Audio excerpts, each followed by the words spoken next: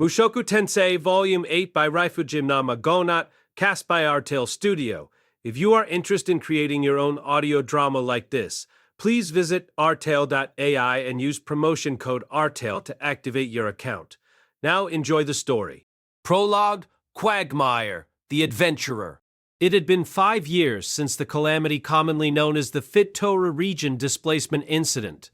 The liege lord of Fittoa, Saros Boreas Greyrat, was dead, as was his son Philip Boreas Greyrat, the mayor of the citadel of Roa, and Philip's wife. Not long after, it was reported that Philip's daughter, Eris Boreas Greyrat, had died as well. As a result, the high-ranking minister Darius Sovaganius cut off funding to the Fittoa region's efforts to track down its missing citizens. While some individuals continued the search on their own, the search and rescue squad was officially disbanded. The refugee camp switched focus from searching for survivors to reclaiming their livelihoods. As far as the Asura kingdom was concerned, the displacement incident was over. Those who'd experienced it firsthand, however, were far from done. Year 422 of the Armored Dragon. The Duchy of Basharant, a prominent country in the northwest of the central continent, was one of the 3 great magic nations. Its third largest city was Pippin, and in this city lived an adventurer who had become the talk of the town. He was known on the streets as Quagmire.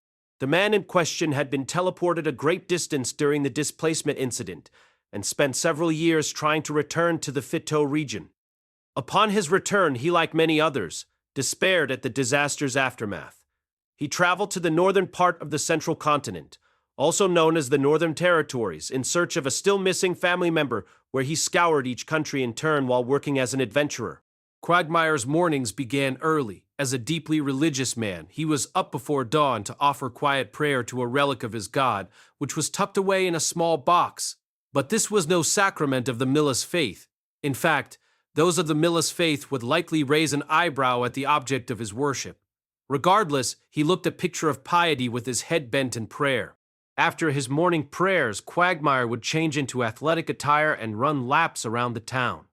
As he would say, "I may be a magician, but before that, I'm an adventurer," and an adventurer has to be able to move when the necessity arises. After about an hour of running, he would commence on a special training ritual from his hometown, the likes of which had never been seen in the Duchy of Basharant.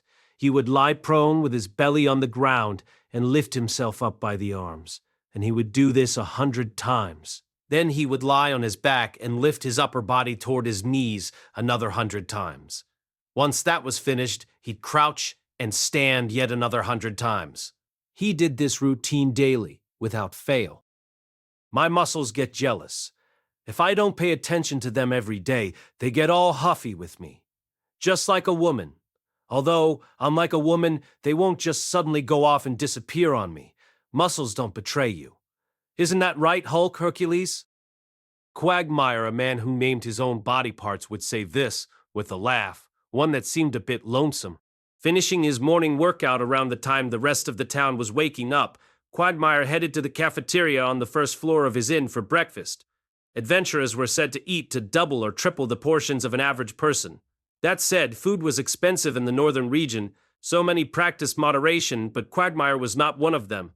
He ate perhaps 20% more than most people did, devouring heaping bowls of cooked rice and bean dishes. A hearty breakfast was the source of his power. After breakfast, he headed for the Adventurers Guild, a spot in the middle of the town where other rugged types gathered. Eyes turned to him as he entered. Quagmire didn't have a party of his own, preferring to team up with others on a case-by-case basis to tackle difficult missions. There was high demand for a magician as exceptional as Quagmire.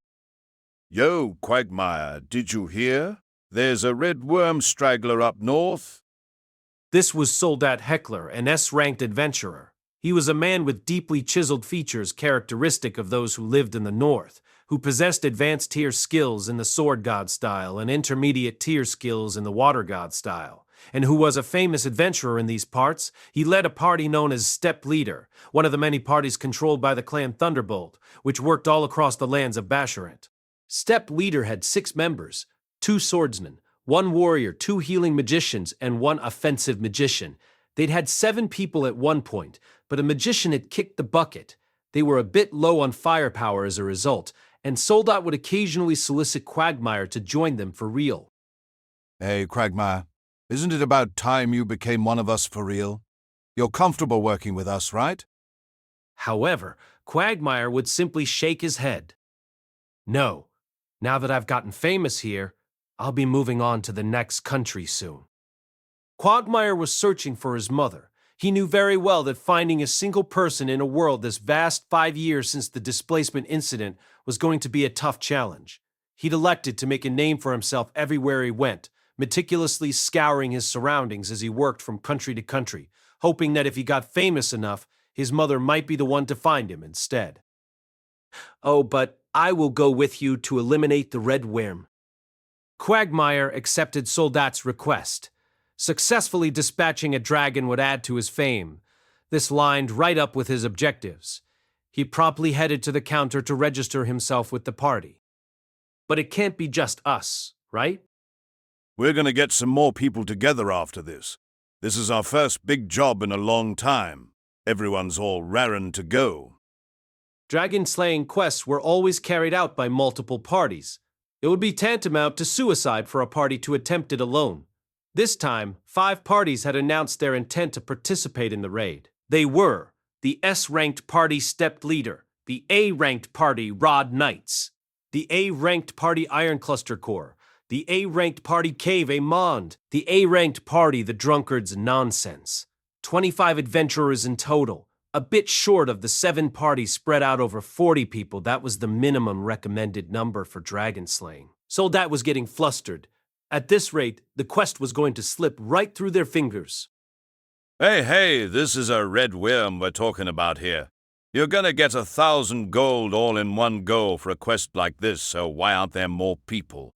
Aren't you all ranked? Where the hell are the others ranked parties? I heard a labyrinth was recently discovered in the east. Someone volunteered. They probably all went to check it out. Another man sighed. We're going to drop out. There's no way this is going to work. The 4 members of Cave Amond withdrew, leaving them with 21 people. It seemed inevitable that the rest would follow suit, but just as everyone was preparing to disband, Soldat spoke up. All right, 21 people. That just means we each get a bigger cut. The gathered adventurers looked nervous, but none of them dared oppose his words. All 21 of them walked through the barren, snow-dusted land of the northern region. Trees had lost their leaves, and their branches were peppered with white. Soon the long winter would begin. Quagmire, do some scouting for us.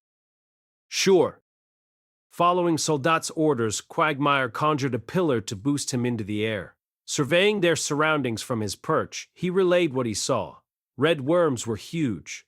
As long as they periodically scanned the area, there was no way they'd miss it.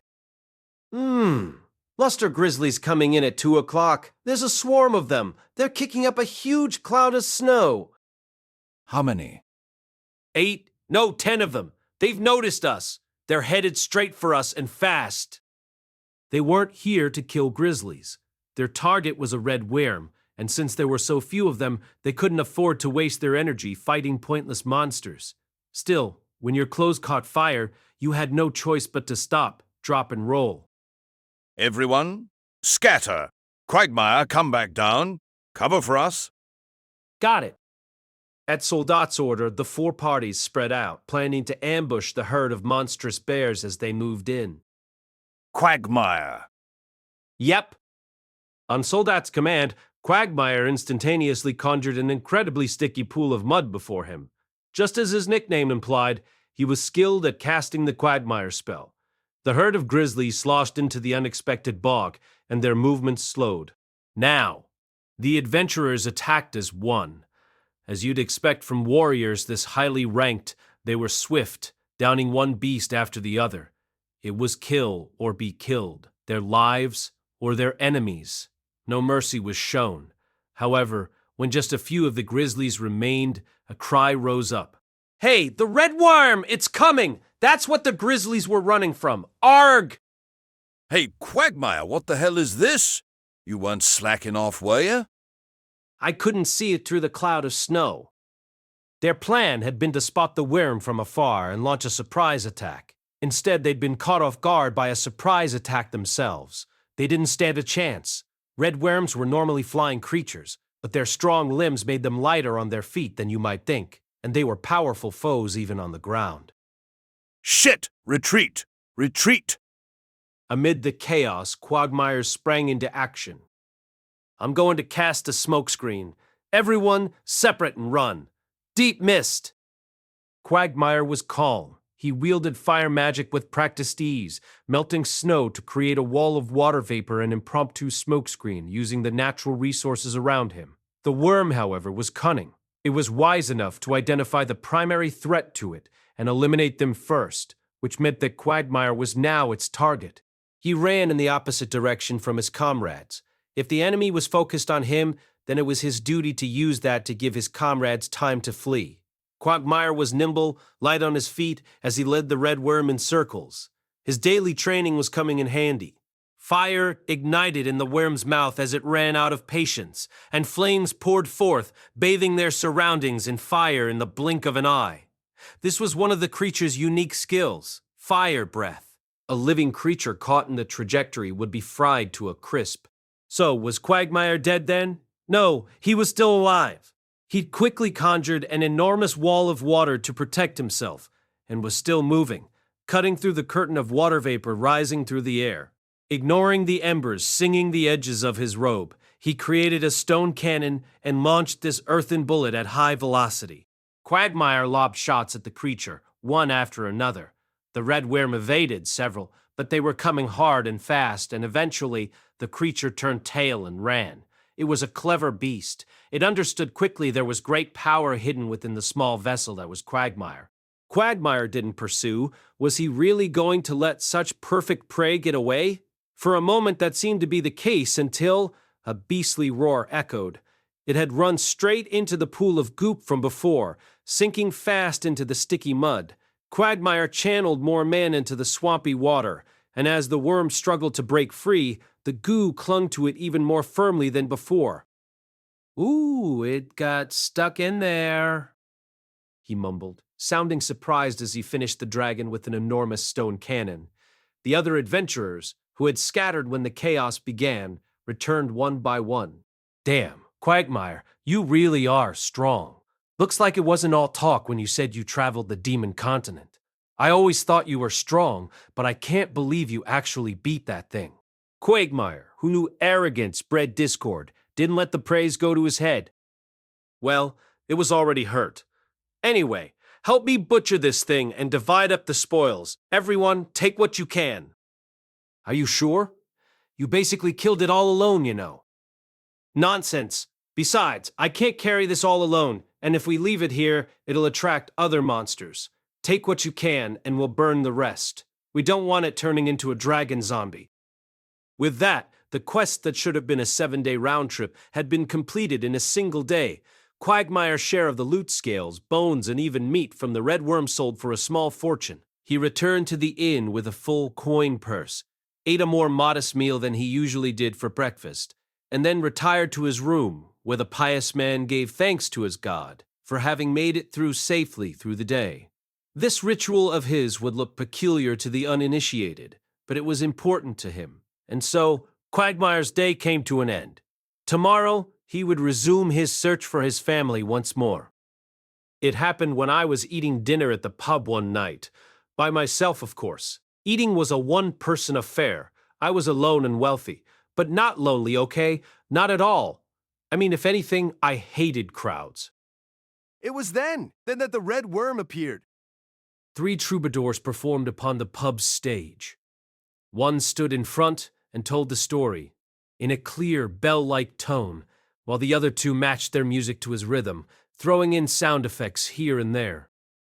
Troubadour, a career where one stood on a stage, sang, and played music for tips. In bigger towns, troubadours signed exclusive contracts with theaters. Many were adventurers who turned their experiences into song or composed epics from interesting tales they heard from others. The concept of copyright hadn't really made it to this world, so troubadours regularly rearranged each other's songs, and even collaborated with each other on hybrid material. Some went so far as to team up with those who played different instruments, and form a band to travel the world together. Of course, The ones who did so had some martial prowess too. Adventurers who could sing, dance, and fight, these were what people called troubadours in this world. I'd seen these three on stage before, at the Adventurers Guild. They were a C-ranked party called Big Boys Orchestra, a wonderful name that spoke to their desire for popularity. Unfortunately, their skills were a bit lacking. Despite that, they kept churning out new material, and had even quizzed me extensively about the dragon-slaying quest I completed several days ago. The song they were singing right now was based on that story, almost like a YouTuber with a song cover predictably titled, My Attempt at __. Wait, that's not quite right. Music had never been my thing, even in my previous life. I'd once tried to create a song on Vocaloid, but failed miserably. Since then, I told people the only instrument I could play was the ass drum. And by play, I mean slapping my ass with both hands. What these troubadours were doing, creating something new based on what I told them and performing it, was something I could never do. Their skills might need polishing, but I had to acknowledge their creativity. Unfortunately, the group's lead was singing the tale of my adventure in a tone of voice that made them sound like an old village storyteller or the narrator of a documentary. I found it interesting, but the bland tone wasn't going down so well with the rest of the audience. Someone jeered, calling it boring and demanding they play something else. That's cold, bro, especially when the protagonist of the song is sitting right here. Freezing air came billowing in. Everyone's gazes turned. My body shook. I finally found you, Rudeus the Quagmire. The new arrival was an elf with long hair and thick ringlets. She had the look of an adventurer, but was garbed in a dress with a backpack and a sword and shield upon her hip.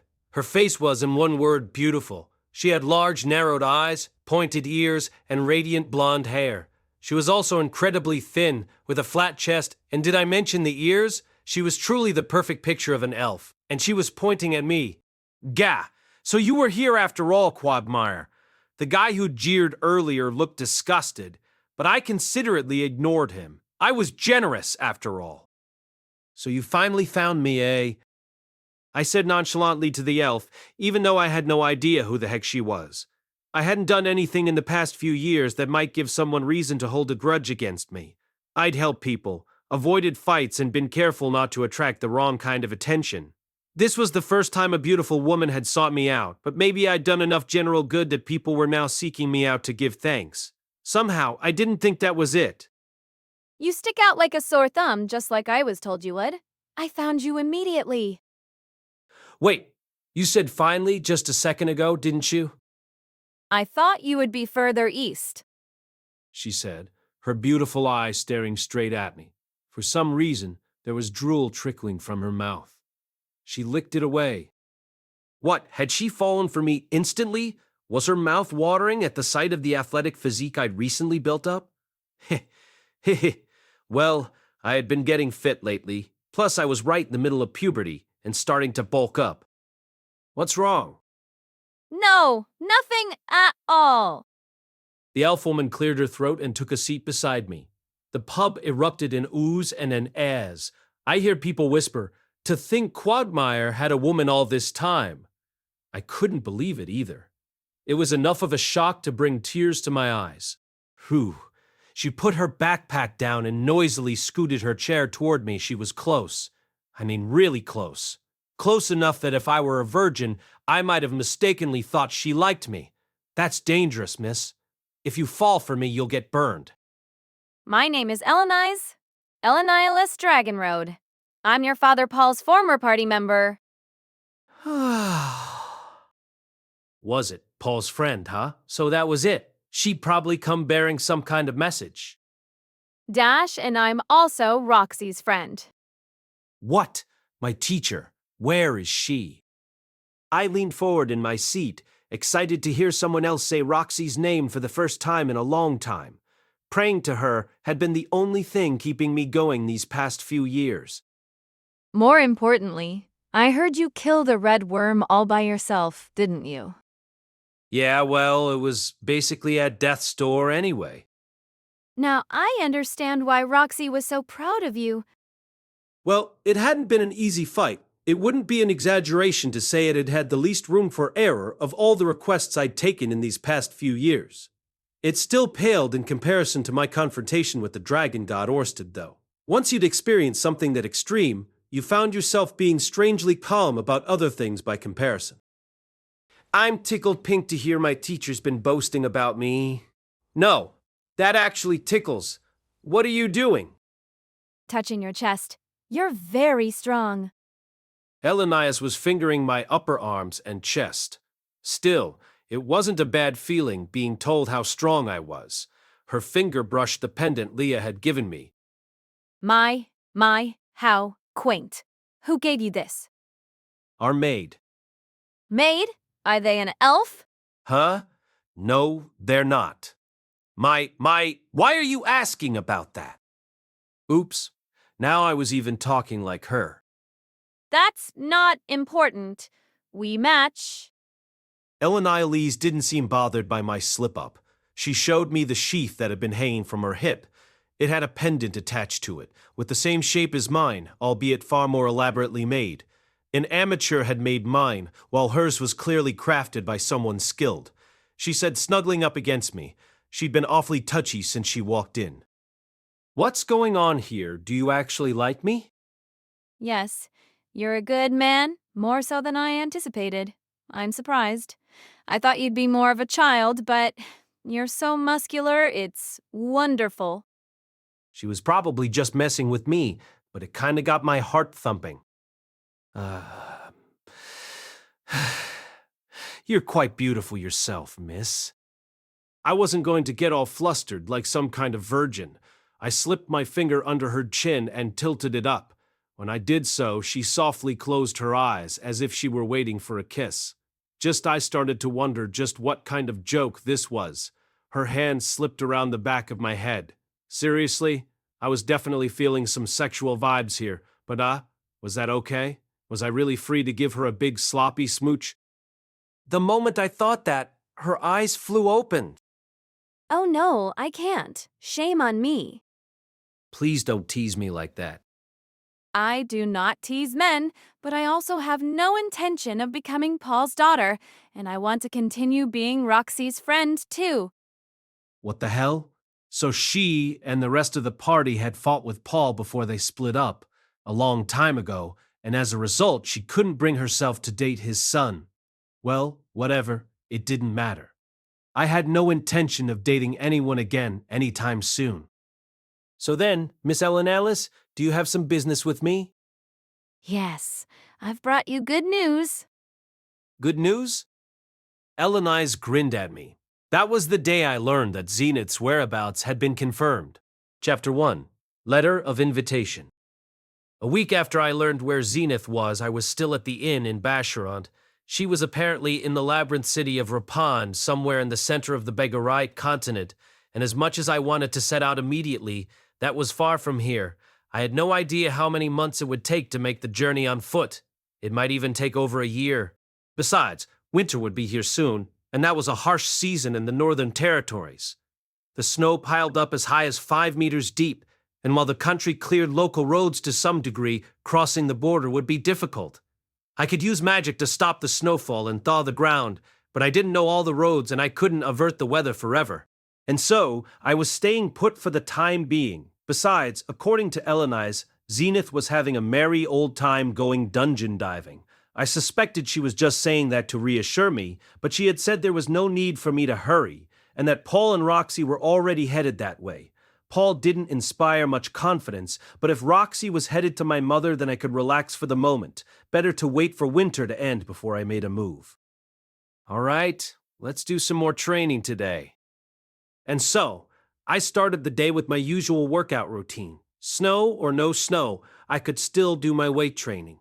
I'd never stuck with exercise for very long in my previous life, but for whatever reason my current body was keeping up well. No point in overthinking it. I should just be grateful I can train like this every day. I told myself as I changed and headed out to start running. Today was a holiday, so I'd set myself a slightly difficult course. First, I did a lap around the city. The compacted snow was slippery, raising the risk of slipping and twisting my leg. This would be important adventurer training. Once I finished my lap around the city, I headed for the outer wall, a stone construct about 4 to 5 meters high, which I used magic to climb. Adventurers sometimes needed to get to higher ground quickly, so I was training for that contingency too. Oh, good morning. Whoa? Oh, it's you, Quagmire. Hard at work, I see. You have the day off today, then. Yeah, I'm training again today. Well, you are a hard worker. That's right, fix the wall for us next time, won't you? I'll buy you dinner. If you give me permission to grope your daughter's breasts, I'd be happy to even rebuild your house for you. Hey now, he started.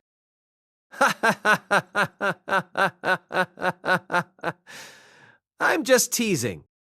I greeted the other soldiers on the outer wall, then leapt off on the other side. There, I did another lap around the city's perimeter. Unlike the city, which was periodically plowed, snow had built up outside, so I had to use fire magic to melt a path I could run on. This was also a part of training. It might seem to be a skill with limited use, but there had been that one time I'd struggled to get through that snow-laden forest. Once I finished my lap, I started practicing with the wooden sword I'd carried with me. I knew this wasn't really necessary for a magician, but I still made it part of my daily routine. It seemed to be largely accepted that magicians were physically powerless, but that didn't sit right with me. I might not be a swordsman, but there were plenty of occasions when a bit of upper body strength came in handy, like when hauling my luggage. I could always entrust the duty to someone else, but I thought it best to be able to handle it myself. After finishing my usual sword drills, plus those that Paul and Ghislaine had taught me, I proceeded to simulate a mock battle. I decided to imagine Ruaverd as my opponent today. I was much too slow to be a match for him, of course. I'd never beat him unless I kept training. In fact, I might never beat him at all, no matter how much I trained. But that didn't bother me. Beating him wasn't my goal. Once I was done, I took the same route home. When I made it back to the inn, Eleniles thrust her head out of a second-floor window.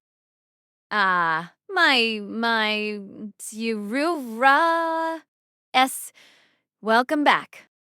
Something was off about her. Her hands were hooked onto the window ledge, and as her face contorted, her body shook with a rhythm. Moans of slipped out as she tried to hold in her voice. Plus, her shoulders were completely bare. Thank you, Miss Eleniles. Looks like you're having a lively morning. What? Lively? I'm afraid I don't know what you're talking about.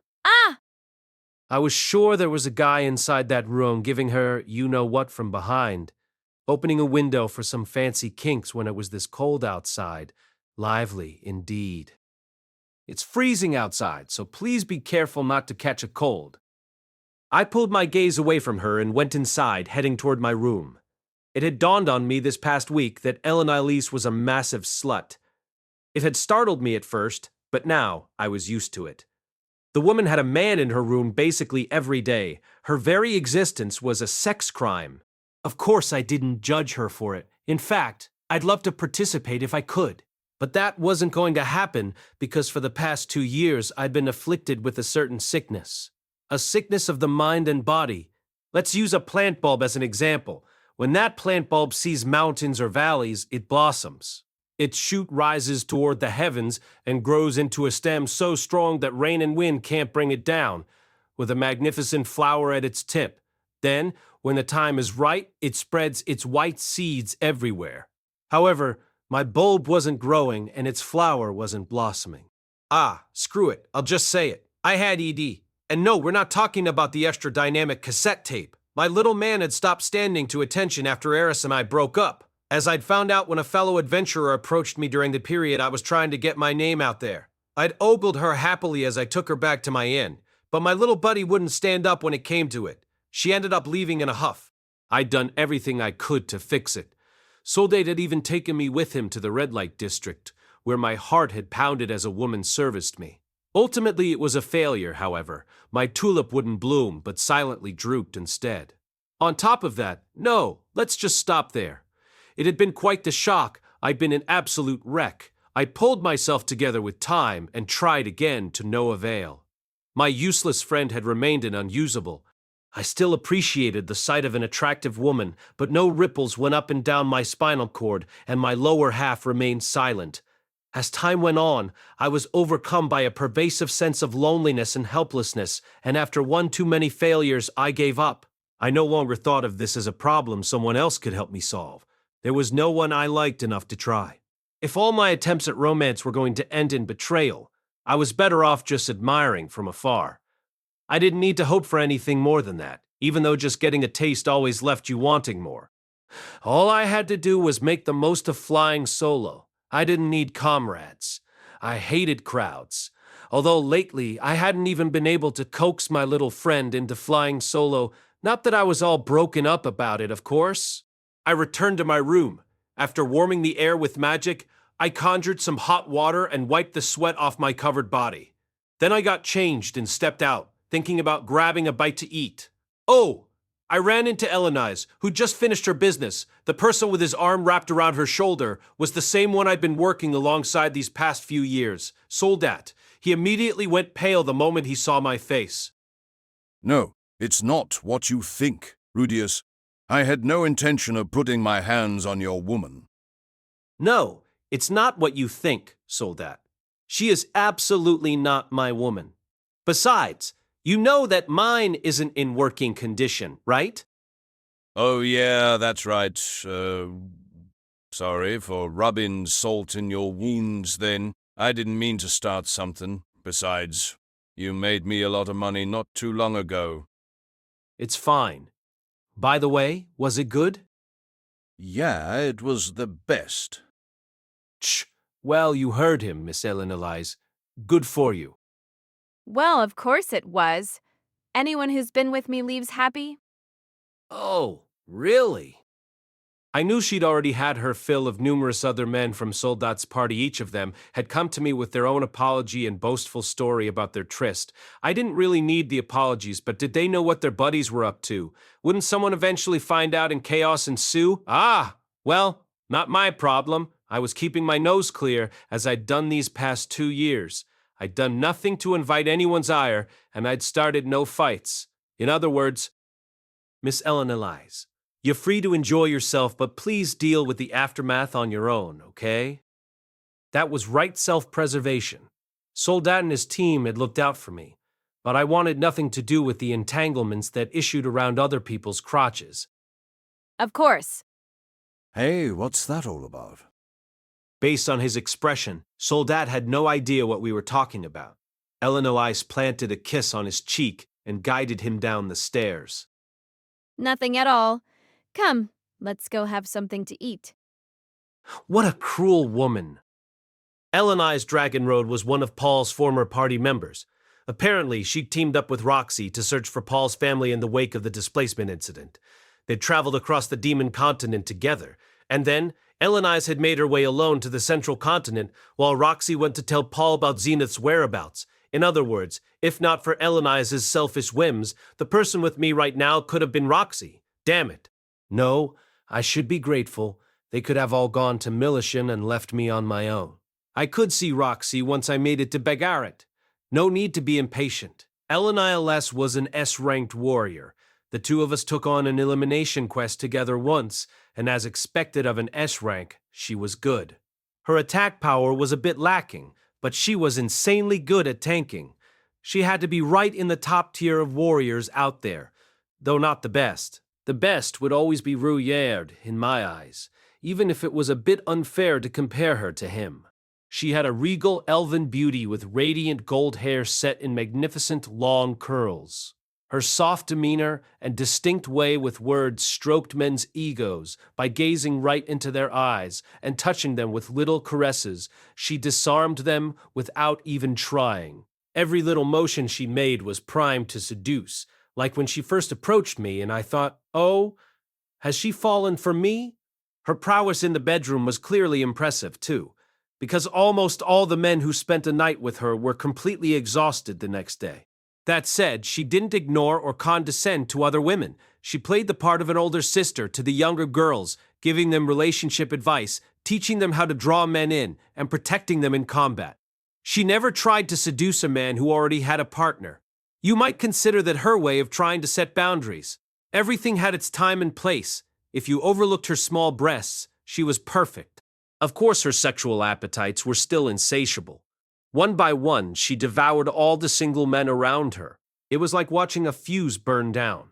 You had no idea how long the fuse was, but someday it was going to run out and set off a huge explosion, by which I mean prideful adventurers getting into a lover's quarrel. Ellen was charismatic enough to make sure the fallout never escalated into bloodshed. But, as you might expect, she never stayed in one party for very long. She was infamous among the male adventurers of the southern region of the central continent, so much so that there was an unspoken rule about not allowing her to join a party unless under special circumstances. On that note, she was currently partied up with me. If you're going to the Bagarit continent, then I have to make sure you get there safely, she'd said, and I hadn't objected. The past 2 years had taught me realize how difficult it could be to travel alone. Ellenise was skilled in battle and would be a good partner, except for the part where she would nestle up against me while I was eating and run her hands all over me. That part was a bit irritating. If not for my ED, I would have loved to return the favor by feeling her up. Mr. Soldat, you can't do that. Rudeus is watching. Come on, can't I? Just a little. My, such a naughty boy. Currently, she was getting all lovey-dovey with Soldat in front of me. Why were we even eating at the same table? I bet she just wanted to show off. Damn it, it's not like I'm envious or anything. Soldat was sweet and caring with Ellenise, as were the rest of his party members. With a reverse harem like that, how was she possibly avoiding any drama? Not that I cared, as long as none of the pitchforks were pointed my way. I kind of wanted to get to the bottom of this before things went sour, but I had very little experience being in this kind of position, and it felt like it would be kicking the hornet's nest to try. All right then, here you are. The money I promised. Gotcha. I have to say I'm sorry about this. I enjoy our time together so much that getting money for it just feels kinda... Just make sure you don't get serious about me, and we'll call it even. So that's her secret. Almost like a kind of reverse prostitution, I thought. Well, in that case, there shouldn't be any problems, right? Our lives continued like that for another month. Then, one day, a letter arrived for me, written on the firmly sealed envelope were the words Ranoa University of Magic. What the heck is this? I thought to myself as I broke the seal and peeked at the contents. To Lord Rudeus Greyrat, greetings. I am Genius, the Vice Principal of Ranoa University of Magic. Recently, the name of Rudeus the Quagmire has gained prominence in the Kingdom of Ranoa. I hear you're a highly skilled adventurer who can cast spells without incantations. On further investigation, I also discovered that you seem to be a pupil of the Water King, Magician Roxy. Have you any desire to polish your incredible magical skills? I've made preparations to welcome you as a special student at Ranoa University. As a special student, you would be exempt from tuition as well as class attendance requirements, while having access to the main school library and facilities to support you conducting your own research. If you are able to complete one research project within 7 years, by the time you graduate, and transfer the rights to your findings over to the university or the Magician's Guild, you will be enrolled in the Magician's Guild as a C-ranked member. Of course, even if your research bears no significant fruits, you will still be registered as a D-ranked guild member with the rest of the graduates. I would deeply appreciate an opportunity to introduce myself to you. I apologize for the abruptness of this request, but ask that you consider my offer. Thank you for your time and consideration. Genius Halfus, Vice Principal of Ranoa University of Magic. A special student, in other words on scholarship, I knew that a Magician's Guild existed in this world, but had no idea what they did. I did know, however, of a Thieves' Guild that sold items on the black market and traded in slaves. Based on that, I assumed the Magician's Guild was probably involved with the buying and selling of books on magic and magical research. But why were they only sending me this letter now? I suppose that even if I did feel like I was at an impasse when it came to my magic, I was more than powerful enough to make it as an adventurer, and I'd even beaten a red worm straggler essentially on my own. It might have been weakened, but that didn't change the fact that I beat it. And winners were the ones who wrote history, after all. Still, I didn't see the need to sit through seminars to get me excited about learning. Someone from God knows where was inviting me to go God knows why. This had to be some kind of scam, right? Like that African gold dust routine. That said, this letter was proof that my efforts these past 2 years were being recognized. The University of Magic was Roxy's alma mater, and I was genuinely honored they'd seen fit to reach out to me, which was why I had to verify the letter's authenticity. Miss Ellen Elias, I'm going to step out to the Adventurers Guild for a bit. Oh? Weren't you taking the day off? There's something I want to look into. Wait a moment. I'll go with you. I'm not going out to take on quests. I'll be coming right back. A long time ago, Paul said the same thing before he went off to the Adventurers Guild to pick up girls. He did, huh? Well, that does sound like him. What does that have to do with me? If you're going fishing to hook up, we'll have better odds with the two of us. Let's aim for other male-female pairs. Please stop with the male-female pairs thing. What if they're lovers? That's not going to go down well. It's fine. I can tell if they're lovers just by looking. I'm not going to pick up girls, so you don't have to come with me. Sex was the only thing she thought about at any given time, though she changed tracks abruptly when we accepted a request, transforming into a serious female adventurer in the blink of an eye. That dichotomy was probably one of the things that made men fall for her. Don't say that. Think about it from my perspective. I have to go manhunting because you won't play with me. I'd be happy to play with you, Dash, if you could get my little boy to stand up. I'd love to try, but I can't have sex with Paul's son. Also, I promised Roxy I wouldn't. I don't want her to hate me. What a completely incoherent explanation. Was this woman really just making it all up as she went? Still, I could understand her not wanting Roxy to hate her, and the fact that she felt that way made me unable to hate her, either. How impressive of my God to even make someone like Eleniales live in fear of her displeasure. That's not my fault. Certainly true, but what's wrong with picking up girls? All healthy young boys do it. I'm not a healthy boy. My, that was well played.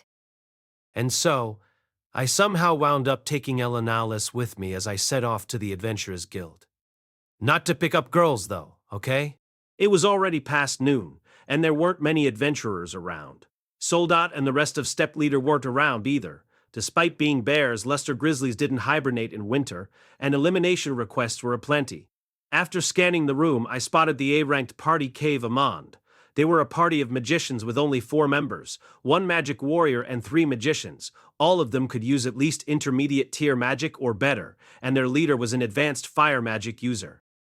Yo, Quagmire, on a date today? Yes, my beautiful girlfriend kept nagging me to go out and pick up some girls. Huh? The one who addressed me was their leader, Conrad. He was a seasoned adventurer of 40 somber and mustachioed. He dropped out of the hunt for the Red Worm Straggler, but we had an amicable relationship. What's up? Have you finally decided to join our party? I'm a lone wolf. What are you trying to act all cool for? You've already got a party, don't you? With that woman over there. I glanced back to see Elenilas picking up some young adventurer, or seducing, more like. I could see the red flush on the man's face. A beast folk would have said they could smell his arousal. Judging by the look of him, he hadn't much experience, and Elenilas had him more confused than turned on. Well, not that it mattered. More importantly, Mr. Conrad, I have something I'd like to ask you about. What is it? If it's something weird, you owe me a fee. You got quite the payday out of beating that straggler, right? Gah, I should have gone too. If I'd only known you'd defeat the thing all by yourself. I'll treat you to something next time. Now, as for what I wanted to ask, you're from the Ranoa University of Magic, right?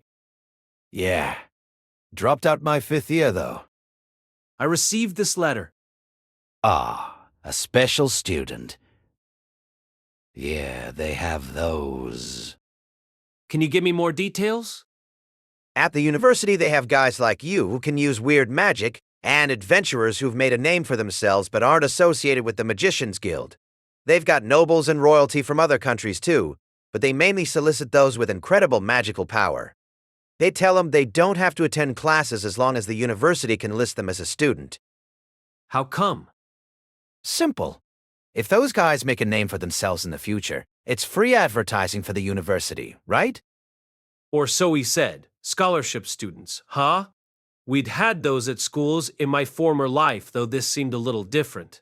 Exactly how did this special student status work? At any rate, if they'd invited me based on the information that I could use magic without incantations, then it definitely wasn't a scam. Well, what does the Magicians Guild do? They sell scrolls, support the creation of magical implements and stuff. I don't really know all the details. I mean, I'm a member, but only F-ranked. Ah, that's right. Don't they say you'll receive D-ranked membership if you graduate? Sure. If you graduate? The Magicians Guild generally supported all activities that related to magic. You qualified for membership if you could at least use beginner magic. The lowest tier of membership was F rank, and your influence within the guild increased with your rank, allowing you to seek various forms of aid. Most magic schools made you an E-ranked member of the guild once you graduated. The Magic University was a bit special in that it gave you a D-ranked membership, largely because the university was the heart of the guild itself. Not to mention the possibility of graduating with a C-ranked membership if your research was fruitful. What does being C-ranked allow you to do? Beats me. Fastest way to find out would be to ask the guild yourself, but they don't have a branch in this town. It seemed you weren't really eligible for the Magicians Guild's aid if you were only F-ranked. The guidelines for advancing through the ranks weren't as clear as the Adventurers Guilds were, either, meaning that it was mostly rich people or skilled brown-nosers who quickly got promoted. Oh, yeah. Quagmire. You didn't go to school, did ya? I had a private tutor. You must come from quite the wealthy household, then. As you can tell from my last name, I'm from one of Asura's nobler branch families. Sorry, but what was your last name again? Grey Rat, Rudeus, Grey Rat. The name Rudeus the Quagmire was fairly well known, but my surname wasn't. I didn't know Conrad's family name either.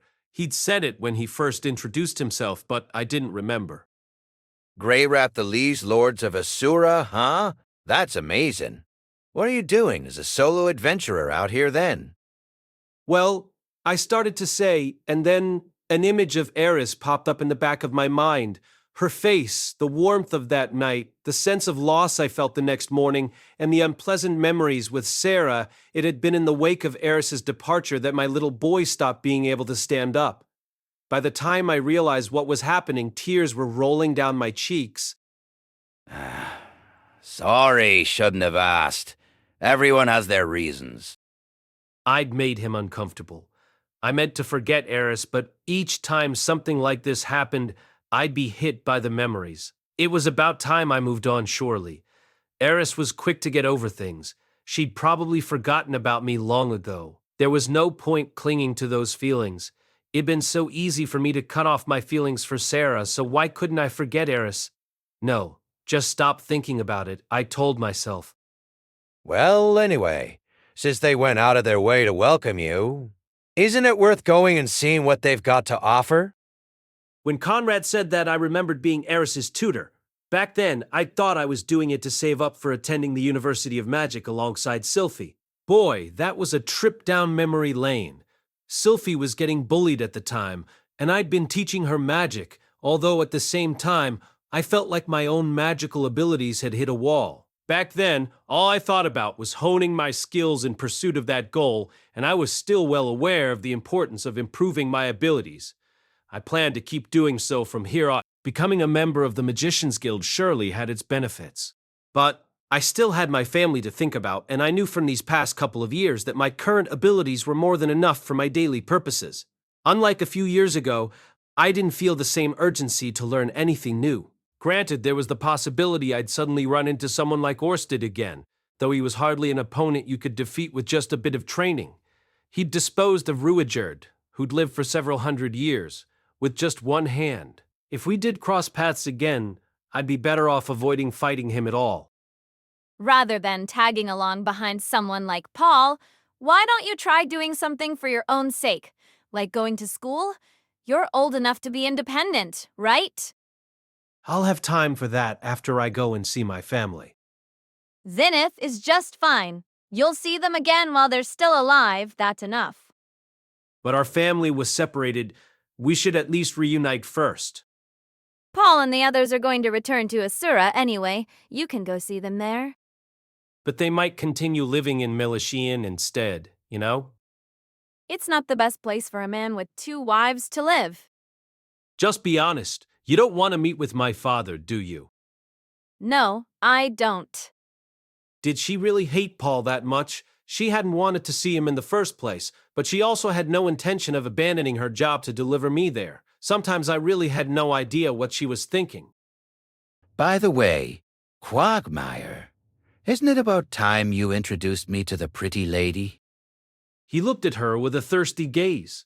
Why was this woman so popular? Well, at any rate, I'd made a decision about the university. It was an attractive proposal, but I was going to pass on enrolling for now. As I dreamed that same night, I found myself in a pure white room. It was him, that guy again. The mosaic one from 2 years ago. Yeah, it's been a while. Yeah, I knew it. Man-God. What's that supposed to mean? Nothing. Don't worry about it. I'm not. I'm used to you saying strange things after all. Is that so? Well, it's been a while since I had this dream, but I don't feel as disgusted as usual. You must have gotten used to it, right? Dunno? More importantly, I called to you over and over while I was searching for Zenith, you know? Couldn't you have come to me even once? There was a lot happening on my end. That's so? Well, we found her in the end, anyway. Just feels like I lost a whole 2 years over it. I'm glad that you found your mother, though. Yeah, I never dreamed Roxy would be looking for her. She is a hard worker, after all. She really is. I'm proud of my master. It seems she's headed for the Beggaret continent, too. I can't wait to see her. Are you sure? You really want the master you're so proud of to see how pathetic you look right now. Pathetic? Me? Right now? Don't you agree?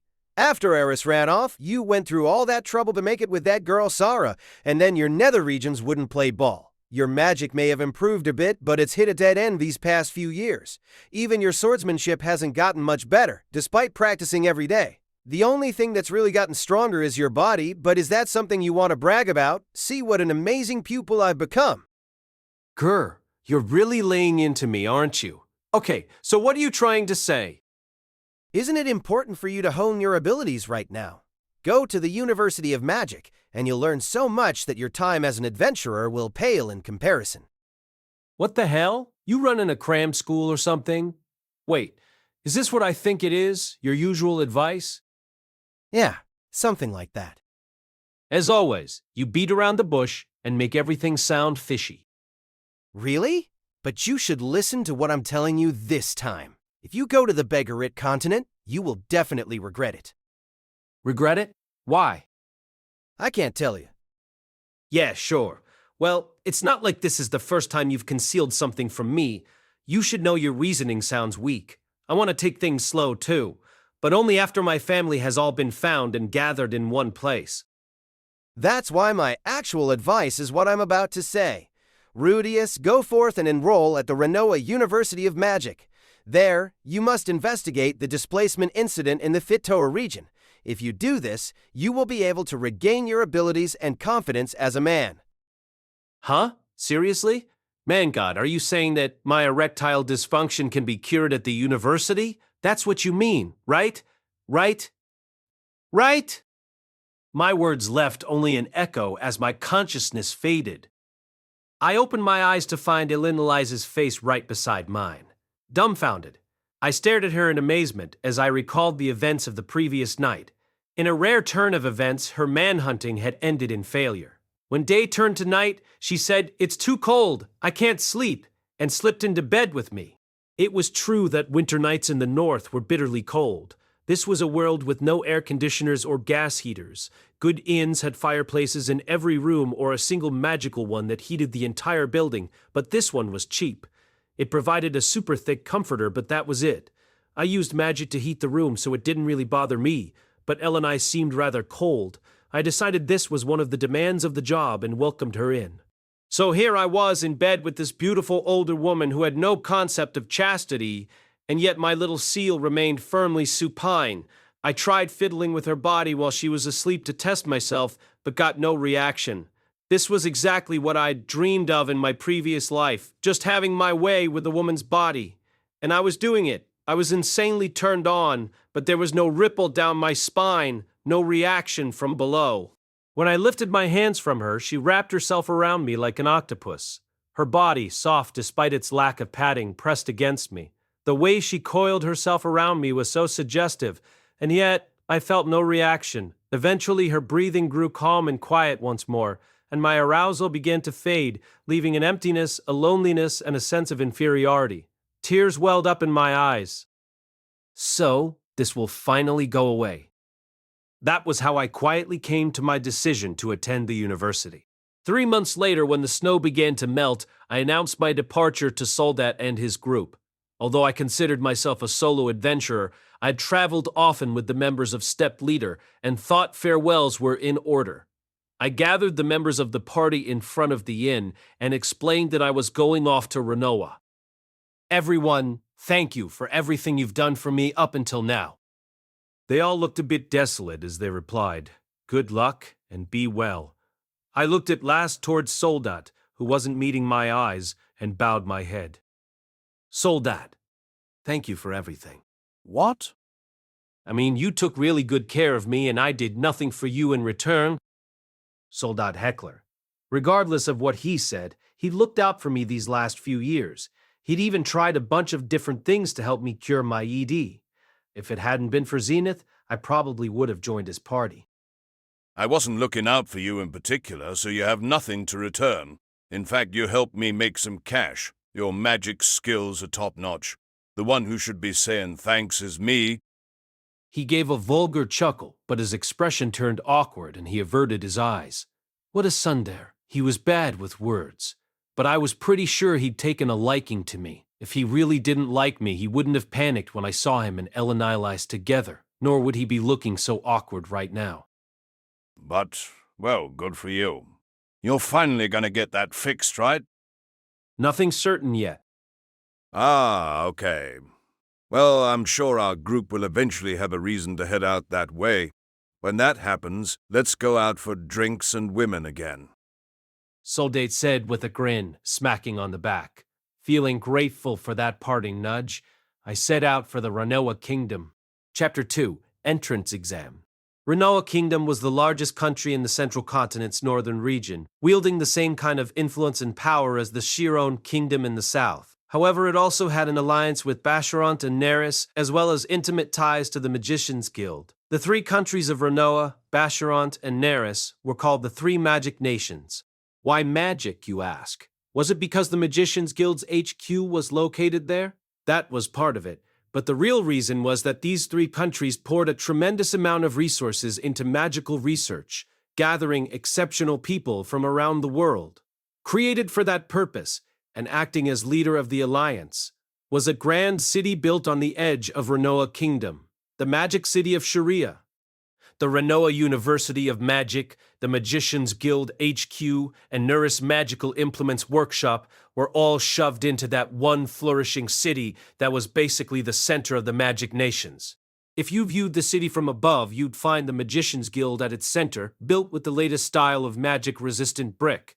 In the east, the student district was centered around the University of Magic, while in the west, the Magical Implements Workshop was the heart of the Workshop District. Nestled in the middle of the Commerce District was the Traders Guild, and in the south was the Lodging District, which welcomed those entering the city, including adventurers. Looking at the map, I realized that its layout was based off Militians. Not that there was anything useful about that discovery. Elenilis and I booked an inn in the Lodging District. This time we picked an A-ranked one equipped with a fireplace. Elenilis would come diving into my bed whenever it got cold, and the temptation of touching her defenseless form just made me feel depressed. Ergo, a fireplace was a necessary amenity. Elenilis certainly wasn't complaining. As I discovered on our journey here, she had a reason for needing to sleep with men. While we were on the road, we took a slight wrong turn and didn't reach the next city for over a week. During that time, her health deteriorated rapidly. Tremors ran through her body without explanation. Her face turned pale, but there was something dangerous in her eyes as she looked at me. There was nothing I could do for her in my current condition, so I frantically cast detoxification magic on her and fondled her breasts. When I asked for more details, she revealed to me that she was afflicted by a curse. If she didn't periodically sleep with men, she would die. Hearing that, I felt some sympathy for her plight, but it seemed Eleniles didn't feel bitter about it at all. I love sex, so even if I wasn't cursed, I'd be doing much the same, she'd said. Unlike me, she was managing her unique illness pretty well. Well then, I'm gonna go see this Mr. Genius person now. What will you do, Miss Eleniles? I'll come too. Why? I figured she'd go somewhere like the Adventurers Guild to sniff out a man. Since we came all the way here, I'm going to try enrolling in this magic university as well. Why? Are you interested in magic? Nope, but I'm interested in young men. Ah, so that's it. In other words, her usual motivation. Still, though they called it a university, there were a lot of children around. I had no idea what Ranoa's laws were like. Her activities wouldn't be considered abducting a minor, right? Ah, well, I wouldn't be the one getting arrested, and it wasn't like I could do anything to stop her. You'll probably have to pay full tuition and fees. Not a problem. This may come as a surprise to you, but I have quite a bit of money, you know, she said, giving her coin purse a slap. It contained not just currency from this region, but more than 5 Asura gold coins as well. I also knew she had a number of magic crystals in her backpack, beautiful crystals, orb-shaped, large enough to fit in the palm of my hand. Each would net about 10 Asura gold coins if sold. I wondered where she'd gotten her hands on such things, but she was an adventurer who usually went delving in labyrinths. Maybe she'd had them for a while, carrying them around instead of money. Magic crystals could be sold for cash without worrying about currency exchange rates. Enrollment would cost her, but she wasn't short on cash. Her motives might be impure, but who was I to judge? All right, then let's get going. The two of us headed toward the University of Magic. The Ranoa University of Magic occupied a vast tract of land, the campus filled with massive brick buildings, including one in the center that looked almost like a castle. To the untrained eye, it might look like a fortress. It reminded me of Tsukuba University in Ibaraki Prefecture, though I'd only ever seen pictures. Excuse me, this is the letter I received. The guard took a look at it, grunted, and nodded. Do you know the teacher's building? I don't. Go straight from here and turn right at the statue of the first principal. It's the building with the blue roof. Hand this to the receptionist there, and they'll let the vice principal know you're here. Thank you. Before Eleniles could give the man a suggestive look, I dragged her onward by the ear. Her long ears provided lots of purchase. It was a straight path all the way to the statue of the first principal. The road was lined with bare-branched trees. I wondered if cherry blossoms would be blooming once spring came. Actually, I had no idea if this world even had cherry blossoms. Rising from behind the trees was a brick wall about 3 meters high. I almost expected archers to spring out from behind it, saying, "You fell for our trap?" These are all made from magic-resistant bricks. At Eleniles' utterance, I turned my attention to the wall. Magic-resistant bricks, as their name implied, were bricks that repelled mana. Apparently, they could even withstand a large-scale magical attack. From what I heard, the Magicians Guild had a monopoly on the sale and production of magic-resistant bricks. They were so expensive that the only place they were used in the Asura Kingdom was the capital.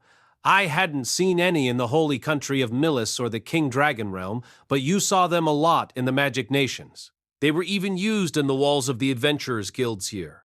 We came into a somewhat large plaza, in the center of which was a statue of a girl wearing a robe. There was a plate attached to it that read First Principal, 56th Generational Leader of the Magicians Guild, Frau Claudia. The wall of bricks ended here, and before us loomed a mansion large enough to be a fortress, surrounded by at least 6 other buildings. I caught a glimpse of roaring flames on the grounds to the side of the building. Considering no one was making a fuss, I assumed it was part of the class. To the left were several large buildings with red roofs, plenty of windows and verandas. From the laundry drawing on said verandas, I assumed these were the student dorms. To the right was a building with a blue roof, and to my left, a building with a red roof.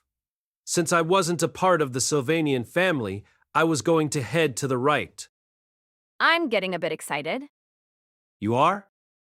I mean, look at all these huge buildings. What was this tart suddenly being all cutesy for? I supposed adventurers didn't encounter such large buildings often.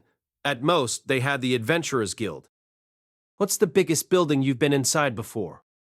Militians Adventurers Guild HQ.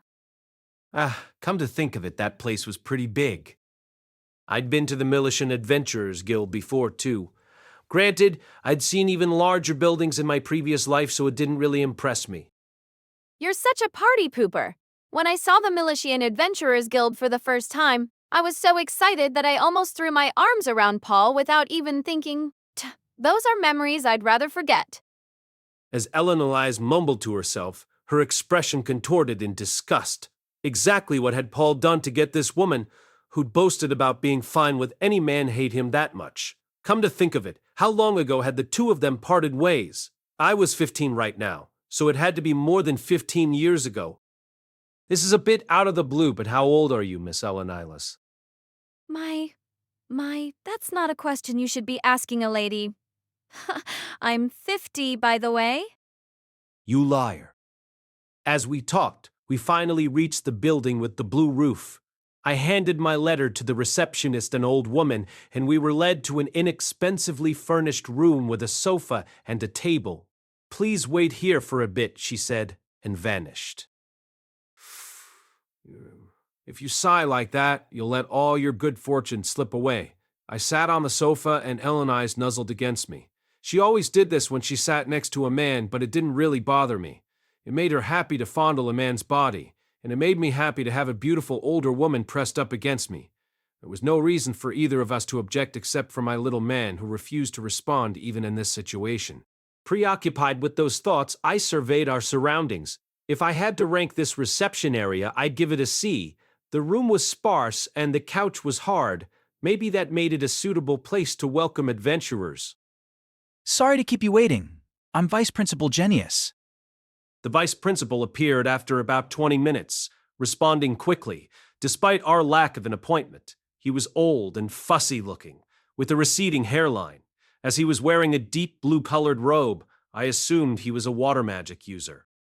A pleasure to make your acquaintance. I'm Rudeus Greyrat.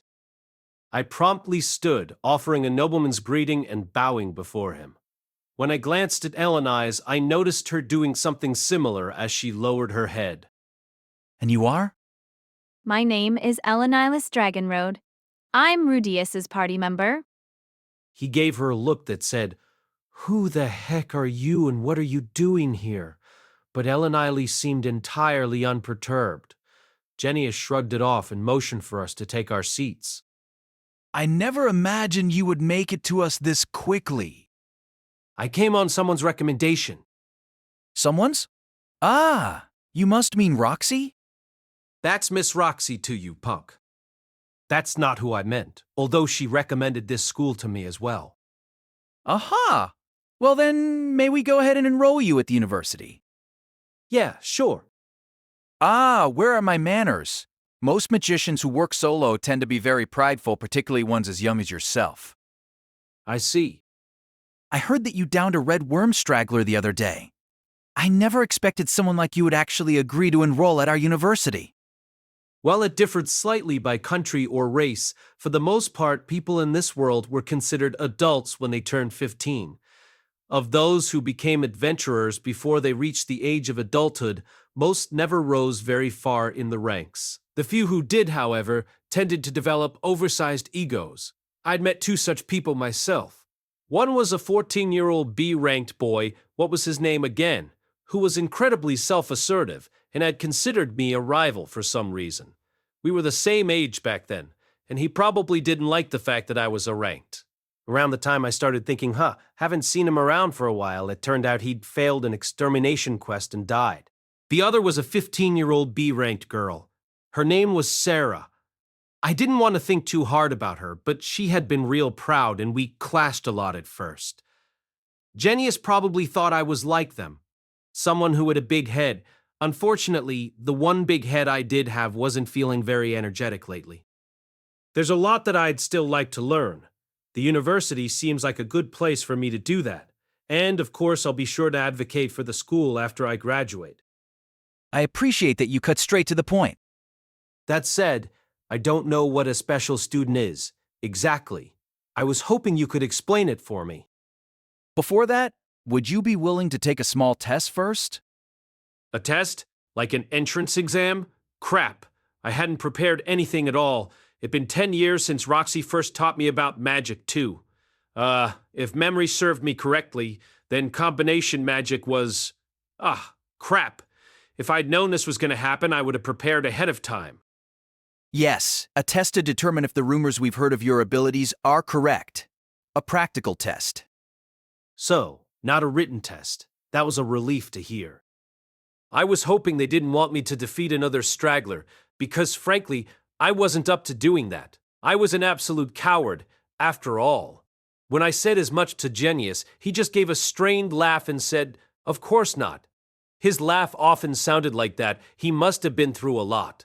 Genius guided me outside where we headed toward a line of buildings. According to him, our destination was the practice building's training hall, where magical experiments and tests were conducted. You guys sure do have a lot of buildings here. Do you really have that many students? Ranoa University differs from your typical magic school because it offers ordinary courses too. There are courses specifically tailored to noblemen, as well as arithmetic courses for merchants and people going into business, and more. Of course, no matter what course a person is in, they will still be learning magic. So they tailored their course offering to people's social standing and personal interests? It was just as Roxy had said, this school could accommodate anyone. No wonder it was enormous. Of course, we don't have anyone at this school who can teach Emperor-tier magic, but we do boast a host of professors whose magical skills surpass those of the Asura Royal Academy staff. Impressive. We also have a military strategy course, but very few students are enrolled in it. Would you happen to offer a medical course that, for instance, teaches students how to handle mental illnesses? A medical course on mental illnesses? No, there's definitely no such thing. We have an assortment of teachers skilled at healing and detoxification magic, but the field you're inquiring about isn't related to magic, is it? True, it's not. I guess it was just a university after all, not a university hospital. Could my condition really be cured here? Well, the man god had said so after all. There was no need for me to get impatient. Is someone you know sick? I wouldn't go as far as to say they're sick, more like they're cursed or something. I see. So you came here to research how to remove a curse? That's commendable. Mushoku Tensei Volume 8 by Rifujin Namagunote, cast by Artale Studio. If you are interested in creating your own audio drama like this, please visit artale.ai and use promotion code ARTALE to activate your account. Now, enjoy the story. My intentions aren't quite that noble. As we chatted, we entered one of the buildings constructed of magic-resistant bricks. Inside was a large open area almost like a gym, and on the floor were 4 magic circles with a radius of about 5 meters each. Crowded around their edges were some 20 boys and girls, all wearing similar robes. They stepped into the circles in groups of 2 and began launching offensive magic at each other. Weren't they going to get hurt doing that? Those are the 4th-year students. I believe this class is mostly of noble ancestry. Our school emphasizes combat experience, so we conduct battle simulations such as these. One student's fireball engulfed another, only to be extinguished by the circle at their feet as it gave off a faint glow. The student reappeared from beneath the vanishing flames without a single burn on them. What's that magic circle? A Saint-tier healing circle. Even if you get hit by an attack, you'll recover at once. Whoa! That's amazing! It's nested within an advanced tier barrier that can withstand a fair bit of magic. I see. A magic circle. I hadn't paid much attention when I first happened upon them in a magic textbook years ago, but they'd caused me trouble several times during my journey home from the demon continent. Maybe I should learn how to use them. That said, If I was ever trapped in a circle like the one I'd encountered in Chiron again, I was probably strong enough to bust out of it now. So what should I do? I've heard you are a user of voiceless magic, Mr. Rudeus. I would like you to show me. That's all. If I were really an imposter, I'd be prepared to fake that much, wouldn't I?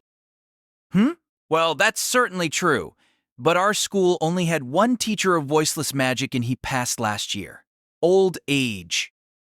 He fretted over what to do for a moment, then smacked his fist into his palm. Aha! This is perfect. There's actually someone else who can use voiceless magic in his class. They may not be any match for you, but they're our prized pupil. They're also involved in this year's student council, but, well, that's not really important. Genius ran off to the other magic circle, calling out to the teacher there. Professor Gata, can I borrow Fitz? After a few moments, we were approached by a young boy with short white hair and sunglasses. His ears were long too. An elf, maybe? His frame was petite. No, he was just young. About 13, maybe. More brains than brawn, for sure. Possibly younger than me and definitely less built, but he'd be my upperclassman.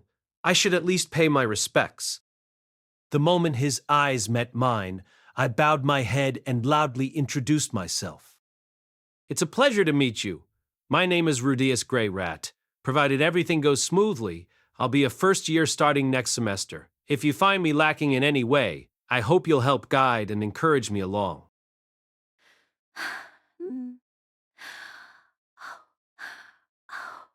Yes?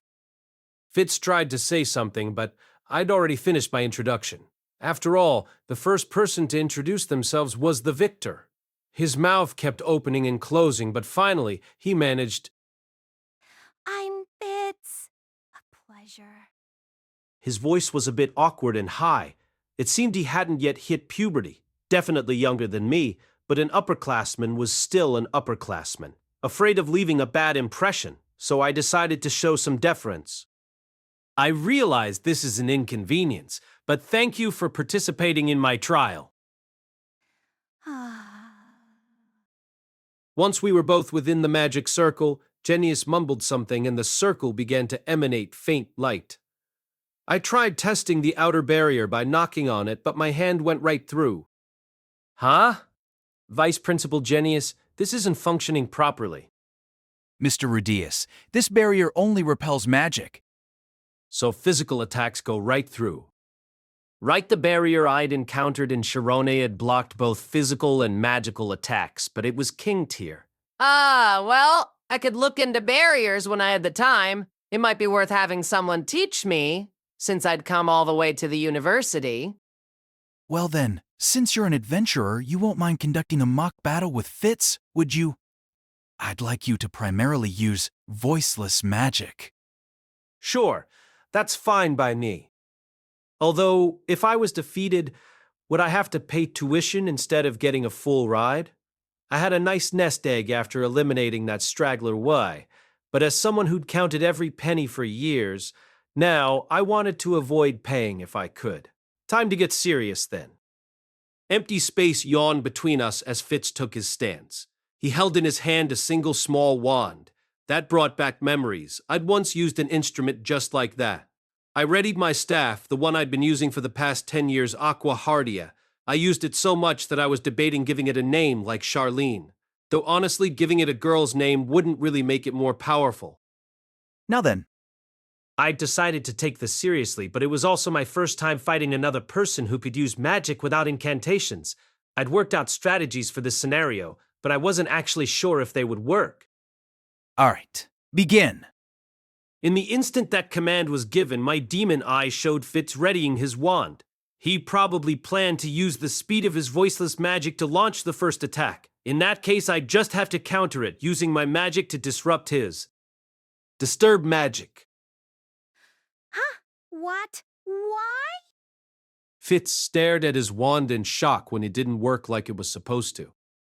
Good question. What could it be? With my left hand, I conjured one of my trademark stone cannons, powerful, flexible, and easily fired in rapid succession. This spell, coupled with Quagmire, was part of my go-to strategy for elimination requests. Besides, if I got careless with fire magic, I could end up burning myself.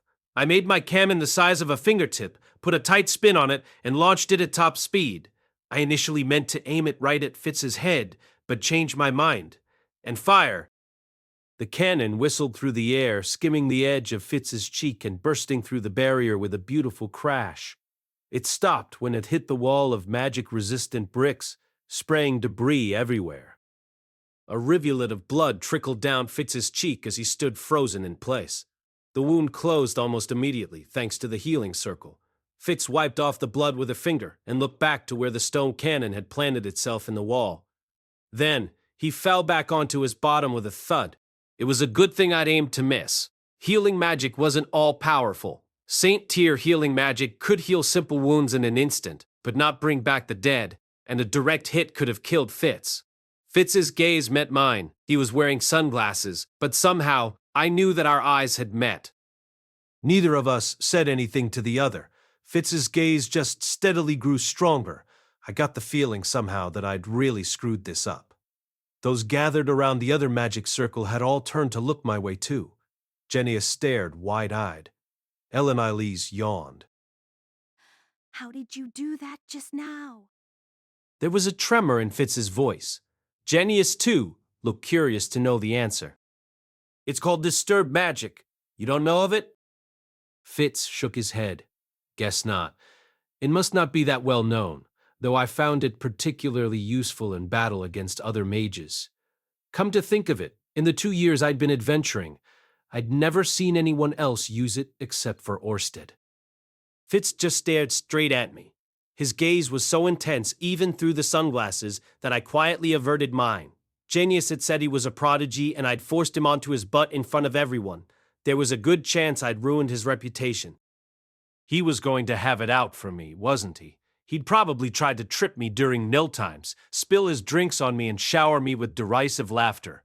I would be miserable. I was sure of it. I had to avoid that at all costs. Okay then. Thank you, sir, for purposefully losing so I could look good in front of everyone else.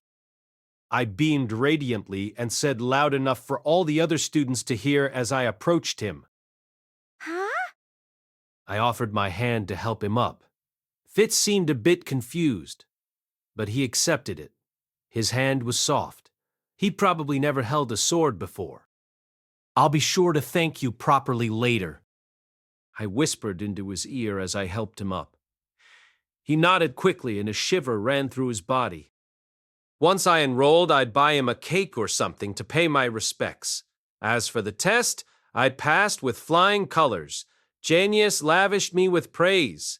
If I could shut down Fitz like that, they were ready to admit me at once. And so, a month later, I was living in the university dorms. I'd also received more details about special students, who were exempt from paying tuition and attending classes. If they wished, they could mingle with the general admission students and take classes they wanted. As long as they attended homeroom once a month, they were basically free to do as they pleased within the school. You could lay claim to a study in the research building and bury yourself in work. You could occupy a room in the practice building and spend all your time training. You could head to the library and spend days with your nose in a book. You could sit in the cafeteria and eat to your heart's content. You could even go off campus and become an adventurer, or head to the pleasure district to cut loose and have fun though. Of course, you would be held liable for any actions you took off campus. Still, I'd been given an extraordinary amount of freedom, it seemed. The school called us special students, but we were probably closer to research scholars. Of course, this freedom had its limits. We were forbidden to do anything considered a crime under the laws of Ranoa Kingdom, or anything that was destructive to the school, or disrespectful to the Magician's Guild. I was handed a thin booklet with the school rules inside, and on skimming it, came to the conclusion that I was fine as long as I didn't do anything too extreme. The rules were basically the same as the code of conduct for the Adventurers Guild. If anything, this made the Adventurers Guild seem strict in comparison. Ellen ILS also enrolled, by the way, as a general admissions student. She told me that tuition from enrollment to graduation cost a single payment of 3 Azura gold coins, which might sound pretty cheap, but Azura gold coins were the highest unit of currency in this world. A single coin would let you live comfortably in this area for a while. If a general admission student got exceptional grades in their exams, they'd receive some degree exemption from tuition and enrollment fees. If they had any money, they could hold off paying until after they graduated. The university was clearly prepared to make great financial accommodations in order to secure remarkable talent. Not that any of that concerned me at all. Miss Eleanor, it seems that as long as you don't force yourself on anyone against their will, you're given a certain level of freedom to do what you want. This is an incredible school. Did you know? Such acts are completely forbidden at Militian School. I hadn't even mentioned the word sex, and she'd answered without missing a beat. As someone who lived a life of carnal desire, her mind really did work differently than a normal person's. The social norms of my previous life had led me to believe people having sex at school would significantly and negatively impact public morals. However, while the student body was largely comprised of young people, their ages varied greatly, ranging from 10 to over 100. With people of so many different ages and races represented, notions of what constituted normal varied greatly. There were also people like Eleanor, who were cursed, and would run into issues if their personal lives were curtailed by rules, especially since the desire to reproduce was instinctual. Basically, this school had lax traditions for a good reason. That meant I was free to work at restoring my manly raison d'etre. Oh yeah, let's do it. Let's get my little guy up and running. Just kidding, of course. I had the man god's word that my condition would be cured someday. There was no need to get impatient. Chapter 3. First Day of School. The Ranoa University of Magic, the world's greatest magic school, occupying a vast plot of land and sponsored by 3 separate countries as well as the Magicians Guild. The current principal was one of the higher-ups at the Magicians Guild, the Wind King tier magician George. The student body was over 10,000 strong, with numerous professors in the university's employ. Despite the name Magic University, you could actually learn a variety of different things there. Students were welcomed from all races, including demons, who were still deeply ostracized by the Millis faith, or beastmen, who tended to be isolationists. They even accepted human royalty, who'd been driven from their country due to power conflicts, or noble children who were born cursed. There were no sky folk or sea folk enrolled, but if you had mana and could cast magic, you were free to apply whatever your checkered history. This policy had invited some opposition, from what I heard, but only the Asura Kingdom could conceivably oppose the united might of the Alliance and Magicians Guild, and it invested no small amount of money into the Magicians Guild itself. Incidentally, a certain sect within the holy country of Millis, the Temple Knights, as they were called, had positioned themselves as standing in direct opposition to the university and everything it represented. However, given they were on the other side of the world, it seemed they didn't care enough to start a war over it. The enrollment period for students was 7 years. You could take a year abroad twice, for a maximum of 9 years of study. If you became a researcher affiliated with the Magicians Guild, you could continue using the university's equipment after graduation. The school had a massive 5-story dorm, but staying there was optional. Those who had a house in the city commuted from home. In general, however, most students lived in the dorm. A room was prepared for me, a simple space about 20 tatami mats wide, with a bunk bed. There was also a table and chair. 2 students typically shared a single room, but special students lived alone. I could request a roommate if I wanted, but I decided against it. I hadn't come here to make friends. Apparently, you could also pay to be moved to an exclusive room for noblemen, which was more spacious and secure. Not something I needed, I was sure. I wasn't being targeted by assassins for the moment. The bathroom was in the hallway. Surprisingly, it was flushable. Granted, it wasn't like you could just pull a lever and whoosh, there was a water jug next to it, and you had to pour water out of it for a manual flush, which would send the crap all the way down to the sewers. Of course, those like me were encouraged to use water magic to wash it down. On that note, the task of filling the water jug fell to the person on duty, but as a special student, I was exempt. Uniforms were also provided. Men were given a suit, while the women were given what resembled a blazer and skirt. Apparently, the specific uniforms had only been introduced this year. Honestly, I found the designs quite cute. There had to be gym shorts for exercise wear, right? Or so you'd think, but unfortunately it was just robes. The school didn't provide those and didn't specify any restrictions or preferences. Students who didn't already have their own robes probably just bought whatever they wanted. I had the robe I'd been wearing for a while now, so I didn't need to buy another. Well, does it look good on me? Eleniles, in her new school outfit, was currently modeling for me. The way her hair was shaped in lustrous rolls made the robe she was wearing look more like cosplay, but the uniform actually suited her well. Although that too looked like cosplay to me because I knew her true character. If you roll up the skirt and make it a little shorter, you might have an easier time catching men. Make sure it's just enough that they can almost see your panties. Eleniles looked at me like I was a genius. But isn't that going to be a little cold? Put on thigh-high tights, and you should be fine, right? I see. I should have expected as much from you, Rudeus. You're a genius. Eleniles followed my advice and folded up her skirt like a high school girl. Then she rolled up the waist until you could almost glimpse her fancy underwear. Yeah, sexy panties like that just don't suit a uniform, I decided. We headed to the opening ceremony, which was apparently a thing at this school. The year's new intake was assembled in the cold courtyard. There was a girl looking bored by herself, while another boy listened intently to the principal's speech. Acquaintances were loosely gathered and some were even chatting idly. No one was lined up in an orderly fashion. If this were a Japanese school, the civic guidance teacher would no doubt be screaming their head off. The principal stood before our motley bunch atop a podium constructed of magic-resistant brick, giving his speech. Ladies and gentlemen, many moons have passed since those known as magicians were considered inferior to swordsmen. It is true that the styles of swordplay created by the sword gods are supreme. However, magic is just as peerless. Swordsmanship, after all, is nothing more than a tool with which to kill. Magic is different. Magic has a future. We will retake what we have lost and combine it with current styles of incantation to bring forth a new... I stood quietly beside Elenialis. The principal's sermon felt just as long in this world as it had in my old one, but this one was more tolerable. Perhaps because his speech was overflowing with a passion for magic. Nope, that wasn't it.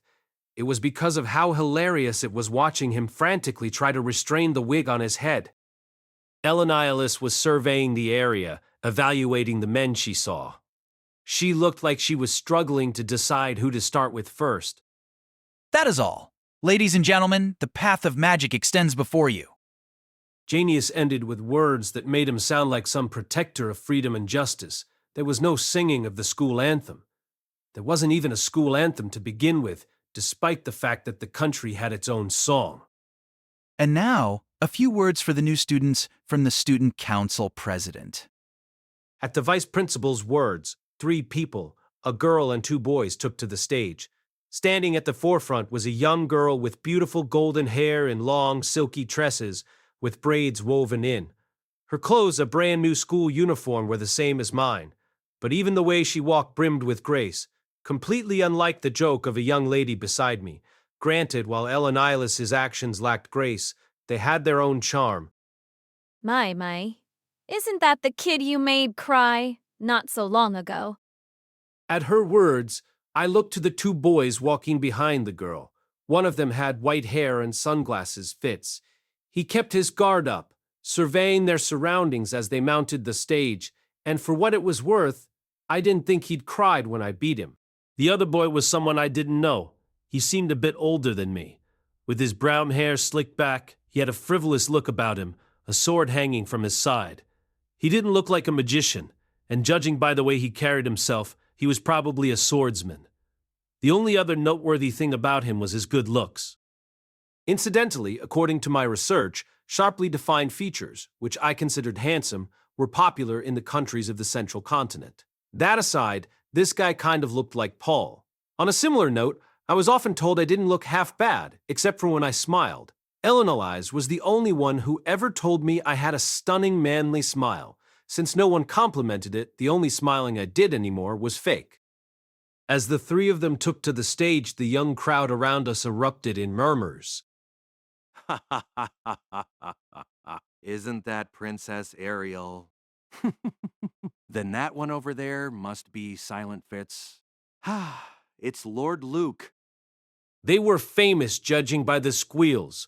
Luke was probably the Paul lookalike. He got shrill cheers from the girls and raised his hand to wave back, "Cha," and he's got a name like some male adult film star. My, that's a nice man. It seemed Ellen Elise wasn't a good judge of character either. Silence. Princess Ariel has something to say. At presumably Luke's order, the clamor fell into silence. Quite impressive given that he hadn't used a mic. Go ahead, Princess Ariel. She waited for things to quiet before coming to the front of the stage. My name is Ariel Anamoy Asura. I am the second princess of the Asura Kingdom and the student council president of the University of Magic. Her voice rang out amidst the silence. My heart trembled as I heard the sound of her voice. This was probably what people called charisma. It wasn't just that her voice was loud and clear. Something about it was pleasant to listen to. You have all gathered here from around the world. Many of you have ideas, unlike ours, about what constitutes normalcy. However, here at this university, we maintain a sense of order that differs from your places of origin. The rest of her speech was primarily about school rules and boiled down to the fact that even if the rules here differed from those of your homeland, you still needed to abide by them. But there was something about her words that sunk deep into your soul and remained there. We need to obey the rules, I thought, and not because I'd been Japanese in my previous life. I felt compelled to do so because she was the one saying so. Now then, I hope you all have an enjoyable time as students. Ariel wrapped up her speech with that final line and descended from the stage. It was at that moment that I suddenly caught Fitz's gaze. I shouldn't have been able to tell he was staring at me through his sunglasses, but I was certain because of how strong his gaze was. This is bad. I better hurry up and buy that cake. Once the ceremony was over, I parted ways with Ellen ILS and headed for my designated classroom. There was homeroom once a month, and I had to participate. From what I'd heard, there were only 6 special students, myself included. Apparently, they were an assortment of eccentric, troubled individuals. Janius, the vice principal, had even said, please be careful not to get into any fights. Not that he needed to. I had no intention of causing a stir. No matter what anyone said to me, I'd just bow my head and let it roll off my back. I headed to the tail end of 3 buildings, to the innermost classroom on the 3rd floor. Midway there, I found a line drawn across the floor with the words, "Beyond this point is the special students' classroom," almost like they were segregating us, even though the special students were supposed to be allowed to wander the school grounds freely. No, perhaps it was the opposite. Special students tended to be arrogant and cause problems, so this was a measure to keep the general admission students from approaching them. As I mulled over this, I reached the classroom. There was a plate above the door that read Special Students Room. Pardon the intrusion. I called out quietly as I pried the door open and crept inside. The classroom was a familiar sight. There was a brand new chalkboard, something like a lectern and a teacher's desk. Wooden desks lined the room. The windows were firmly shut, but the room was bright. In contrast to the vastness of the room, there were only 4 people sitting at the desks. In the front row, there was a boy who was reading and taking notes. The most striking thing about him was the way his dark brown hair hid his eyes. He glanced briefly in my direction before losing interest immediately and returning to his book. Further in, and closest to the windows, sat 2 girls, both of whom were beast folk. One was chewing at a stringy piece of meat on the bone, a dog type. Her eyes regarded me suspiciously. The other, a cat type, had her legs resting on the desk and both hands folded behind her head as she leaned back, glaring my way. Seeing them reminded me of the 2 young girls I'd met back in the Doldia village. What were their names again? They were both good kids. In comparison, these 2 looked a bit ill-mannered. Reminded me of those fashion-obsessed teen girls from back home. And then there was the last guy, a man I'd seen somewhere before. He had a long face with round glasses, the kind of guy who might have gotten nicknamed Spock back in the day. He spent a few moments gaping at me, then stood up and screeched with his mouth still wide open. I immediately unleashed my eye of foresight. My master! He sent his desk flying as if it were a mere obstacle in his path. He was like a snowplow in the way he crashed through all the other desks between us. One by one they went flying as he plunged forward. Yes, plunged. He was steamrolling toward me. Stone cannon. I'd smack him before he reached me. Meister!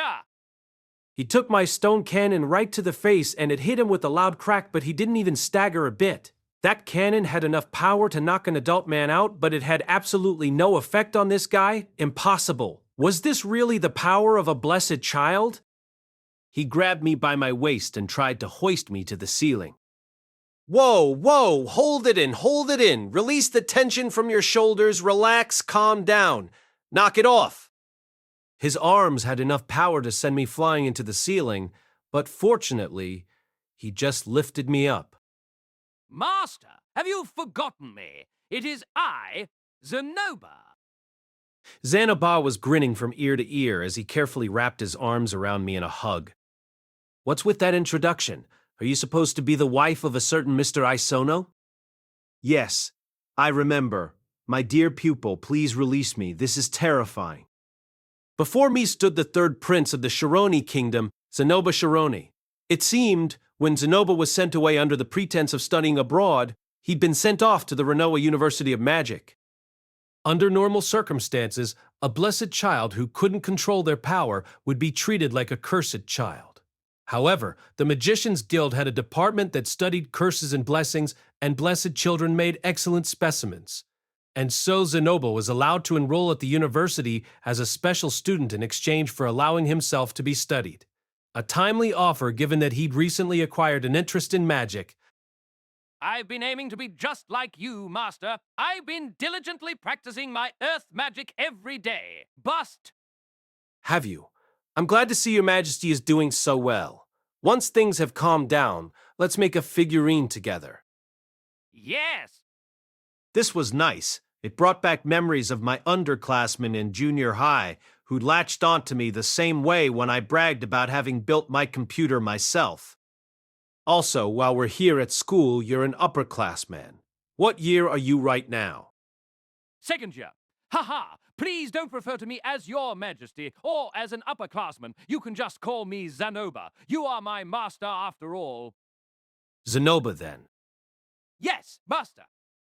A sudden loud smack interrupted our pleasant conversation. I instinctively looked in its direction.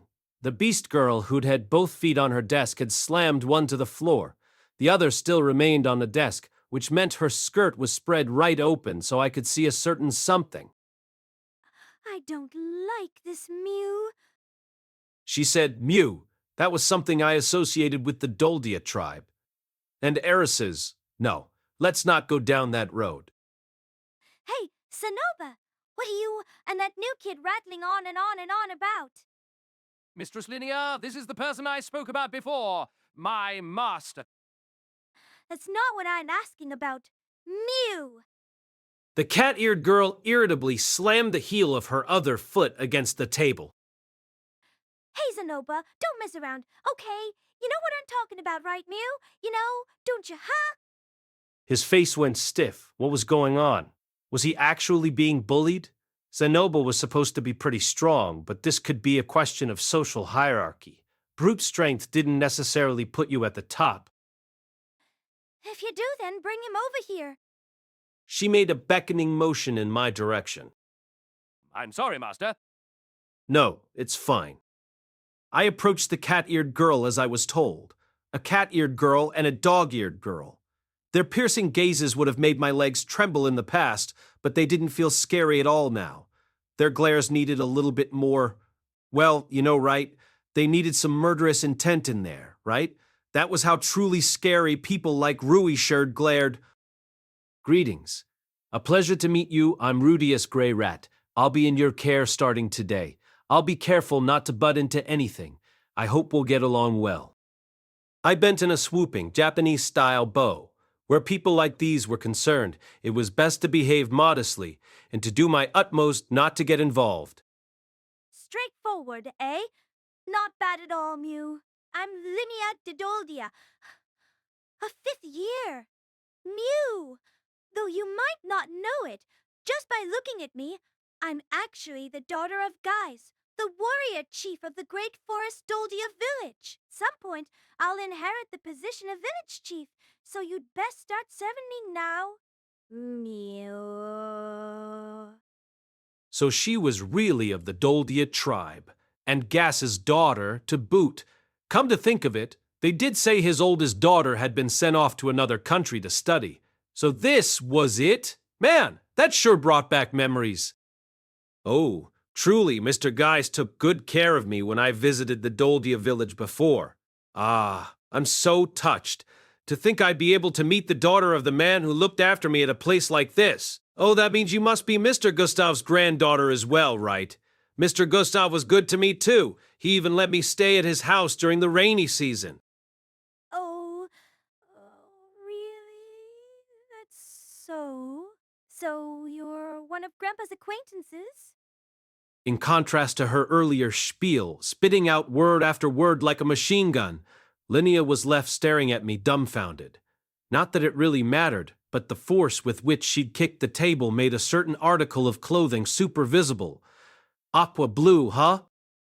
Beside her, the girl who was gnawing away at the meat bone twitched her nose and pulled a face. This stinks! That was rude. She was referring to me, right? Still, I didn't let my face betray my emotions, but gracefully turned to the dog girl and bowed. Pardon me. Might I ask your name as well? Persena, I'm basically the same as Linnea. Miss Persena, what a lovely name. A pleasure to meet you. She pinched her nose and turned her face away. Fuck! That last word was meant as an insult, I assumed. Though when girls like her talked that way, it actually turned older men on. Regardless, this had been a successful preemptive attack. At least, I wanted to believe my efforts had been good enough to avoid getting caught up in something outrageous later on. Zenoba had a conflicted look on his face as he watched me interact with the two of them. Once we stepped away, he spoke in a hushed voice. Master, why are you acting so submissive toward them? My dear pupil, it is important to avoid unnecessary conflicts. You really think so? Well, since you're the one saying that, I'll keep my mouth shut. He looked vexed even as he nodded his head. I had no idea what he'd gone through, but if it looked like he was being bullied in the future, I'd be sure to shield him from it. Bullying was a no-no, an absolute no-no. As I was preoccupied with that resolution, someone called out from behind me. Hey. Yes, what is it? I looked back and the boy from the front of the row was standing there. You said your name was Rudeus, right? Yes, my name is Rudeus Greyrat. A pleasure to make your acquaintance. He looked taken aback when I bowed my head. Cliff Grimmer, I am a genius magician. A genius magician, eh? Incredible. But was he seriously going to call himself a genius? Didn't he feel embarrassed about doing that at all? I'm a second year, but I've already acquired advanced tier ranking in all the offensive magics. I'm also advanced in healing, detoxification, and divine magic too. I'm still a beginner at barriers, but I'll soon be intermediate tier. There aren't any decent teachers at this school. That's amazing. I praised him sincerely. It made sense now why he called himself a genius.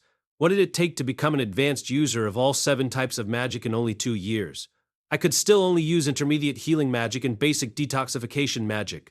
So this was the special student class. I'd known there would always be someone better than me out there, but this just drove it home. Probably the only reason my own self-esteem didn't take a nosedive was because I was Saint Tier with water magic. It took me 2 years just to become advanced tier in 4 types of offensive magic. You really are incredible. Don't get carried away. I just honestly meant to praise him, but he clicked his tongue and turned grumpy. He glared at me with such force he might as well have grabbed me by the collar of my shirt. Although I was a little bit taller than him, so he had to look up at me slightly.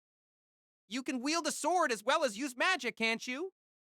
Yes, well, I'm not very good at it, though. I was technically intermediate tier in the Sword God style. I basically remembered nothing of Water God style.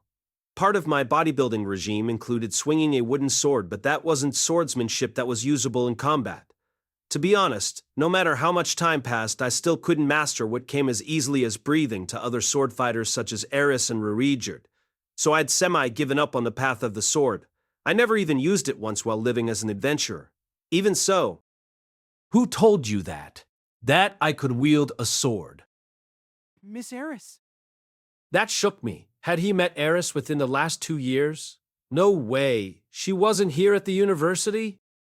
She's at this school too? What? Of course she isn't. So where did you meet her then? He just glared at me without answering. Was that a bad question? Don't tell me he was one of the people she'd punched a long time ago. I'm sorry, did she say anything else about me? He glowered with such force it could have had its own sound effect. After glaring me up and down, he finally said, really? She said I'm small? Like down there? I felt like I was going to cry. So it really was the sex that drove her away from me. If only I'd been bigger, then, come to think of it, I'd gotten a similar vibe from the way Sarah looked at me too. Her face had said, "Oh wow, you're smaller than I thought you'd be." No, she was mistaken. It only looked small because it wasn't reacting. Once it was energized and standing at attention, it had the ferocity of a lion. Well, it's been 2 years since we parted ways, and I've grown since then. What? You and Miss Eris parted ways? I got the feeling that we weren't quite on the same page. A sense of unease arose in me. But before I could confirm that unease,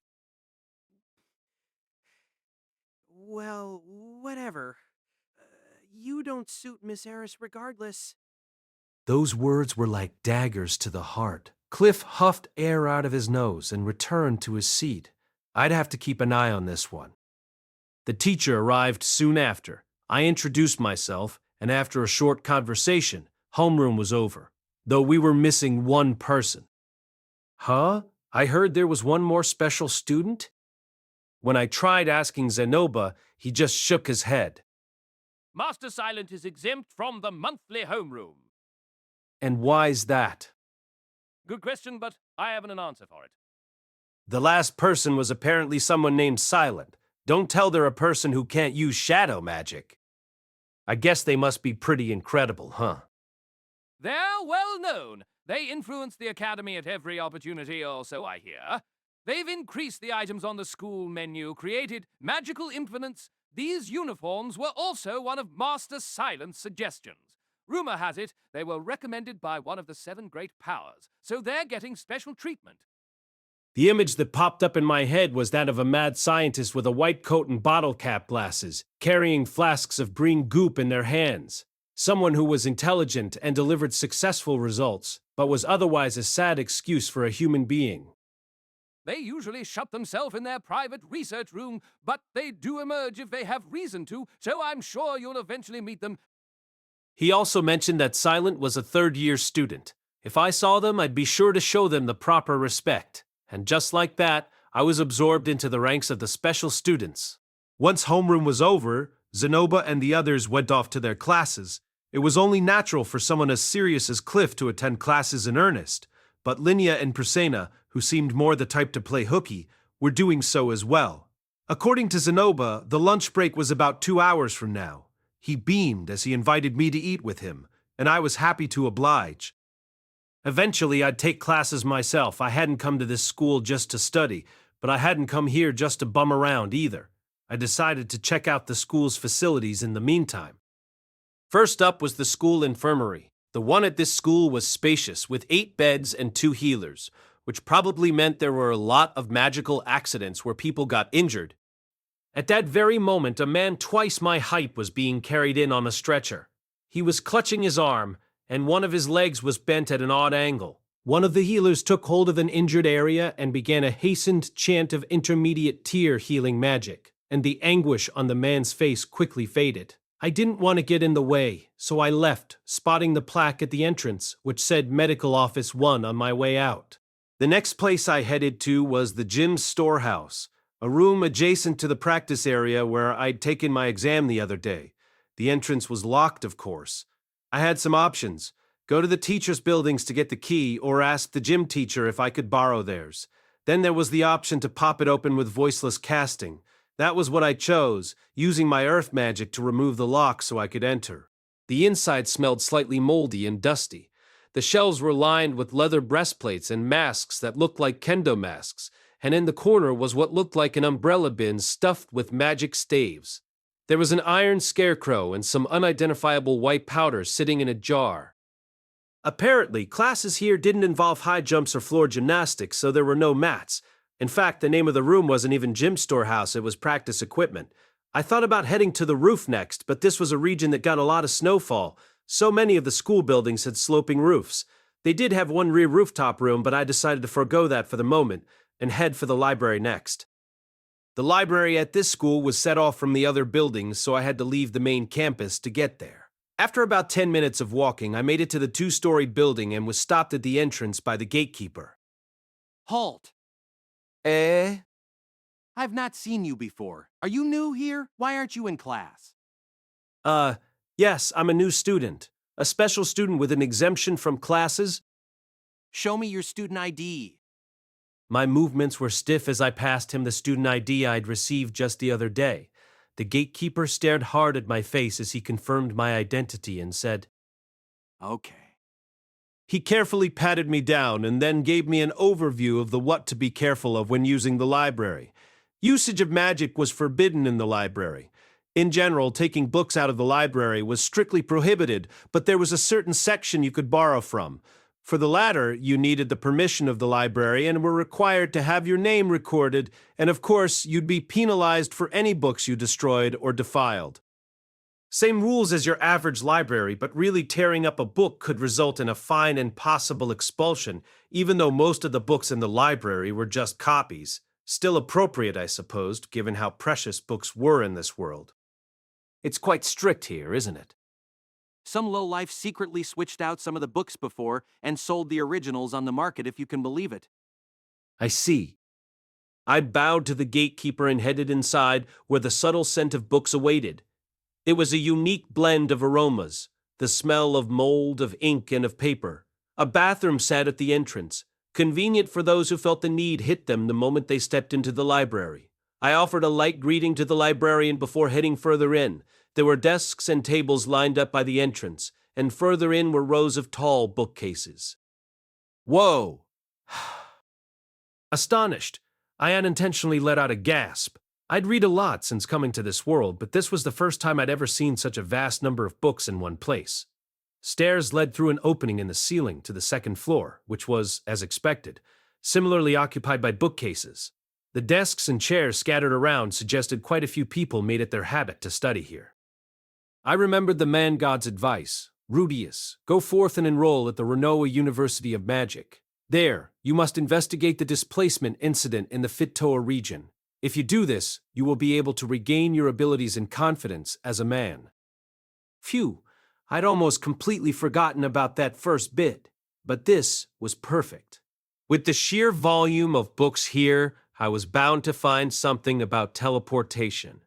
However, where should I even begin? Maybe I should ask the librarian? No, there was no rush. Not even the Asura kingdom had figured out what had caused the displacement incident yet. If I could have figured it out that quickly, the man-god wouldn't have told me to enroll in the university. He'd have told me to sneak in and investigate instead. In fact, he'd only told me to look into the incident, not to discover its cause. Maybe something was supposed to happen while I was searching. For the moment, I settled on figuring out the shelving system. The majority of the books were written in the human tongue, but among them were those written in demon god tongue and beast god tongue. There was also a book in fighting god tongue. The alphabets I weren't familiar with must have been the sky god tongue or perhaps sea god tongue. I wished they would translate those tomes into languages I could read. Hey! There was a sudden small cry from behind me. I turned around and saw a young boy with white hair and sunglasses, carrying a number of tomes and scrolls and looking my way. It's Fitz, I realized. I hurriedly straightened up, pressed my feet together, and bowed. I apologize for the other day. It was my shallow actions that caused you to lose face. I planned to bring you a box of sweets, but unfortunately, as a new student, I've been busy with so many things. Gah! No, it's fine. Please don't bow. There was a guy in my previous life whom I really respected named Masa, a working man who could ride out whatever life threw at him by prostrating himself on his hands and knees. One of his edicts was, Whenever you've made a mess of something, find an innocuous place like the bathroom to give an earnest apology so you don't get yelled at in a more public location. My sudden apology made Fitz panic, and it seemed we were headed in a direction where he was likely to forgive me. Success? Rudeus, what are you doing here? Was it? What are you doing here? Just a bit of research. Into what? The displacement incident. When I said that his brows knitted together, had I said something odd? The displacement incident? Why? I lived in Asura Kingdom's Fit-Toa region, and I was teleported to the Demon Continent after the incident. The Demon Continent? Fitz said. I thought his surprise a little over-exaggerated. Yes, it took 3 years for me to return home. My family has all been found since, but there's still one acquaintance of mine that's missing. This seemed like a good opportunity to do a little research. Is that why you came to this school? That's right. I couldn't tell him the real reason was finding a cure for my erectile dysfunction. Besides, I wasn't lying. I wanted to know why the displacement incident had occurred. I see. You really are amazing after all. I wasn't sure what was so amazing after all, since I hadn't discovered anything yet. Perhaps he'd recognize my power after our mock battle the other day. Well, whatever. And what, might I ask, are you doing here? Oh yeah, I'm carrying some documents with me. I have to go now. Yeah, sure, see ya. Fitz hurriedly turned away, heading towards the front of the library. However, after just a few steps, he suddenly looked back. Oh, right. You should read a book by Animus that's about teleportation, called An Exploratory Account of the Teleportation Labyrinths. It's creative nonfiction, but easy to read. And then he ran off. He didn't seem to be holding a grudge about the exam. Maybe he was actually a pretty good guy. I went to the librarian to ask after the book An Exploratory Account of the Teleportation Labyrinth, and read it until lunchtime. It was a slim volume, not even 100 pages thick, and told the tale of about Animus Macedonius, an adventurer native to the northern regions who went exploring a labyrinth. This labyrinth, appropriately called the Teleportation Labyrinth, was a rare kind whose traps were all teleportation-themed. There were 5 types of beasts who dwelled within, all highly intelligent creatures who understood the layout of the labyrinth and where the teleportation traps would send a person. If you were unlucky enough to step on a trap, you'd find monsters waiting for you on the other end. It was difficult to avoid those traps during combat, and if the battle turned chaotic, your party would be immediately separated, so this labyrinth was classified as being incredibly dangerous. As Animus and his companions dove into the labyrinth, he studied the teleportation traps he found there. There were mainly 3 types of traps. The first was a fixed one-way teleporter. It would send people to the same location every time, but there was no way to return from there. Another was a fixed 2-way teleporter. There would be a magic circle at the destination, and you could use it to come back. Finally, there was the random teleporter, which transported you to a random destination. The basic strategy adventurers employed in the teleportation labyrinth was to use the magic circles to repeatedly teleport themselves deeper in, but random teleportation circles were mixed in with the others. If you mistakenly stepped on one of those, you would be separated from your party and forced to fight a swarm of beasts by yourself. Animus's book contained his research and theories about how to tell the random teleporters from the others. In the middle of his journey, he figured out how to tell them apart and rapidly progressed deeper into the labyrinth. But he got carried away, forgetting that his method wasn't foolproof.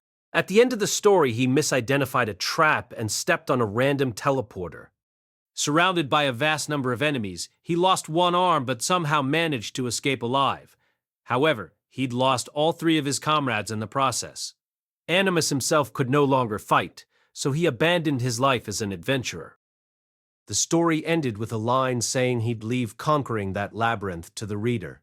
I couldn't tell whether this was fiction or non-fiction, but having your party scattered and preyed upon by monsters like that sounded pretty scary. Unlike the RPG dungeons of my previous life, which were built with the intention of being solvable, it was perfectly possible to never make it all the way through this world's labyrinths. Based on what I'd heard from other adventurers, labyrinths were generally laid out in a way that allowed you to reach the middle where the magic crystal was located, but it wouldn't surprise me if there was at least one trick labyrinth out there without a real endpoint. The back of the book was filled with theories about random teleportation. The nomenclature wasn't entirely accurate, since the teleport range of the random traps was predetermined to a degree. Also, while you could teleport into the middle of a cave, it was exceedingly rare to be teleported into the earth itself. Animus hypothesized that this was due to resistance between the mana at the destination and the mana of the person being teleported, which was the same principle that explained why you couldn't cast an offensive spell right into a person's body. This was something I already knew, although healing magic did involve running magic through another person's body. I suspected it was connected to why I couldn't cast healing magic without an incantation, but we'd leave that for another time. As for teleportation, I wondered if there was an exception to the theory. After all, you could channel offensive magic into the dirt. Perhaps teleporting people into solid matter simply required an obscene amount of magical power. As I ruminated, the noon bell rang. Time was a fleeting thing. I met Zenoba and we headed for the cafeteria, which was a separate building. It had 3 floors, each for different kinds of students. The 3rd floor was for human royalty and nobility. The 2nd floor was for human commoners and beast folk. The 1st floor was for adventurers and demon folk. It was more a method of classification than one of discrimination. The school had probably reasoned that if the human nobility ate alongside the adventurers and demon folk, it would only fan the fires of potential conflict. As an adventurer myself, I was fine with dining on the 1st floor, but Come this way. I got the meal set that Zenoba recommended and let him drag me to the 3rd floor. The moment I emerged from the stairs, all gazes on the upper floor immediately turned towards me, possibly because I exuded the stench of a commoner, but also my clothes had seen better days. Because of the cold, I had my old gray robe over my uniform. It was 5 years old, and its sleeves were tattered, its front marred by a large seam across the chest.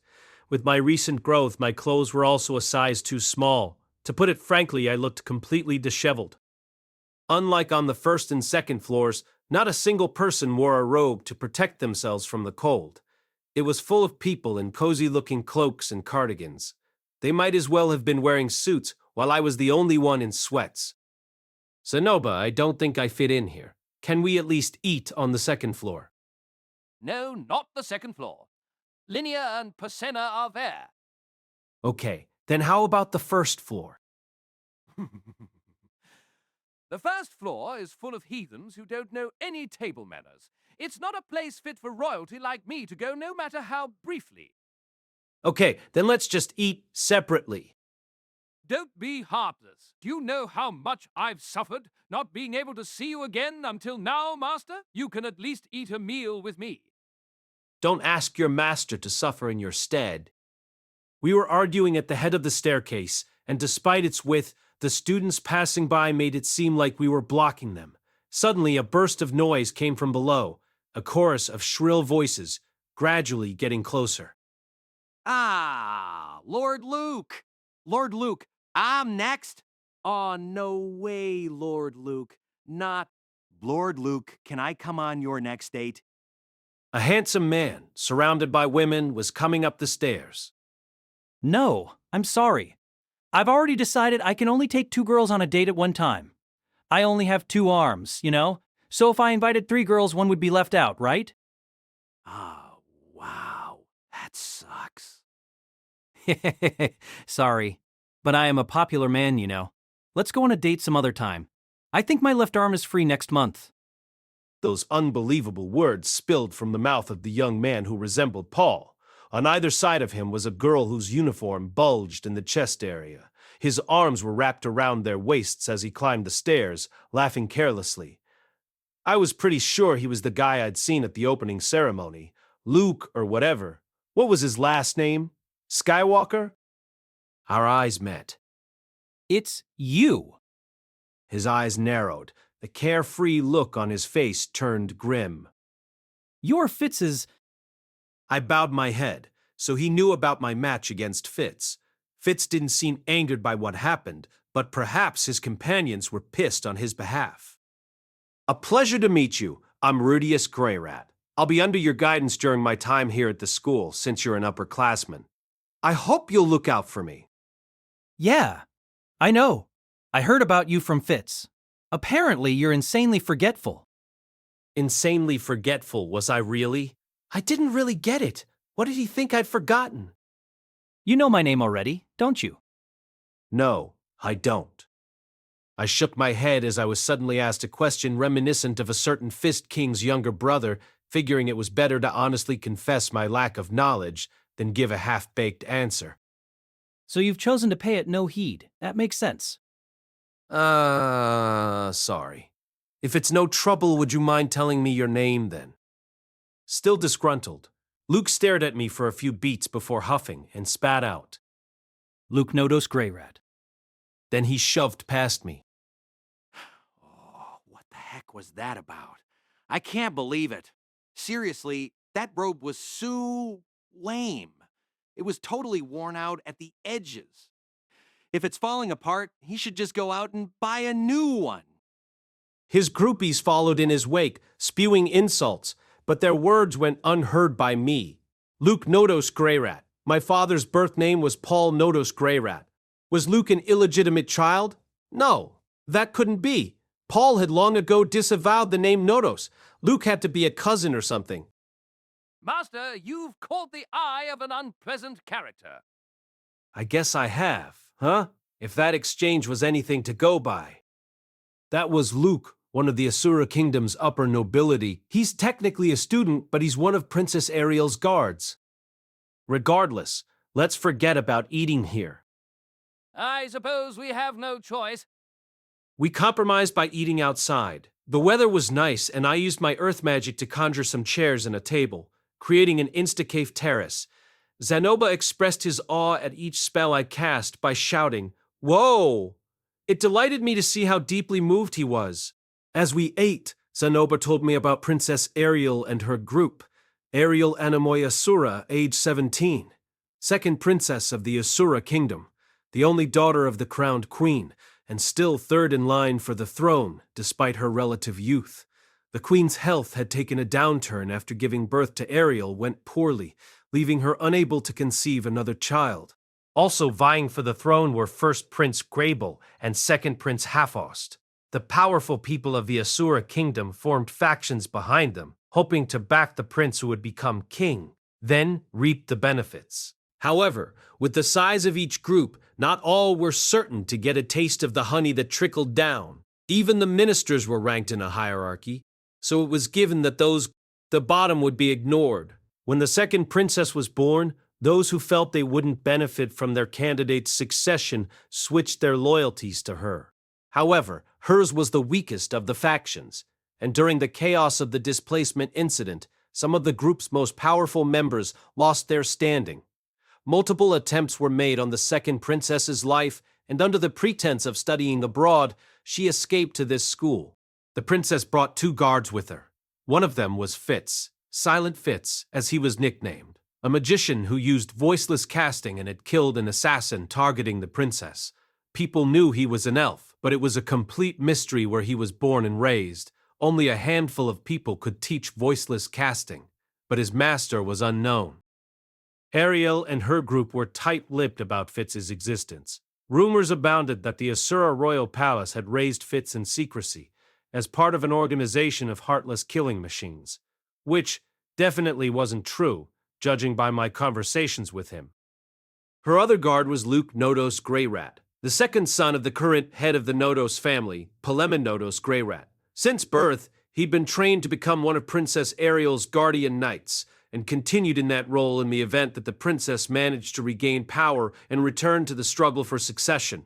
From the moment he enrolled in the school, he'd been continuously bathed in limelight, making him a target of envy, fear, and respect. But be forewarned, some of this information is my own conjecture. Yeah, thanks. Actually, you're really knowledgeable. Because I was forced to look into the matter. By whom? 2 foolish beast folk. Linnea and Persenna, huh? His face was the very picture of anguish. Had they made him their errand boy? Zenoba, are you being bullied by those two? Bullied? No, I've merely conceded defeat after losing to them, that's all. Conceded defeat, huh? Zenoba looked slightly conflicted, even as he spoke flatly. If he was fine with his circumstances, that was one thing, but the effects of bullying were often easily overlooked by others. I wanted to help him, but I didn't know the extent of my would-be opponent's power. Beastfolk were often quick to jump to conclusions, and I didn't want to make enemies of them. Of course, there were plenty of good beastfolk like Ghislaine. At the end of the day, though, I was always on the side of those being bullied. If they're doing something to you that you don't like, please tell me. I might not have much power, but I'll help. It's nothing for me to bother you with, Master. Rest assured. More importantly, let's talk about figurines. Guess I'll just monitor the situation a bit longer, I thought. I returned to my wandering after lunch.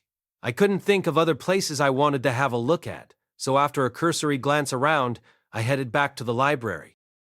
I searched for literature on teleportation, but I'd never used a library before. It took me a while just to look through the stacks of books. The library let me peruse a catalog of their collection, from which I singled out books with the word teleportation in their titles. After that, I hunted them down through the sea of shelves. That alone took several hours. On top of that, most of what I did collect was either not detailed enough, written in technical jargon, written in a language I didn't even know, or required prior knowledge about the subject matter to make sense of it. If I'm going to hunker down and research this, I'd like to have a notebook. There was a limit to what I could hold in my memory. I decided to leave the books for tomorrow and left the library. Outside, the sun was setting and students who'd finished classes were gradually making their way back to the dorm. Some seemed to be headed for the library. I went in the opposite direction to the school store, which was by the entrance to the main school building. The store was full of students shopping quietly. A cursory glance around revealed magic textbooks, magic crystals, robes, wooden swords, beginner wands, bags, shoes, and soap, among other daily essentials. There were also food items like dried meat, smoked meat, as well as bottles of drinking water and alcohol. I bought a random selection of paper, pen, ink, and some string to tie the paper with. Couldn't be attending school without even the most basic supplies. By the time I left, it had grown dark outside. There were no street lights here, but the path was still faintly lit, so I continued down it. Even though winter was already over, there was still snow on the walkways. I trod carefully and hurried toward the dorm. No one else was around. I could hear a distant hustle and bustle, but it felt like I'd wandered into an empty space devoid of people. The path from the main school buildings cut in front of the women's dormitory and continued forward. I headed unthinkingly down that path. That was when it happened. Something descended from above. It was white, but it wasn't snow. Instinctively, I grabbed hold of it. Ooh! What opened up before me was pure white fabric. It had embellishments on it, but they were subtle and elegant. The proper name for this particular item was panties, and fairly high-quality ones at that. At the very least, they looked more expensive than the ones Elenilis normally wore. Perhaps someone was trying to hang them out to dry? I looked up and saw someone peeking over the edge of one of the verandas, probably the person who dropped them. I thought our eyes met, but it was dark, so I couldn't discern their face. It felt like I'd seen them somewhere before. You dropped. Yeah! Panty thief. Huh? The scream of a female student came not from above, but from behind me. Panicked, I turned around to find the screaming person pointing their finger at me. This is a misunderstanding, but it was already too late. Moments after the scream, the windows on the other veranda swung noisily open. Then figures came leaping out from the first floor, one after another. Before I realized what was happening, I'd been surrounded, the panties still in my hand. I had no idea what was going on. Standing at the forefront was a well-muscled girl, or maybe a woman, or a bandit, or a gorilla. Her shoulders were almost twice as wide as mine. Was she beast folk, or no, a demon? Perverted scum. She spat on the ground as I stood there, confused by the sudden verbal abuse. The gorilla was considered the sage of the forest, but it was hard to think of her that way. What the hell? Why was I being called a panty thief? Sure, I was a 15-year-old boy with a healthy interest in women's underwear, but I hadn't stolen these or even tried to sniff them. I just caught them as they fell and then tried to give them back to the person who dropped them. Hold on, please wait. I haven't done anything. So you haven't done anything? The gorilla grabbed my arm. So then, why don't you tell me what's in your hand? Well, yes, I was holding panties in my hand. Judging by the look on her face, she considered that proof enough. I could feel everyone's hostile gazes on me and my legs began to tremble. Aren't those Princess Ariels? I don't care how much you might admire her. It's a brazen act to do something like this at this hour. You should be ashamed. The other girls chimed in at the gorilla's biting words, saying, "That's right," and "You pervert," and "Drop dead." Enough was enough. I already felt like crying. Now, come with me. We'll make you regret this so much that you never do it again. She hauled me away by the arm.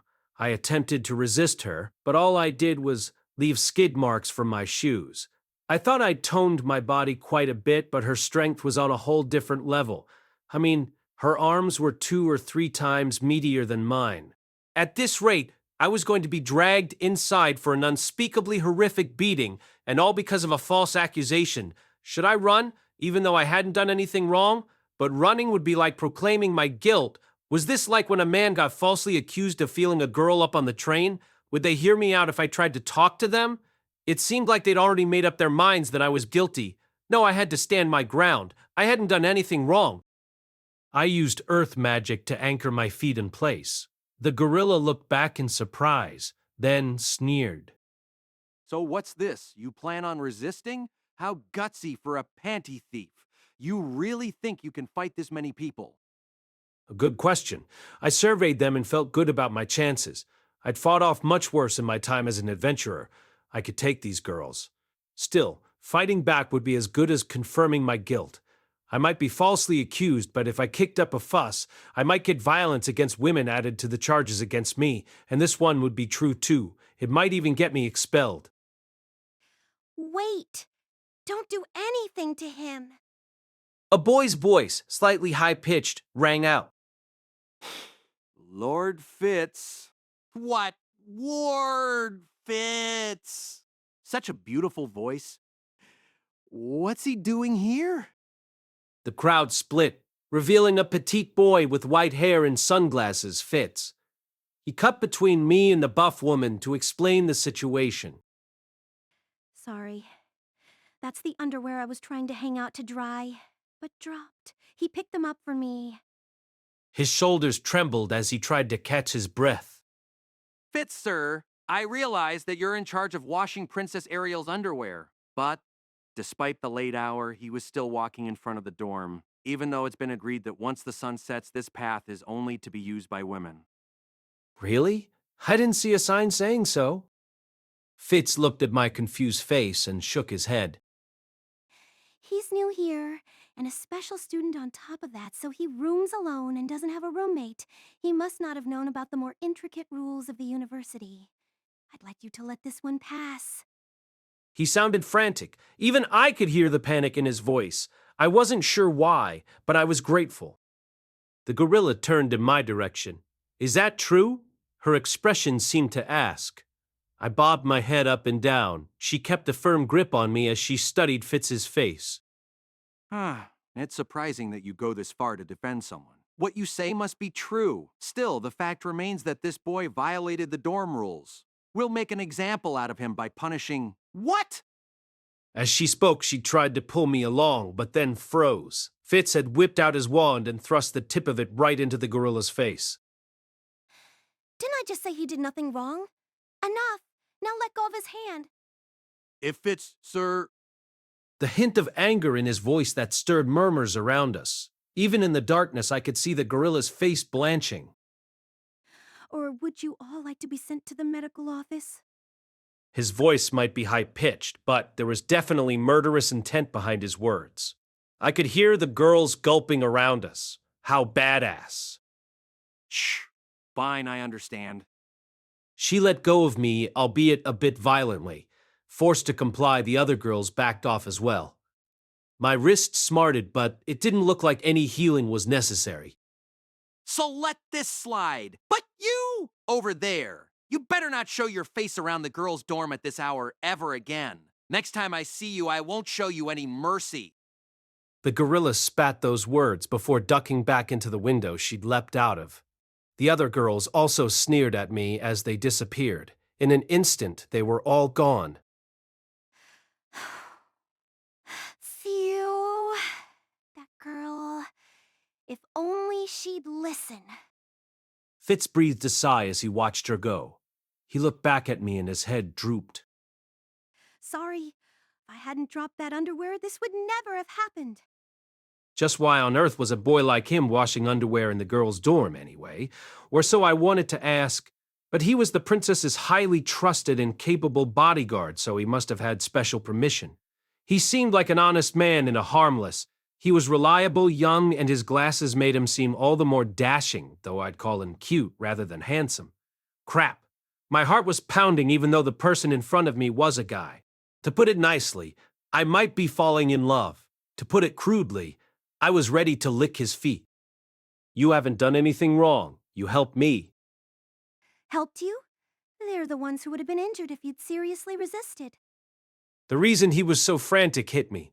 He must have thought that they would get injured if I unleashed my power. So he'd been acting to ensure their safety. But even so, I felt the compassion in his actions.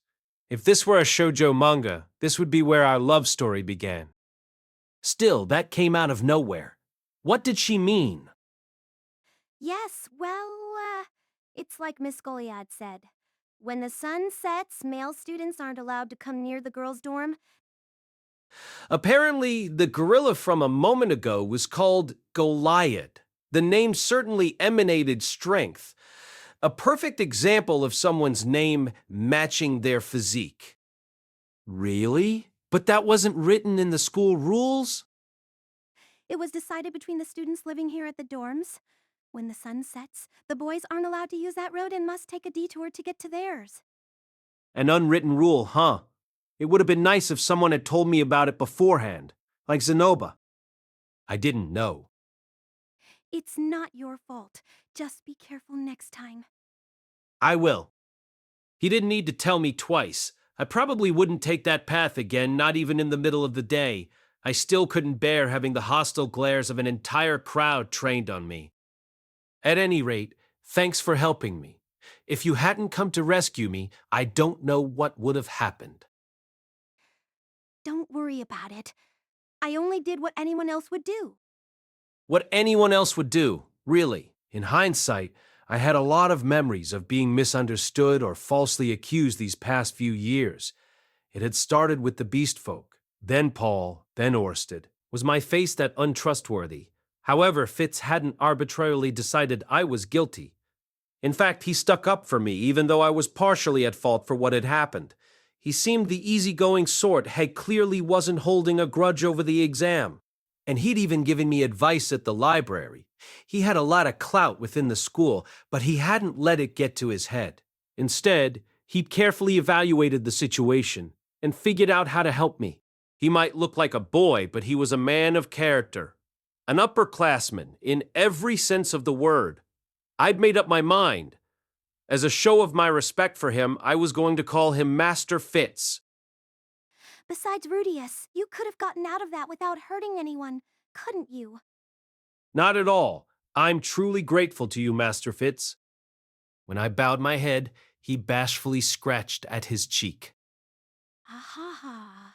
It feels kind of weird to hear you thank me. Oh? Why is that? When I asked, he just grinned wide, showing his teeth. The smile caught me off guard. That's a secret. And just like that, my first day at the school ended. Side story. Sylphiette, Part 1.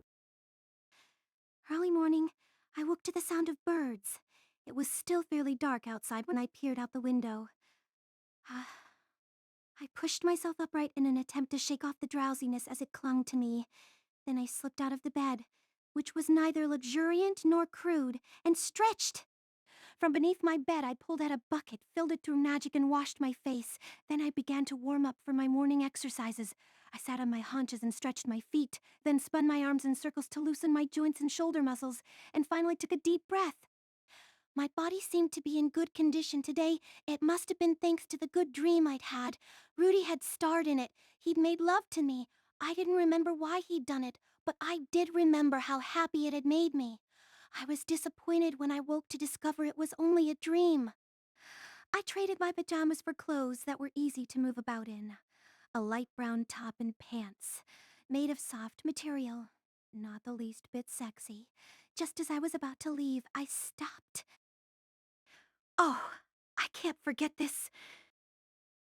I donned a giant hat that completely covered my hair and ears and stepped from the room. The room next to mine was a luxurious suite. It contained a canopied bed, tucked within which was the princess with her beautiful golden hair. Her face looked angelic as she slept, and there was no indication she'd wake soon. It was still too early for that. I crept in quietly so I didn't wake her and went to the room beside hers. Seated there in a chair, looking a bit drowsy, was a young man. He wore an ordinary shirt, but his pants were made of leather and he had a sword hanging at his side. His hair was white, and a large pair of sunglasses hid his face. He was petite enough to almost resemble a woman, but something about his body was clearly masculine. On the table beside him was a bell. If he rang it, the linked bell in the neighboring room would also ring, a signal for the two waiting nearby, the princess's knight and the princess's attendant, to come flying this way. Good morning, Fitz. Morning, Sylphie. When I greeted him, Fitz smiled softly and returned the gesture. This Fitz was one of the princess's attendants, and my friend. His attendant duties kept him busy, but when we had time off, he studied voiceless casting with me. He was a very studious person. I suppose you could say I was his master, though of course I would never call myself as such. Fitz wouldn't move from his position until the princess awoke. He was very dedicated to his job after all. You're going running again today? Yeah, it's important to be consistent with exercise. All right. Have fun. I left, slipping into the deathly still hallway, which was currently blanketed in a kind of quiet that was characteristic of the morning hours. I loved this kind of quiet. This place was always bustling and noisy, but during this particular time it was still. It was silent at night too, but that felt eerie, like something was lurking out of sight. I moved stealthily down the hall so as not to wake anyone else, creeping down the central staircase to the first floor and slipping right out the front. A few steps into the faint darkness, I turned back. An enormous building with a red roof filled my horizon. The Ranoa University of Magic student dormitory? My daily morning routine was a jog. It was something I'd been doing ever since Rudy and I were separated. Running was important. I hadn't understood that immediately after Rudy left, but I did now. Being able to continue running when you were at your limit, convinced you couldn't go any further, became the difference between life and death. No matter how good you were at magic or swordplay in the end, the most important thing was stamina. That aside, I also loved running. There were only two things I could hear during an early morning jog: the sound of my feet and the sound of my breathing. Those two things banished my thoughts and cleared my mind. I was at my sharpest when I was running. One of my goals for the start of each day was to keep running in the magic city of Sharia until I couldn't run anymore. By doing that, I wouldn't just become familiar with the city's layout, but also learned my physical limits. No one had taught me this, but it was something I thought Rudy might do if he were in my position. I ran through the workshop district. It bustled with commerce and with people noisily unloading their goods, but this part of it was still quiet. Mushoku Tensei Volume 8 by Rifujin Namaganote, cast by Artel Studio. If you are interested in creating your own audio drama like this, please visit artel.ai and use promotion code Artel to activate your account. Now enjoy the story. Quiet, although When I looked in the direction where I sensed people moving, it seemed the craftsmen had already begun their work, in which case, perhaps, they'd actually going to be going to bed right after this. I ran by a corner shop with a strange name and decided to turn down an unfamiliar, narrow back alley. The layout of the magic city of Sharia wasn't particularly complex, but it was honeycombed with many small alleys I wasn't familiar with. I intended to memorize all of them. Rudy would no doubt do the same in my place. Ah, so this is where it leads? The alley opened onto a street I knew. It led from an area in the workshop district full of artisans, workshops, and dwellings to a part of the commerce district where stores were lined up side by side, separated by the large, winding main road. I hadn't realized there was a smaller street connecting them. It was likely a path the artisans used daily. Now that I knew it, I could take a slight shortcut from the school to the commerce district when I went shopping. The accomplishment brought me joy. I continued running.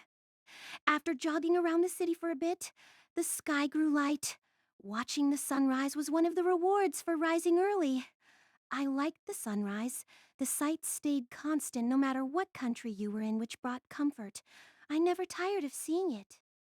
That said, I must have been gaining some stamina lately because the sun was beginning to rise before I was even close to tiring out. I might need to wake a little earlier tomorrow morning.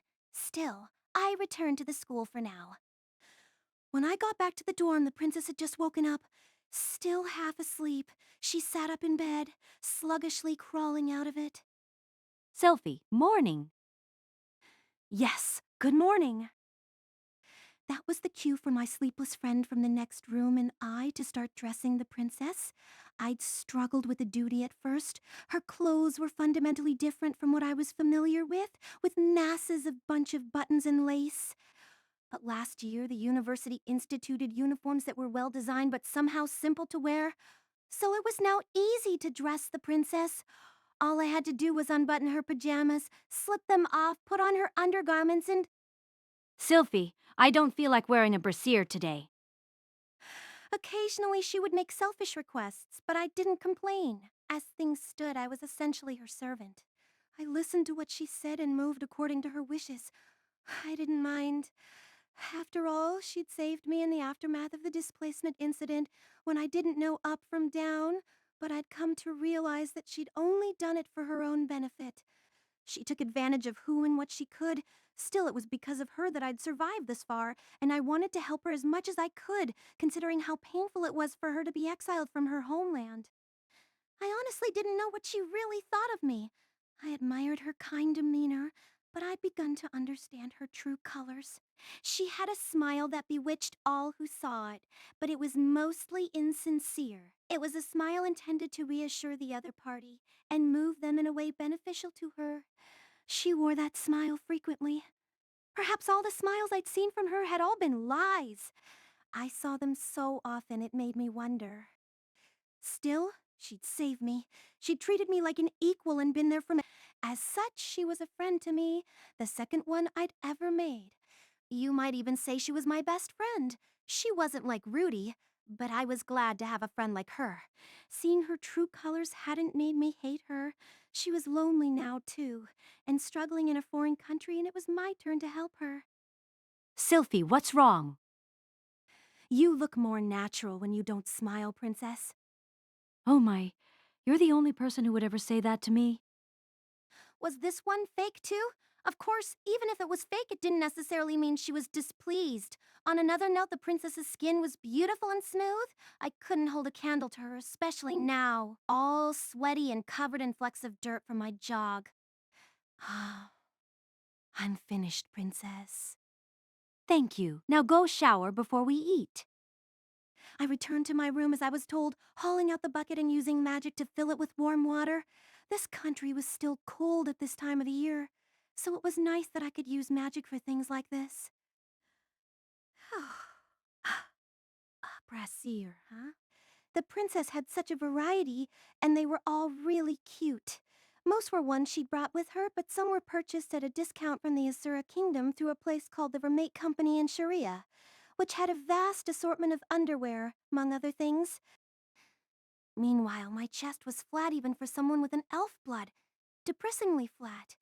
flat enough that I didn't even need a brassiere. I wish they'd get even a little bit bigger. The elf blood ran thick in my veins. Rudy had introduced me to the concept of a genetic throwback. But really, couldn't I have had one well-endowed ancestor? My originally green hair meant there was demon blood in my family line, and my mother was half beast folk, so she'd been blessed in the chess department.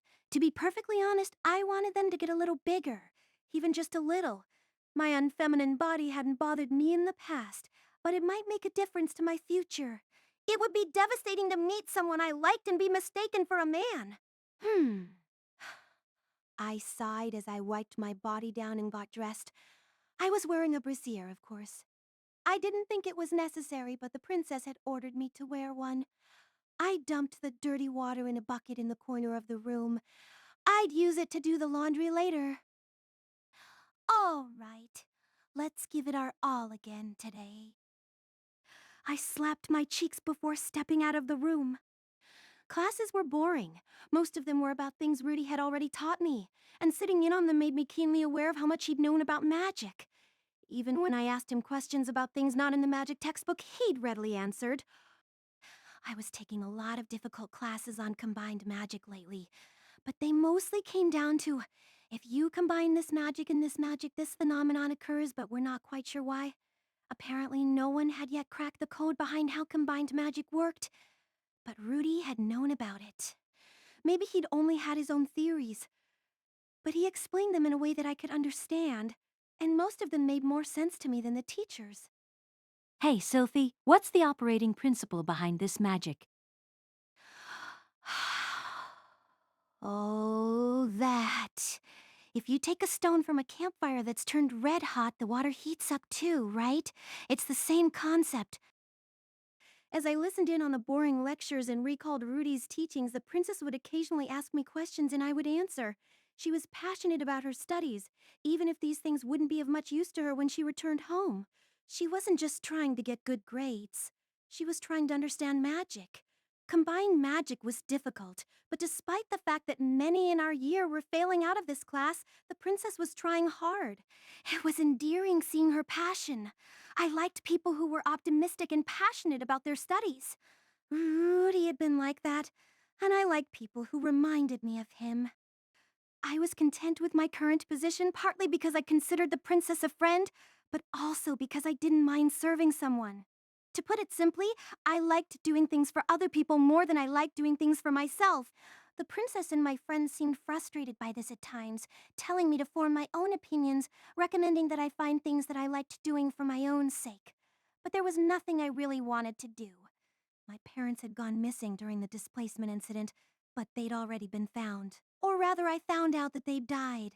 If I found something I wanted to do, I'd turn my attention to it. Until then, I was content assisting someone like the princess, who had big plans and big ambitions. For now, you might say there was something I sort of wanted to do. No, those weren't the right words. How should I describe it? It was a complicated feeling. Sylphie. What is it, princess? The next class is practical skills. What are you spacing out for? Oh, yes, I understand. The student body of this university was diverse. Many came from the Ranoa Kingdom, the Duchy of Basharent, and the Duchy of Neris. But there were also those humans, like the princess, that came to study abroad from faraway countries in the central continent. There were beast folk and elves from the distant Great Forest, and demons from the Demon Continent. Aside from the humans, many of the students were of mixed blood, so I'd blended in. The dorm was fully furnished, and as long as you could pay the enrollment fee, you were assured of your daily necessities. On top of that, you could enter the Magician's Guild once you graduated. It was easy to become a professor of magic at a school in another country if you were a member of the Magician's Guild and held a diploma from the University of Magic. That wasn't all. The more years you spent at the school, the more classes unrelated to magic you could take. Even acquiring a trade was easy, which was why you had people who'd worked as adventurers for a long time, but used the money they'd made to enroll at the school as soon as they retired. The practical skills class was about actually using the magic that you'd learned, but focused mainly on mock battles. Taking this class with former adventurers proved particularly interesting. They might not have the best grades in the lecture-based classes, but they demonstrated their true abilities on the battlefield. They were strong, straightforward, and practical. Even those who were approaching middle age conducted themselves cleverly and moved more nimbly than students younger than them. Some of those younger students had their own original moves and techniques, but that originality was the only interesting thing about their abilities, and it didn't necessarily get them far. The former adventurers were different. Every action they took, even ones that might seem pointless or futile at a glance, led them to victory. You were as strong as ever, Master Fricht. If it's not too much trouble, would you mind giving me some advice? You're about a half step too slow at taking the initiative. You can't pressure your opponent if your attack doesn't reach them. Get closer. I get it. If your opponent thinks you're actually going to hit them, it'll affect their ability to evade, even if just slightly, right? I'd learned a lot from this class, too. Frick was the oldest in our class. He was about 46, I think. Not great with lecture-based classes, but in the top tier when it came to mock combat. He used a long staff reinforced with steel, and during mock battles he'd chant spells while rapidly moving forward, occasionally pausing incantations to whack his opponent with his staff or kick them. The other students resented him for using melee attacks, even though we were supposed to be practicing magic, and avoided him in mock battle. Personally, I didn't see the problem. Fricht was the only who took the mock battles seriously. The battles were conducted inside a magic circle, which was large but still presented a limitation. Given these circumstances, it made more sense to actively engage your opponent and hit them than it did to stop moving and trade magical attacks. When we were younger, Rudy had trained as if each battle was real. I was convinced that was the right approach. I wanted to follow Frick's example, and so I actively sought him out as an opponent during mock battles. Incidentally, Master Frick's goal was to become a professor at the university. I admired people who knew what they wanted out of life. Once class was finished, I was back to looking after the princess. She and the others were constantly working toward the fulfillment of her ambitions, and though I didn't fully understand what was going on, I helped where I could. We're going shopping today. Understood. She didn't have anything particularly conniving planned for today, it seemed. We sometimes took a day to relax after a big group discussion, though such days were few and far between, depending entirely on the princess's whims. Well, calling it a whim wasn't entirely correct. It was something she decided after taking our mental states into account. Traveling to such a far-off foreign country had taken its toll on the princess's followers. The princess's attendant had something akin to a nervous breakdown, and I'd been terribly sad when I discovered my parents were both dead. These breaks were meant as a change of pace, to ensure we weren't so overwhelmed by sadness that we became useless. Are you going out dressed like that? There's no purpose in wearing fancy clothes when that's exactly what we're gonna buy.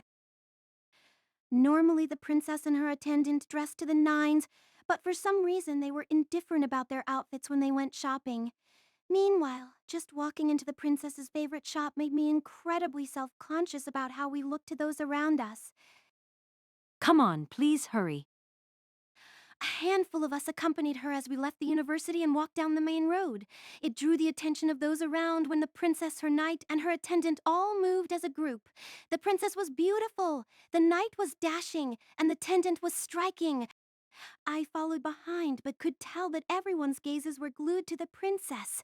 She'd become infamous in this town, just as she'd planned. It made me kind of happy to think about how I'd help that happen. Oh, if we're going to the clothing store, I found a good route for us to take. It should be a shortcut. Truly, well then please escort us. The princess wore a bright smile. I took notice of it as I guided her down the path I just newly discovered that morning. Ah, so there was actually a road here, not a very convenient one considering how complex and narrow it is, but it does have its appeal. Considering how old the buildings are, it must be a remnant of the town from when it was first built. Sharia was an old city. In the modern day, with the university at its center, the city had developed shopping districts that were easy to find. But when the city was first built, it wasn't as neatly compartmentalized. Long ago, When the Magicians Guild had a stronghold here, its streets had been intricate and complex, while part of Ranoa Sharia sat right on the borders with Basharant and Neris, and its labyrinthine layout had been designed to deter the possibility of invasion from the other countries. And here I was sure you weren't paying attention in class, Luke. No, that's just something I picked up from a girl I went on a date with the other day. Some of them are well informed. The knight was gathering info about the city in a different way than I was.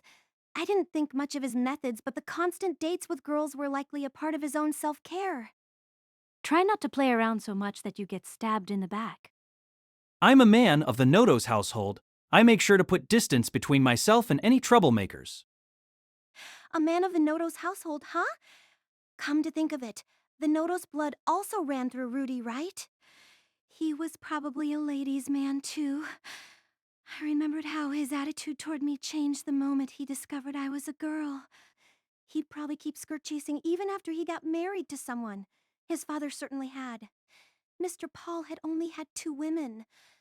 But that was because his wife, Miss Zenith, was a follower of the Millis faith, which insisted on monogamy. I wondered how many partners Mr. Paul might have had if Miss Zenith hadn't been one of the faithful. 3. No, probably more like 5. The knight was from the same Nodo's bloodline, and he hated being tied down too, so it was probably a family trait. I wasn't a member of the Millis faith, but if I were going to get married, I wanted my partner to focus on me and only me. Rudy probably wouldn't like that though, so I'd have to be open-minded if we got married. I never wanted him to feel like I was being overbearing. He might even break up with me, though I didn't really think he would. If he did bring another girl home, the best course of action for me, as his wife, would be to acknowledge her and get along with her.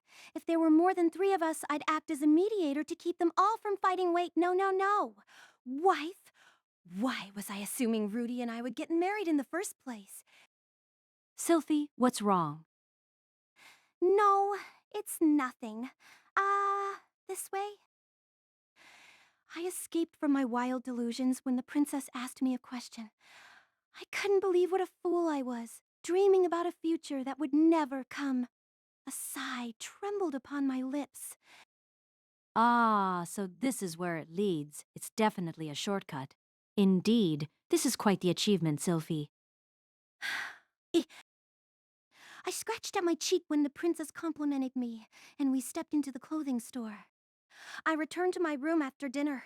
When it was time to sleep, I looked at the underwear spread atop my bed, a matching brassiere and panties. Earlier at the store, the princess had gone straight to the underwear section. Then, after an intense discussion with the attendant, they bought me underwear. That's right, me. You need to have some sexier underwear, Sylphie, in order for you to feel confident and take charge when the right time comes, she told me. Perhaps she'd heard me mumbling to myself that morning. Still, what the heck did she mean by when the right time comes?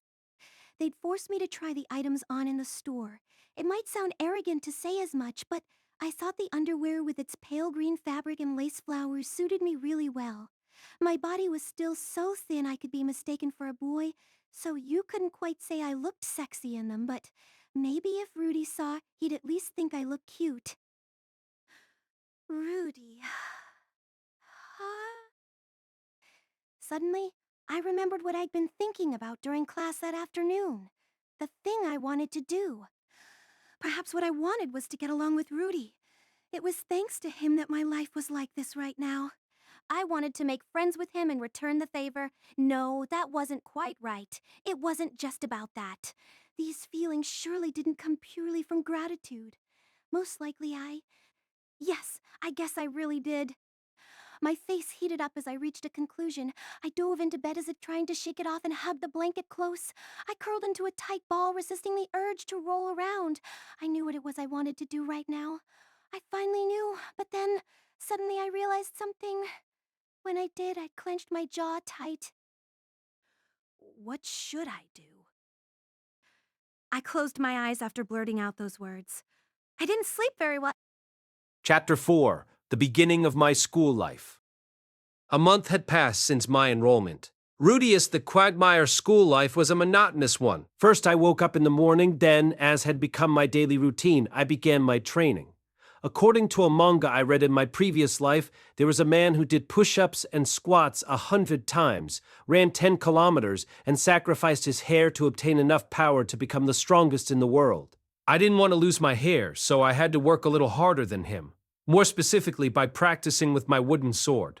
Such training had value only because I did it on a daily basis. Apparently, there were others at this university who were also passionate about exercise, because I spotted a girl going for a jog again this morning. I didn't see her face because her hat was pulled over her eyes, but she looked fit, if a bit thin. After returning to my room, I did a bit of magic training. I was making a figurine again for the first time in a long while. Zanoba kept hounding me to teach him my skills, so this was partially a refresher for me. I hadn't made much progress with this one, though, since Zanoba kept interrupting to summon me to breakfast. The dining order in the dormitory's cafeteria was determined by academic year and social position, but they were lenient with the time frames. They were busy in the morning, after all. After the meal, I parted ways with Zanoba and headed for the library. My research into teleportation had gotten interesting. When the noon bell chimed, Zanoba and I would have lunch together. He'd ask me questions about things he didn't understand in class, and I'd answer to the best of my abilities. Zanoba was only taking earth magic classes, but he was still working hard in his way. We ate our meals outside. Ellie sometimes came by, but apparently Zanoba didn't look like a good man in her eyes, so she would quickly scamper off. I asked her how she was dealing with her situation, since she wasn't allowed to bring men into the women's dorm, and she said she went into the city at night to quench her thirst. Impressive stamina. On a separate note, this cafeteria had a lot of food that catered to my palate. It had things like Nero Hoshiaki, the pseudo-carriage, as well as something that tasted similar to curry called curry soup. It wasn't amazing, but I liked that it tasted like something from my previous life. They definitely maintained a menu that the various races here could enjoy. In the afternoons, I took a class on the foundations of healing magic, divine magic, and barrier magic. Divine magic was an especially effective against ghost-type creatures or beasts with a gaseous form. From a theoretical standpoint, I figured it was likely similar to disturbed magic using mana in its rawest form to strike your opponent. Granted, just smacking something with pure mana didn't actually do any damage, so there had to be more to it. Perhaps I'd be able to understand that sort of stuff if I'd been an exorcist in my previous life.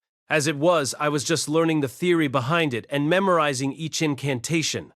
I was taught you needed to change the type of magic you were using to counter your opponent. If you wanted to become a skilled divine magician, it was important for you to be able to analyze your opponent. But surely that requirement applied beyond divine magic? On that note, first-rate sword fighters could apparently cut right through ghosts. No need for analysis. I'd seen a number of ghost-type beasts while I was operating as an adventurer, but never a sword fighter who could cut through them. Barrier magic was, as the name implied, magic where you created a protective wall. These were basically constructed using magic circles, but at the beginner tier you could also create them through incantation. Magic Shield had the power to isolate flames or cold and reduce their effect. The magic-resistant bricks of the university as well as the inn's fireplace were most likely developed from this magic. If there was a shield that could protect against magic, surely there was one for physical attacks as well. When I asked the teacher about it, they told me that the Millis faith owned the rights to both divine and barrier magic, so the university could only teach the basic levels of both. Apparently, Physical Shield was an intermediate tier spell and not something I could learn. The teacher could use that magic and even teach it, but it was illegal to do so. If they violated the law and got caught, the Millis faith would hunt them down and put them on trial. In fact, it used to be that university wasn't even allowed to teach the basics of those schools of magic. It was only about 2 years ago, after agreeing to certain conditions, that they were given permission. Given those circumstances, I was told that the class was instead going to focus on how to break through barriers. There were 2 types of barriers, those proofing against magic and those proofing against physical objects. Once a person was Saint tier and above, they could create barriers that combined both aspects. There were also various other uses, such as a barrier to protect oneself and a barrier to lock something inside. My old teacher Roxy had also taught me about barriers, but at the time, I'd been satisfied just with the knowledge that they existed and more or less tuned out the rest of what she said. So it was informative to review and have someone re-explain them for me. I returned to the library once class was over. There, I spent my time researching teleportation until it became dark outside. I did technically go hunting through the literature, but as a result of teleportation magic being labeled a forbidden art, there wasn't anything listed in detail. The book that Master Fitz had told me about, an account of the exploration of the teleportation labyrinth, might be the most extensive written information out there. After that, I returned home to the dorm, ate dinner, and then, after working on the figurine a little, went to bed.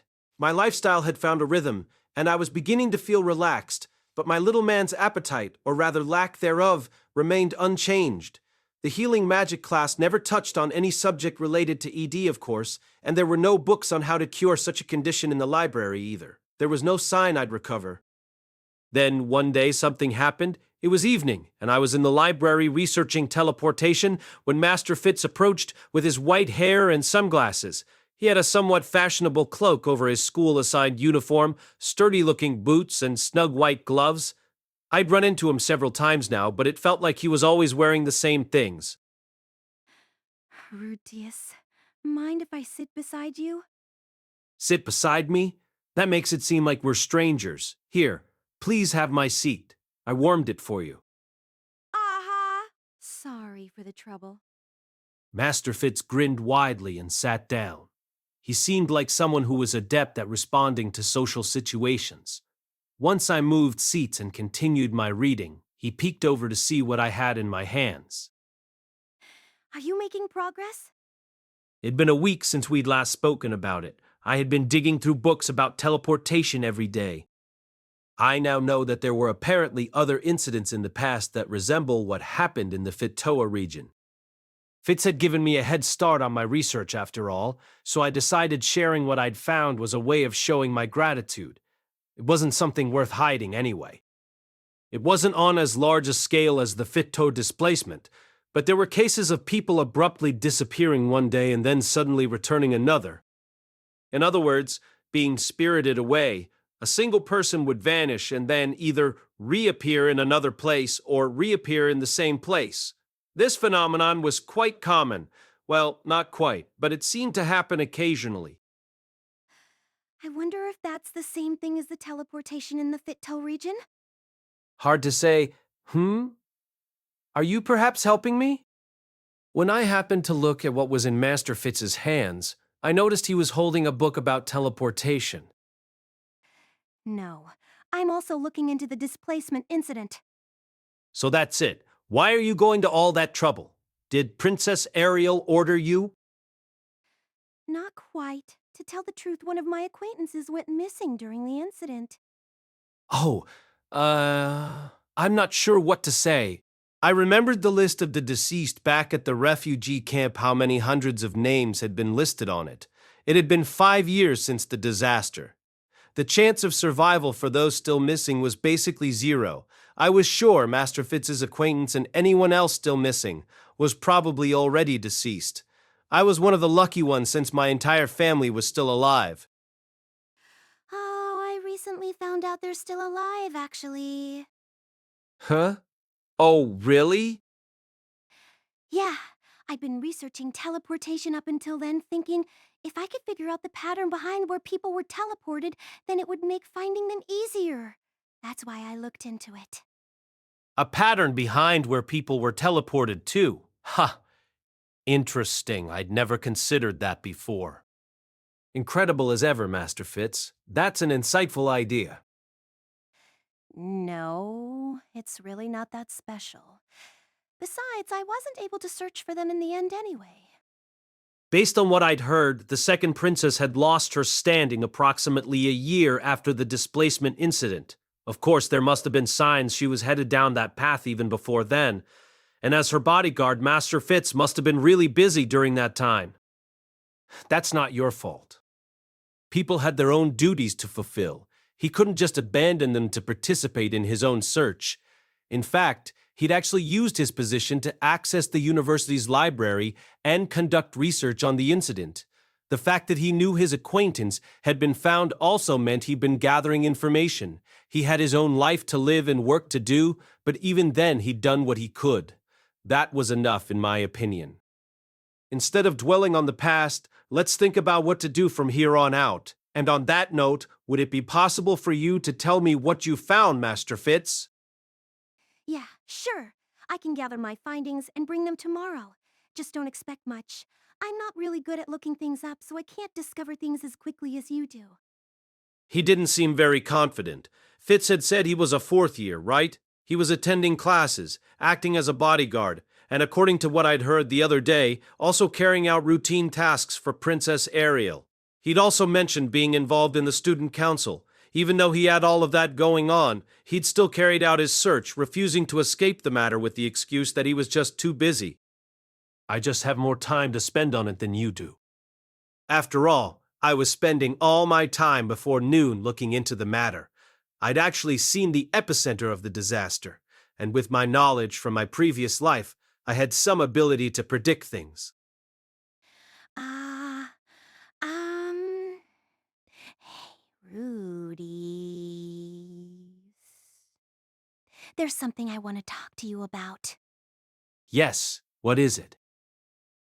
I'd like you to let me help out with your research into the displacement incident. No, in fact, I should be the one assisting you. I'm the one who just began my research recently. I don't even have much information on the topic. But I don't have that much time to spend on it. Even if we partner up, most of the work will fall to you. Does that bother you? Having someone like me who just comes in here occasionally, butting into your research? It might bother me if someone who barely spent any time helping came in just to lambaste my progress, but he didn't seem the type to do that. Besides, it was probably better to have someone with a different perspective weigh in rather than work on it all by myself, right? I wasn't that smart anyway, and Fitz was considered a genius, so he might be able to find something in the data I gathered. It doesn't bother me. I look forward to working together. Yeah, me too. We shook hands and Fitz gave me a toothy grin. The look on his face, combined with the softness of his hand, made my heart pound. Was I seriously feeling this way toward a guy? No, that was absurd. My emotions were just getting off track. After that, I gathered what I'd researched for the day and headed home. By the time we left the library, it was already growing dark outside. Master Fitz and I shared small talk as we walked back to the dorms. Between being the princess's bodyguard and doing chores for her, he was kept busy daily, but once every 10 days he got some free time in the evening. By the way, I saw you at noon. You were amazing. Noon? I tilted my head at the word. What was I even doing then? I was shocked to see the Zenoba Shironi following after you like a little puppy. Ah, by noon he meant when we were eating at our Instacaf terrace, bathed in the attention of surrounding students. You might not know this, but when he first enrolled, he was a violent troublemaker that just fought with everyone. I laughed bitterly upon hearing the troublemaker part. I should have guessed as much. It seemed he wasn't being bullied after all, which made sense. Someone who could pull off a person's head with their bare hands wouldn't be bullied so easily. Although he did quiet down eventually, after Linnea and Persina, two ill-behaved students, did him in. So Linnea and Persena were the leaders of the delinquents, apparently. They challenged the new student Zenoba, who was lashing out all the time, and rather easily managed to defeat him, 2-on-1. Considering how strong he was, I wasn't going to call that unfair. After that, they started treating Zenoba like their underling. I hadn't really witnessed that myself, though. Linnea and Persina might try something with you, so be careful. I think I'll be fine on that front. I'd already acted deferentially towards them. For the moment, I doubted they were planning anything behind my back. I wasn't sure where the delinquents gathered, but I'd almost never seen them at the cafeteria. Well, I don't think they would. And why would that be?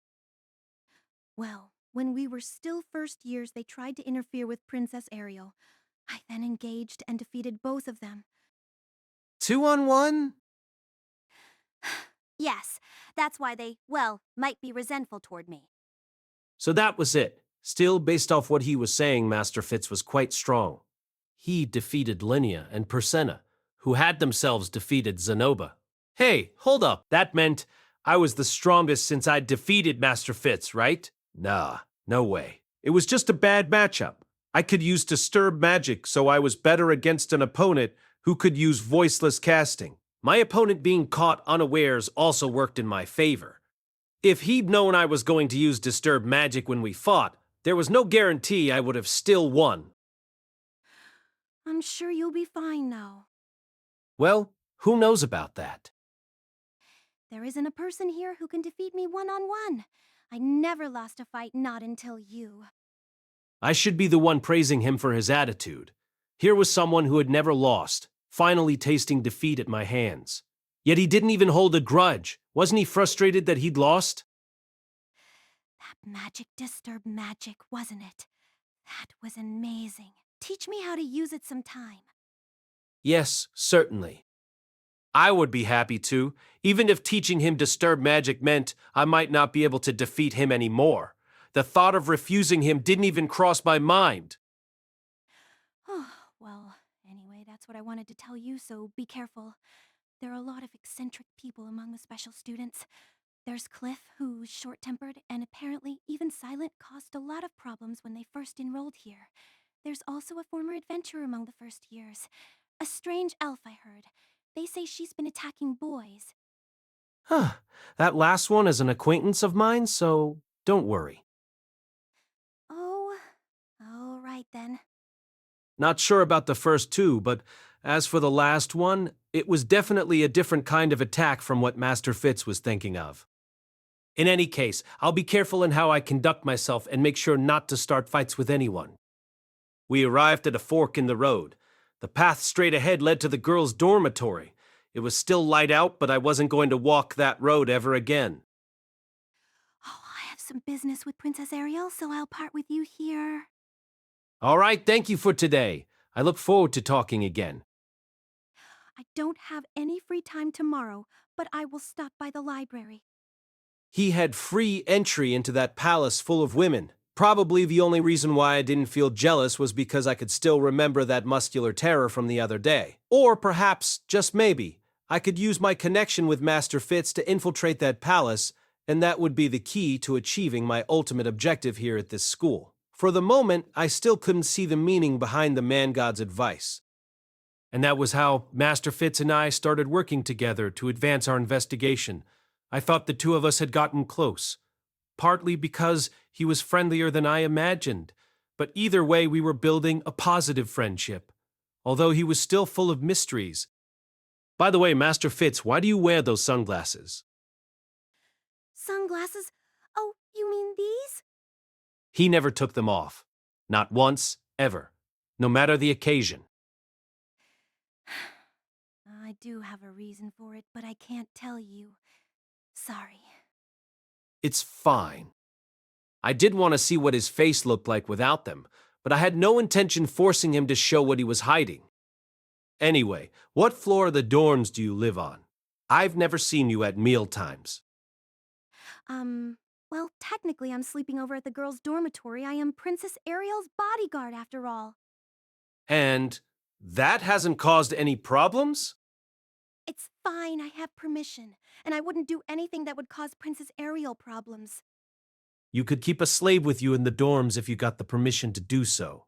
It didn't even have to be a slave. If you were a powerful royal or noble, then a little bit of financial compensation would work in your favor.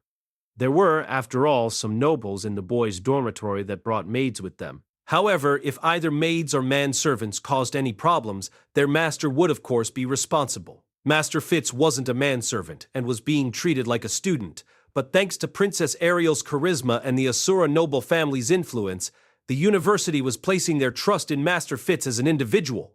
Even that girl Goliath or Big Van Vader, whatever she was called, spoke respectfully when referring to Princess Ariel or Master Fitz, acknowledging their authority. Also, according to what Elenilis told me, Master Fitz was apparently quite popular with the girls. It was the newbies who squealed over Luke.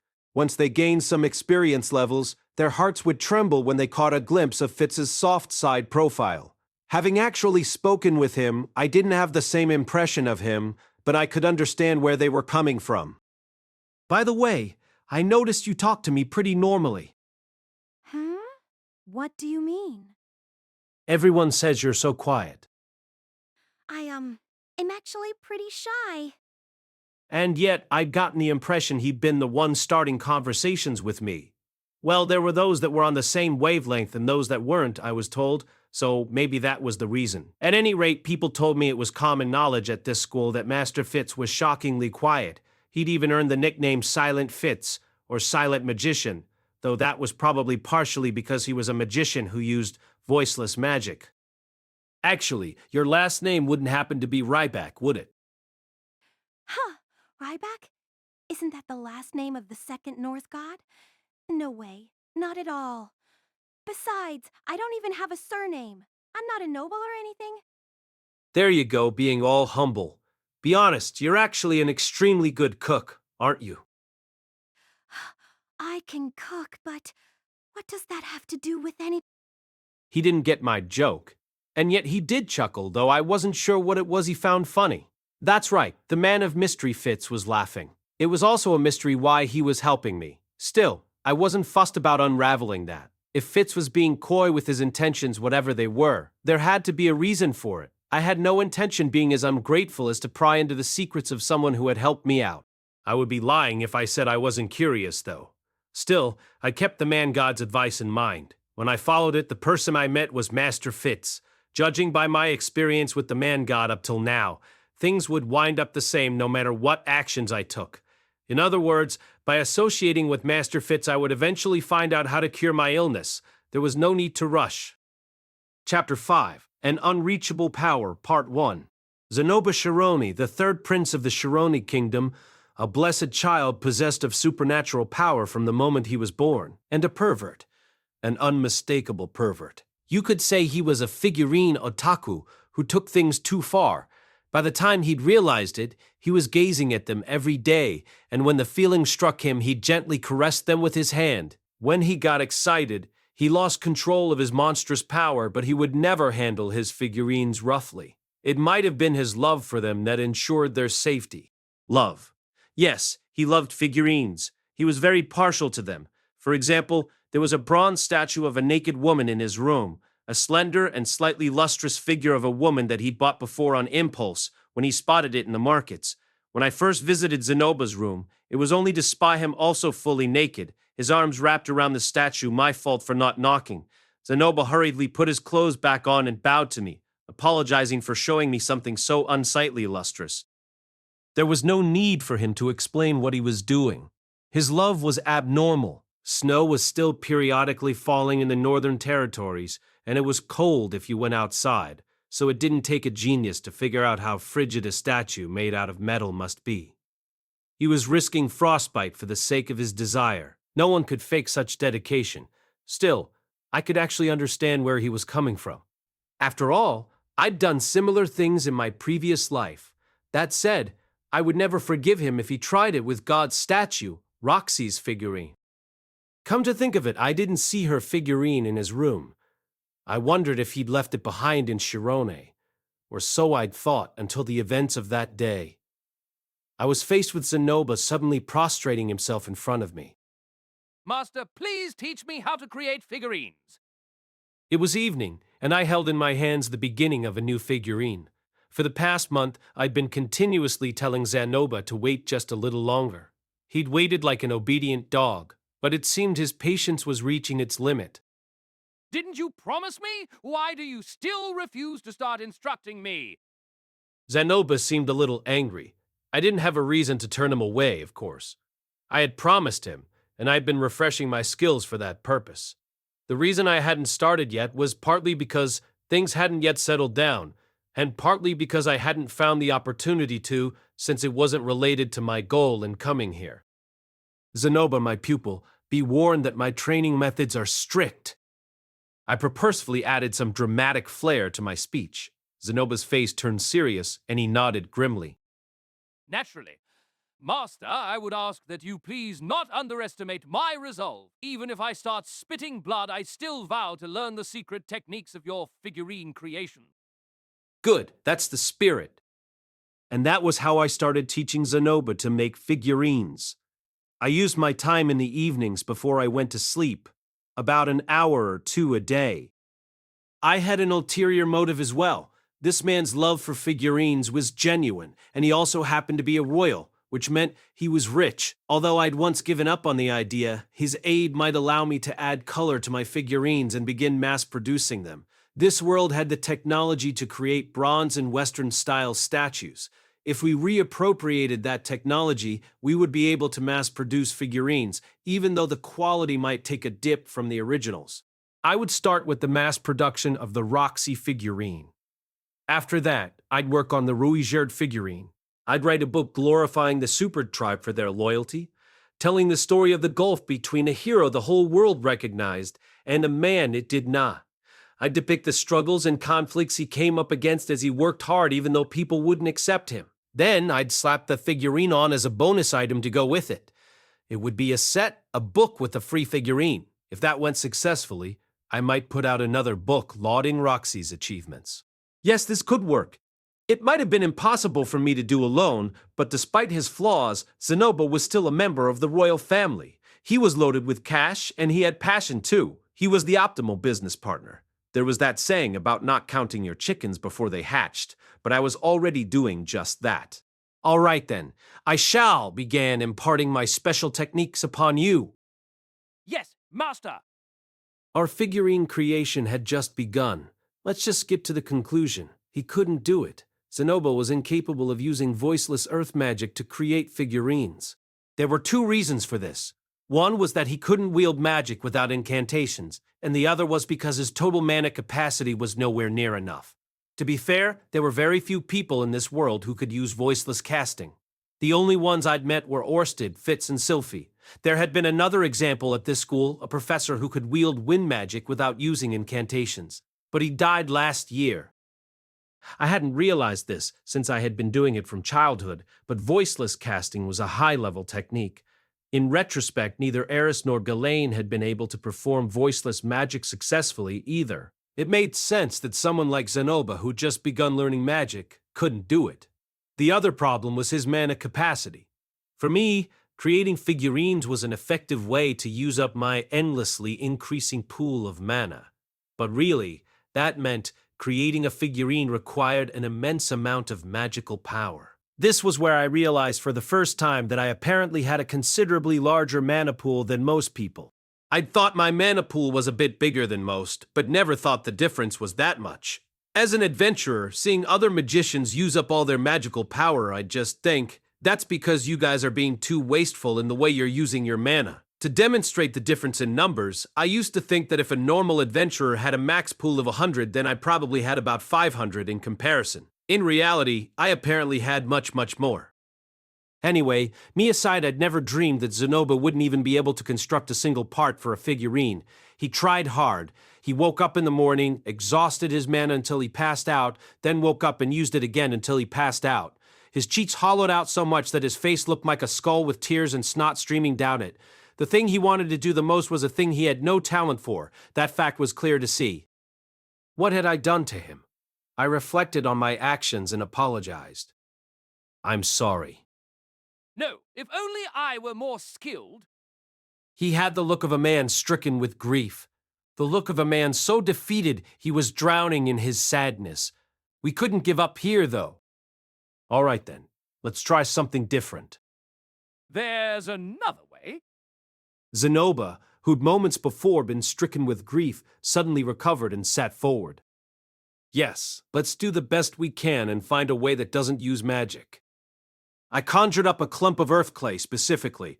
I created this with magic, but you should be able to find it in the natural world as well. I'd heard tales of a famous potter who'd holed himself up in the mountains, but this world's mountains and forests were plagued with danger. Maybe there were beasts out there made of something akin to clay? What are you going to do with that? Chisel it. Chiseling. This was the most primitive, most reliable, but also most difficult method.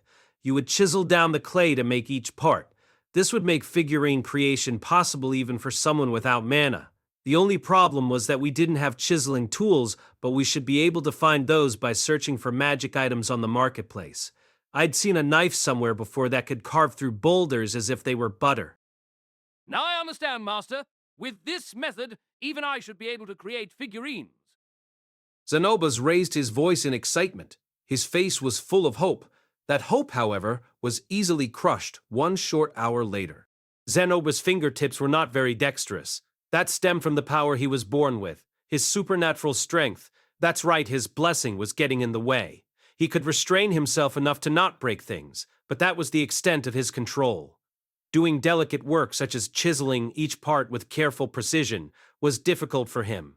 Zenoba worked hard each day, his eyes turning bright red as he did so. His passion was genuine. He was so devoted to creating figurines that he forewent sleep and worked himself to the brink of death. None of it went according to plan, and he had to redo his work countless times. Each time that happened, he would cry, scream, and emit other strange noises. Finally, he completed it, a figurine that he'd created himself from scratch. It was most definitely not a beautiful work of art. It was amateurish, and those in my previous world would have snorted in laughter or made memes out of it. But I knew that this was a representation of his passion, so I absolutely would not laugh. Yet, even without my derision, Zenoba himself knew it was poorly crafted. Master, I can't do it. I can't make figurines like you. He sobbed, as if so stricken with grief that he no longer had the will to stand. He'd grown even more skeletal in the last 2 months, but despite noticing that there was nothing that I could do for him. And that's what happened. I had decided to look to Master Fitz for support. It was truly wretched for me as Zenoba's master to disclose his failings and seek advice from a stranger, but I wanted to borrow someone else's wisdom. I felt such pity for my pupil. You're creating figurines with magic? Fitz was unable to comprehend it. We were sitting with our chairs side by side, and he tilted his head as he listened to my story. Yes, like this. I used earth magic to quickly produce a simple human figure. As discreetly as possible, of course, since magic was forbidden in the library. The simple figure I instantly created was one that resembled a naked Sarabobo. Whoa. What is that? That's amazing. Master Fitz's gaze was transfixed as he closely examined the figurine I'd created. Then, as if to test whether he could do the same, he channeled mana into his fingertips and conjured a clump of mud whose twisted shape resembled a slime. The fact that he immediately tried to imitate what he'd seen was amazing to me. His magic, however, hadn't taken the shape he'd hoped. In the end, he let out a breathy sigh and gave up. I can't do it. Well, my technique for creating figurines was something I diligently worked on over a long period of time. I'd be in tears if he could copy it after only seeing it once. Still, it seemed like he'd be able to do it if he practiced. He could use voiceless magic, after all. This isn't a technique a normal person can imitate. True. As an alternate method, I thought it might be possible to try chiseling down a clump of clay. But his fingers aren't dexterous enough to do it. He hummed and put his hand on his chin as he thought. He had a habit of doing that when he was mulling over something. The sunglasses made him look exceptionally dashing in that pose. On a similar note, whenever he was embarrassed or troubled by something, he'd scratch the back of his ear. Such behavior was fitting for his age and just endeared me to him even more. Granted, I'd heard elves had long lives, so they weren't necessarily the age that they appeared. Oh, yeah. I'm not sure if it'll be any help, but there was someone with a similar case to Zenoba's in Asura's capital. Someone with a similar case, you say? Yeah. They had something they wanted to do themselves, but they didn't have the necessary skills or abilities. So what did they do? When I asked, he hesitated to respond, scratching at the back of his ear. Well, they made a slave do it. Aha! According to Master Fitz's story, this person in the capital had the necessary knowledge but not the abilities, so they purchased a slave, had someone teach them how to do it, and then had that slave create what they wanted.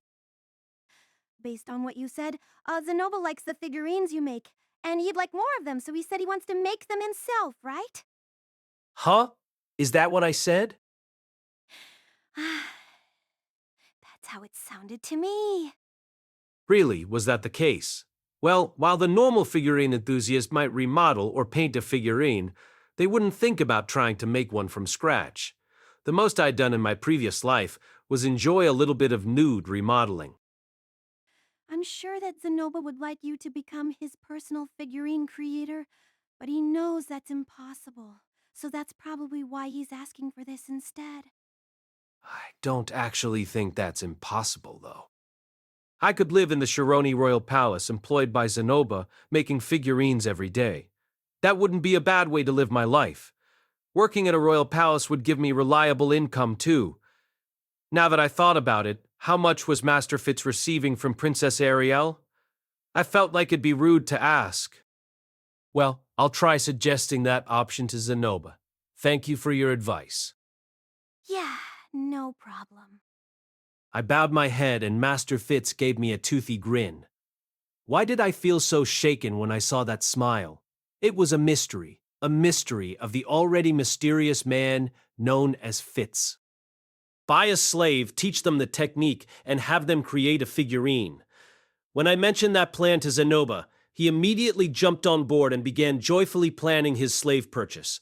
Apparently, though he did want to make figurines himself, he was entirely okay with taking this route if that proved impossible. Much as it surprised me, Fitz's proposal of having a slave do it instead was a widely accepted method in this world. Still, since we were in a master-pupil relationship, Zenoba said he felt it rude to request that I teach a slave instead of him. This was the man, after all, who'd swore from the beginning that he'd learn how to do it himself, even if he vomited blood. That was why he never proposed this method himself, yet felt relieved when I suggested it. And so we've decided to go to the slave market during break next month. I was thanking Master Fitz for his help, once again. I was really grateful to have someone I could seek advice from when I needed it. That's nice. I hope you find a good match. The conversation seemed to be over, but Master Fitz seemed a bit restless. Oh yeah, I'm also free during break next month. Yeah, so, since I have nothing to do, I was thinking about going into town, but I don't really have anywhere in particular I want to go or any friends, so I'd be all alone. He was desperately hinting at something with his words. Was it really okay for a bodyguard like him to go into town? Didn't he need to be by the princess's side in case something happened? Well, none of my business. Luke would probably find a way to make it work. Would you like to come with us during next month's break? You don't mind? I won't be in the way? Not at all. And as a way of thanking you for your advice, I'll treat you to a meal. Really? Then I'll happily take you up on that offer. That was how it became the three of us going to the slave market. Next time, a flower in both hands, a heart-pounding shopping adventure with the smiling elf and the prince with supernatural strength. Just kidding. Chapter 6, An Unreachable Power, Part 2. Nice to meet you. I'm, Fitz. Master Fitz was a bit nervous meeting Zenoba. Zenoba, on the other hand, marched right up to him. I am third prince of the Shirone Kingdom, Zenoba Shiro!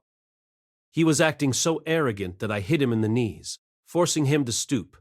I usually wouldn't police how people conducted themselves with a superior, but Fitz was an upperclassman, and Zenoba could stand to lower his head a little at their first meeting, surely.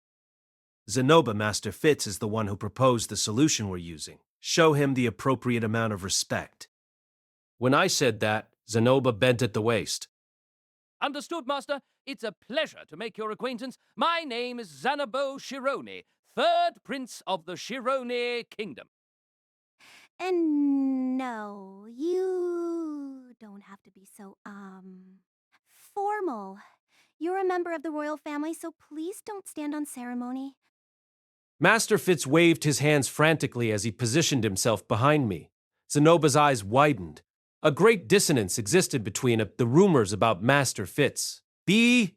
Master Fitz's physical appearance, and C. X 10 Fitz and feared as a magician. He was called Silent Fitz and feared as a magician who could wield voiceless magic. But when you actually talked to him, he was just any other person his age. A kind upperclassman who looked out for his juniors. Well, now that the two of you have met, let's get going. The slave market was in the Commerce District. The buying and selling of slaves was a quiet affair on the Millis continent and in the central continent's southern region, but the northern territories were different. Here, most countries had legalized the buying and selling of slaves, and some even endorsed it. The slave trade was an essential part of the economy in the northern regions of the central continent, so much that some countries would never survive without it. People became slaves for various reasons. There were those orphaned during wars. There were those who were sold as children by their parents when crop harvests failed and they had no other options. There were also those who sold themselves as a way to save their family. There was even a rumor that a slave ranch existed in the darkest parts of the Thieves' Guild. The Magic Nations were generally prosperous enough that their citizens never had to resort to such means, but further to the east were several desolate villages that periodically sold off their children to slavers. Those slaves were then recruited by the Northern Territory's militia or mercenary bands, or bought by the government to serve as cannon fodder during war. Most importantly, the Asura Kingdom had its own connections to the slave trade, buying up the most skilled or most good-looking slaves they could find.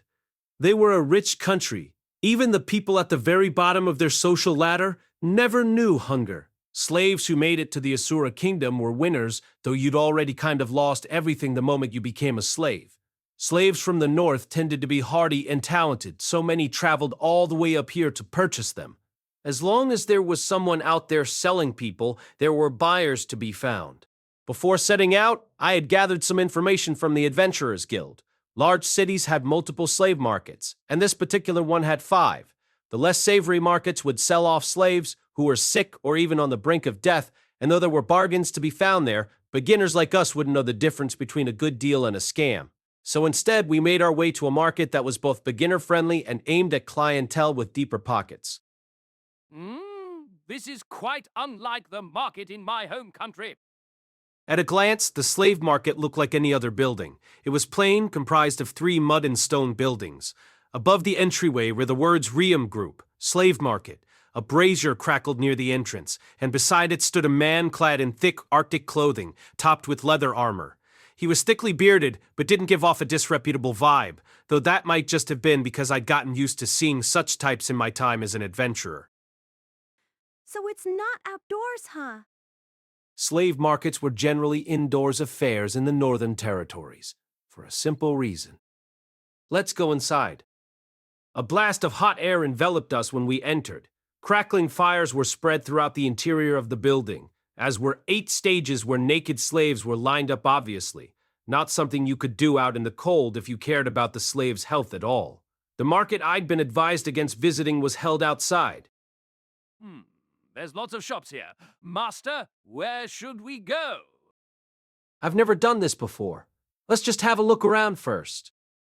The 8 different stores were all owned by slave merchants under the jurisdiction of the Riem Group. They had rows of slaves for purchase, ones they'd either bought or gathered from various places. I wondered if they kept going until they sold all of their wares, or if they were required to swap out with other sellers at a specific time. The clientele gathered around them were fairly diverse. There were adventurers like me, people in noble attire like Zenoba and Master Fitz, townspeople, peasants, students, and merchants, including some merchants shopping for resale opportunities. There were even a few slave owners in the mix, standing around with their newly purchased slaves and merrily chatting amongst themselves. The most shabbily dressed characters might have been pickpockets. No, they wouldn't be able to slip into a guarded market like this. Maybe they were slaves themselves, sent by their masters to find additional slaves to purchase. I further secured the coin bag hidden beneath my robes. Zenoba was the one funding the purchase of the slave, but I was the one handling his wallet. We'd be in deep trouble if someone came along and swiped it from him after all. They really are all naked. They, sure are big. So, that's how they look. I followed his gaze to a group of lean-muscled slaves, probably warriors. The female warrior in the center was particularly nice. She was big, not just her height, but the bulge of her chest, which was enough to make your mouth water. You might think melons like those would get in the way in combat, but I knew from watching Delane fight that that wasn't the case. Is this your first time coming here, Master Fitz? Oh, yeah. Master Fitz scratched at the back of his ear while shyly drawing his cloak tight around himself, probably trying to hide his erection. Exactly the kind of reaction you'd expect from a virgin. I'd been like that once, though, of course. I had a different reason for not reacting now. So, Rudeus, you're used to this? It made me feel a little triumphant to think I might have more sexual experience than an upperclassman, but I'd only done it once, myself, and my partner ran off after it. Nothing to be proud of. Still, it was true that I felt calmer now that I'd experienced it once. A bit too calm, as far as my lower half was concerned. I'm sure you'll feel more at ease once you get some experience. You sure about that? Hey, wait, that means you have experience, You're still so young, I thought. Master, we don't want warriors, do we? We're searching for a race with dexterous hands that can use magic, right? Zenoba jerked his chin at us, as if to say that our conversation was irrelevant to him. He had no interest in women, it seemed, even though he'd technically been married once. Guess his libido was just entirely absent. A race with dexterous hands. That's gotta be a dwarf, right? a dwarf that can use earth magic, though the latter is more important than their race. Despite the size of the market, there weren't many dwarves among the slaves. Most of the people on sale were clearly warriors, and none had the dexterous hands we were looking for. I think we could make do with a child even if they can't use magic yet, since Rudeus can always teach them that later. Why a young one? It's easiest to learn voiceless magic when you're young. Oh, really? Is that true? It's almost impossible to learn once you're older than...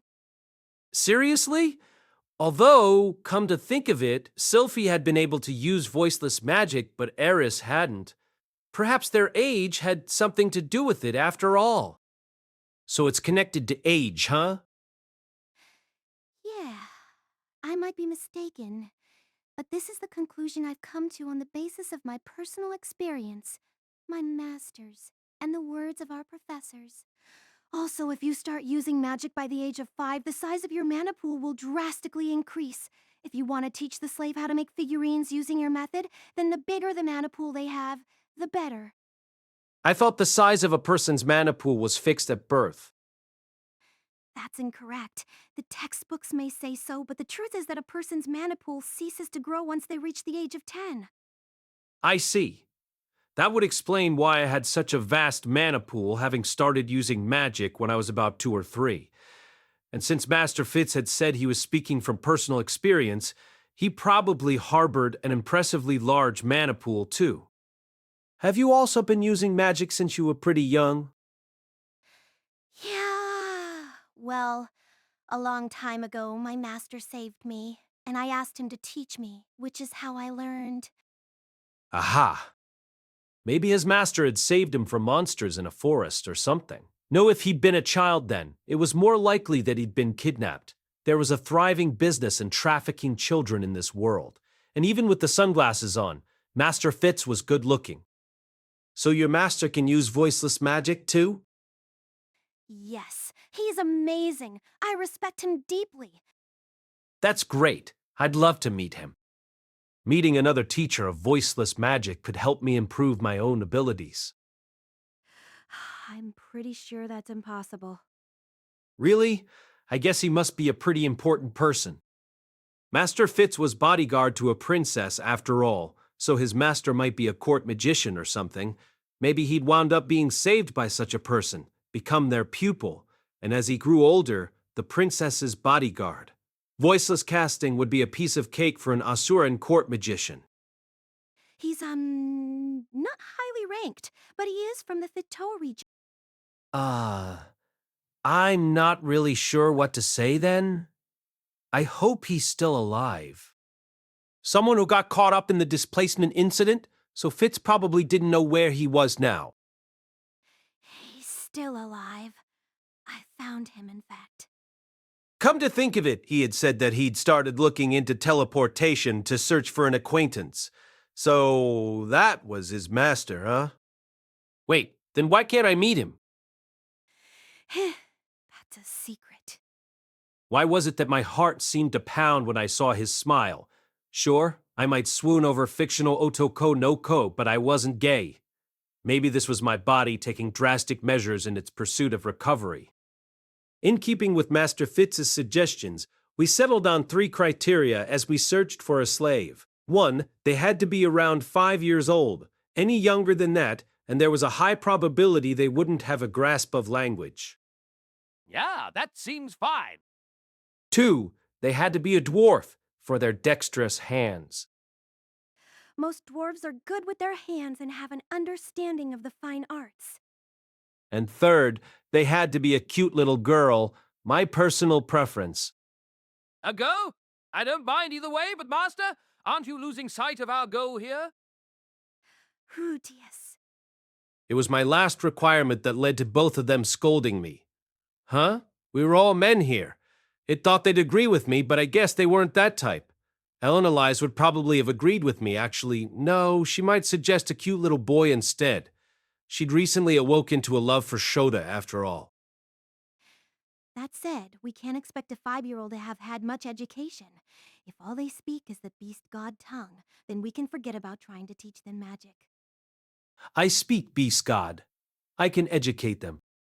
Truly, Master, you never beast god language. You never... I guess. I puffed up in pride at his compliment. I might not look it, but I was multilingual after all. I'd even taught a 5-year-old in the past.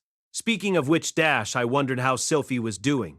Elanias and Master Fitz were testament to my fascination with elves, whose slender beauty both men and women would appeal to any old-school fans of fantasy. Sylphie had elf blood in her, and she would be about 15 right now. I bet she'd grown into a green-haired beauty, and judging by what Paul had said, her magic skills had really advanced too. Her fame should be spreading far and wide, and I'd know her the instant I saw her, I was sure. But I hadn't heard a single whisper about anyone fitting her description. I wondered where she was right now. At any rate, we've decided on our requirements, so let's try asking one of the merchants. I headed to the information center. Behind the desk was a macho dude with a slick bald head and a mustache. He seemed puzzled when he saw Master Fitz and I, but then nodded in satisfaction once he spotted Zenoba. Excuse me, we're actually looking for... Hey there, welcome. What you looking for? A fighting type that can act as a bodyguard. We have some available right now. We do have some magicians as well, but you'd probably be better off going to the university in that case. Or are you interested in the type that can, Nah, you don't even have to say. I can tell by your mug that you don't exactly attract the ladies. We have one curvy girl in her 20s, a former prostitute, so she's pretty skilled, and of course she doesn't have any diseases. The man took an iron claw to the face and was lifted into the air. Don't ignore my master. I'll rip out that ridiculous waggling tongue of yours and take your jaw off while I'm at it.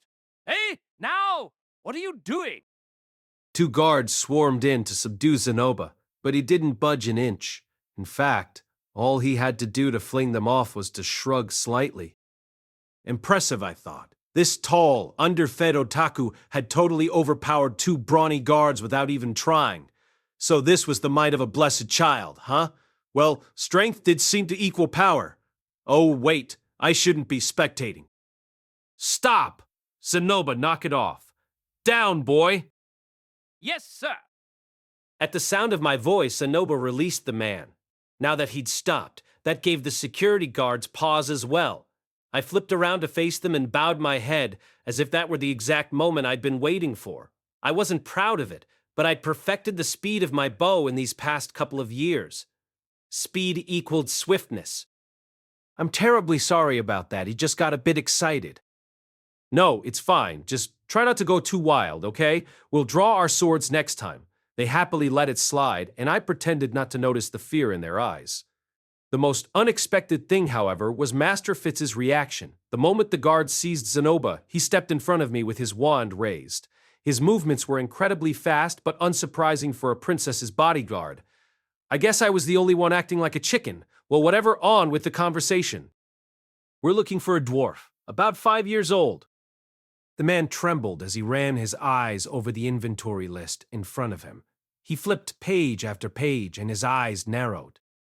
We don't really have many dwarves round here to begin with, especially 5-year-olds. It seemed our requirements were too specific after all. Dwarves mostly lived on the Millis continent, to the south of the Great Forest at the base of the Blue Worm Mountains. It doesn't have to be a dwarf. If they're dexterous with their hands, that'll do. Oh, we do have one. Just one. A 6-year-old dwarf girl. Her parents were in debt, so her entire family was sold off to slavery. She's not in the best of health, though, malnourishment, I guess. Well, she'll probably be just fine once you get some food in her. She doesn't speak the human tongue, and since she's only 6, she can't read either. I see. And what's the status of her parents? We already sold them both. Come to think of it, I'd heard something in my adventuring days about dwarves who thought they could make it anywhere as long as it had a mountain. That logic worked fine if they left the Millis continent to work in the King Dragon Mountains, but every so often you'd get misinformed morons who came up north and found themselves unable to do anything productive. This was a perfect example of a worthless father whose entire family had to pay for his stupidity. Well, why don't we just go ahead and meet her then? Macho called out, and a merchant showed up. He was dark-skinned and heavy-set, most likely from the Begarit continent or born to a parrot from there. He was also sweaty, wiping himself often with the damp cloth around his shoulders, but the market was hot. I'd taken off my robe and Zenoba had removed his cloak. Only Master Fitz remained fully clothed. In fact, he seemed perfectly comfortable, judging by the look on his face. Well, okay, his face was bright red, but that was for an entirely different reason. Greetings. I'm the branch manager for the Domini store, a subsidiary of the Riem Group. My name is Febrito. Zenoba was reaching for the man's face, so I forcefully took his hand into mine and gave it a shake. A pleasure. My name is Rudeus the Quagmire. When I offered my name, the man looked dubious for a moment, but his expression quickly shifted into a broad smile. Oh, so you're Quagmire. I've heard of you. They say you took out a straggler last year. I was just lucky. My opponent was also weakened. Febrito took a brief glance over at Zenoba and Master Fitz. I hear you're looking for a dwarf today. Yes, this man over here will be funding the opening of a new business venture. We're looking for a child to drill with the necessary skills from a young age. It was a haphazard explanation, but it wasn't a lie. I see. I can't really recommend this particular individual to you, but why don't you have a look first? This way, please. We followed Febrito out back and to the slave storage. Well, I called it storage, but it was just lines of steel cages connected to pulleys. Each cage was just about a single tatami mat wide, with 1 or 2 people crammed inside. The merchants probably washed and oiled them to give the machine before putting them on display. But Mushoku Tensei Volume 8 by Rifujin Namagono, cast by Artale Studio, if you are interested in creating your own audio drama like this. Please visit artale.ai and use promotion code Artale to activate your account. Now, enjoy the story. They were filthy right now, and a whiff was enough to make me crinkle my nose. Upon closer inspection, I saw weeping children and others with piercing glares full of murderous intent directed our way. There were a few others like us, conversing with other merchants in the storage area. Febrito walked swiftly through the gaps between the steel cages, calling out to someone standing at the edge of the pathway. Hey, is that one dwarf kid still alive? Yep, she's hanging on. Where? Over here. We went deeper into the storage area. The heaters didn't seem to work all the way back here, so it was a bit chilly. Febrito's subordinate stopped in front of a cage that held a girl with a blank look in her eyes, seated with her knees drawn up to her chest. Well, bring her out. Roger that. Febrito's subordinate nodded and opened the steel cage, dragging the girl out. The child had a collar around her neck and shackles around her feet. Her skeletal body was covered by pathetic rags. Her hair might have been orange once, but was now a disheveled, filthy mess with strands of gray peppered throughout. Her face was pale and her eyes were hollow as she wrapped her arms around herself, trembling. I realized it was chilly, but that didn't seem to be the only reason for her quivering. It was a painful sight to behold. Strip her. Her shivering didn't seem to bother Fabrito's subordinate, who quickly ripped the rags right off her. Her deathly thin, undernourished, and underdeveloped body was left completely exposed.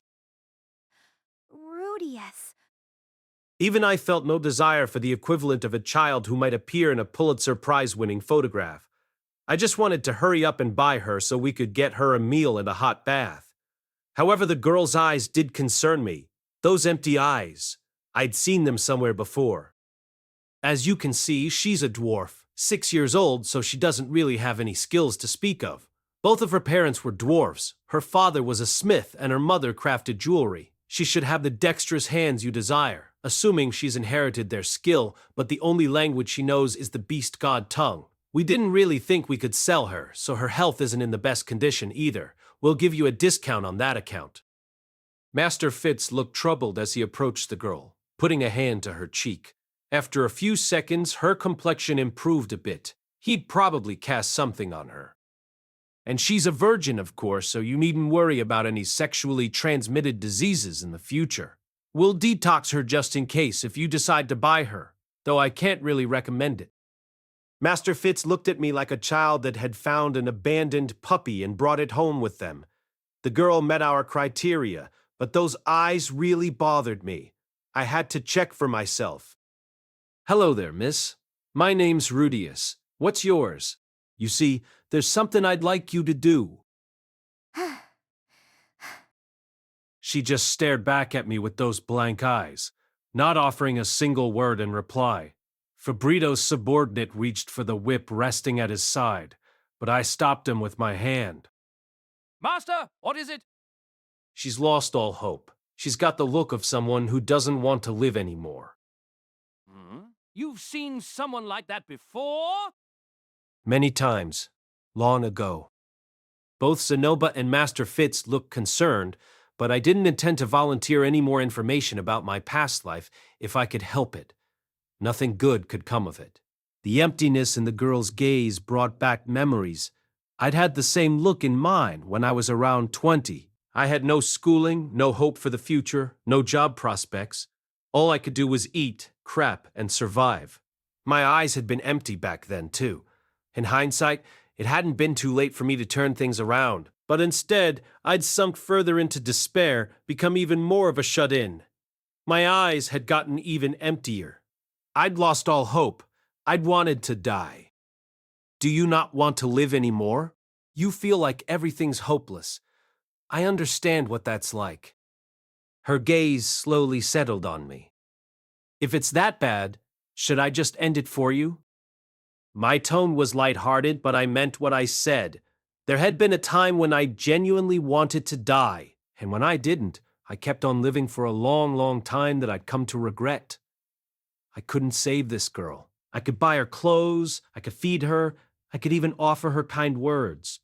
But I knew better than anyone that that didn't equate to saving her. It wasn't saving a person to force them into something that they didn't want.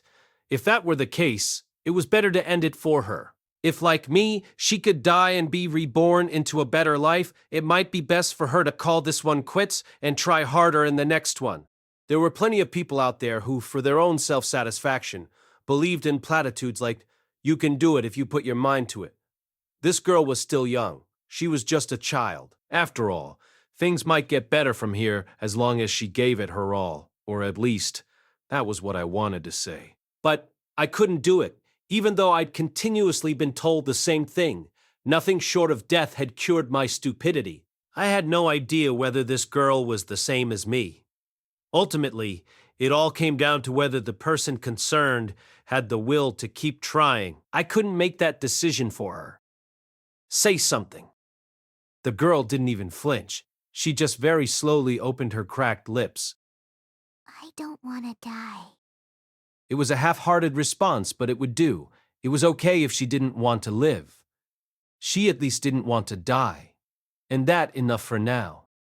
We'll buy her. I wrapped the robe I was carrying around her shoulders. Then I used magic to warm her up and chanted a detoxification spell. Healing magic wouldn't do anything for her stamina, so we'd just have to get some food in her. Mr. Fabrito, how much? She was the equivalent of 10 Asura large copper coins. That was her price. We took the child to a wash area at the edge of the slave market to bathe her, then headed to the commerce district to purchase clothes and other necessities. We finally wound up at a ritzy cafe, not somewhere I'd have gone by myself, but Master Fitz was the one who picked it. He fit right in while Zenoba was completely unfazed, as befitting of royalty. The girl we just purchased was wholly focused on gulping down food, soiling the dress we'd bought her in the process. I was the only one who felt uncomfortable in such fancy surroundings. Glad you like it? By the way, Rudeus, what's her name? What's your name? Name? Huh? Was I not communicating the words clearly enough? I hadn't used the language for about 3 years now, but I'd done fine in the Great Forest. Maybe those in the Doldia village had indulged me the same way someone from Japan might indulge an American who showed up in Tokyo and claimed to be fluent in Japanese. What are you called? The child of Bazaar of the Holy Steel and Militella of the beautiful Snow Ridge. I had no clue what was going on, so I just translated her words verbatim. When I did, Master Fitz simply replied, "Oh, okay," nodding to himself with a knowing look on. Dwarves don't get an official name until they're 7. An official name? When they turn 7, they receive a name that's fashioned after something they're good at. So that was it. Master Fitz was knowledgeable as always. Still, we need something to call her. Her parents are gone. We'll just have to name her ourselves. We're going to decide on your name now. Do you have any preferences? I asked the girl myself, but she merely tilted her head. I was starting to worry about her apparent cluelessness. Was she really going to be able to make figurines? She's a little girl. Let's give her a cute name. Master Fitz's reasoning sounded like something a girl would say. It made me want to do the opposite and give her a tough-sounding name. But no, I couldn't do that. We had to do this right. Zenoba, let us hear your opinion. Are you sure it's all right for me to decide? You're the one who funded this venture after all. Then Julius it is. Isn't that a boy's name? Isn't that a boy's name? Yes, it was once the name of my poor little brother, the one I killed when I misjudged my own strength. I couldn't quite control my face when he said that. I knew that Zenoba had killed his little brother and been dubbed the head-ripping prince for it, but didn't know how to react to the indifference with which he spoke. Master Fitz just looked confused. She'll be staying in my room, won't she? She should bear a name that I feel a connection with. True. Zenoba's room was one fit for royalty and hence very spacious. My room would have worked, too, especially since I spoke a language she understood. But it just seemed more natural for her to stay with Zenoba, given that he was the one with all the money. You needed a permit to buy slaves and then have those slaves live with you, and such permits were easier for royalty to obtain. Well, that's fine, but at least make it Juliet. She is a girl, after all. That's fine with me. Juliet it is, then. Julie.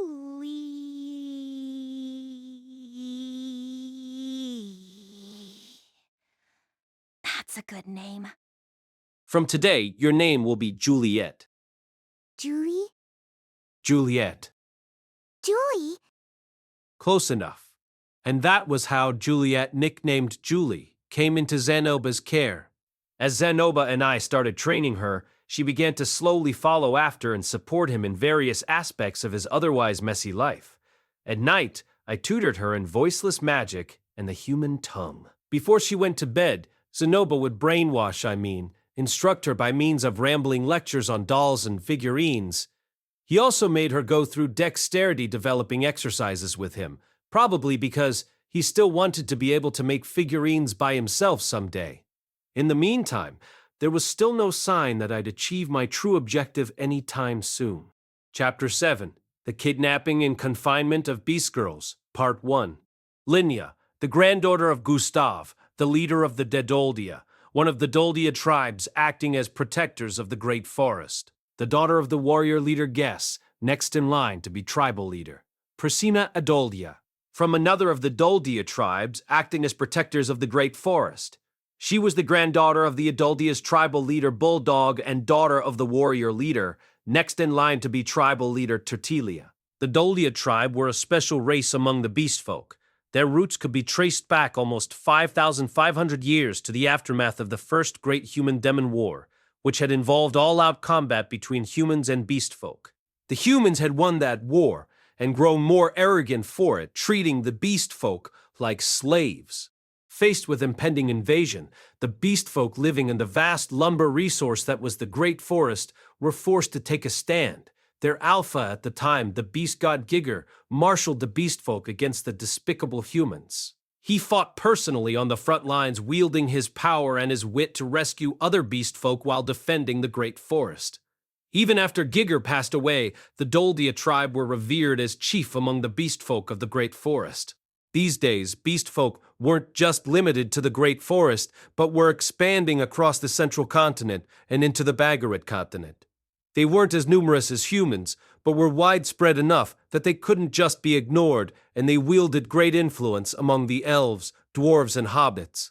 There was enough military power within the Great Forest to go toe-to-toe with the holy country of Milis, if the beast folk so desired.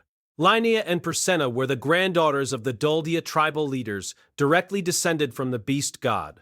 They would either become tribal leaders in the future themselves, or at least be the wives of men who took the position. In human terms, they had the same standing as princesses, no less important than those of a major nation like that of the holy country of Milis.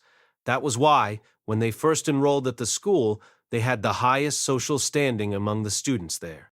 Why, then, had these girls come so far from home to study in such a distant land?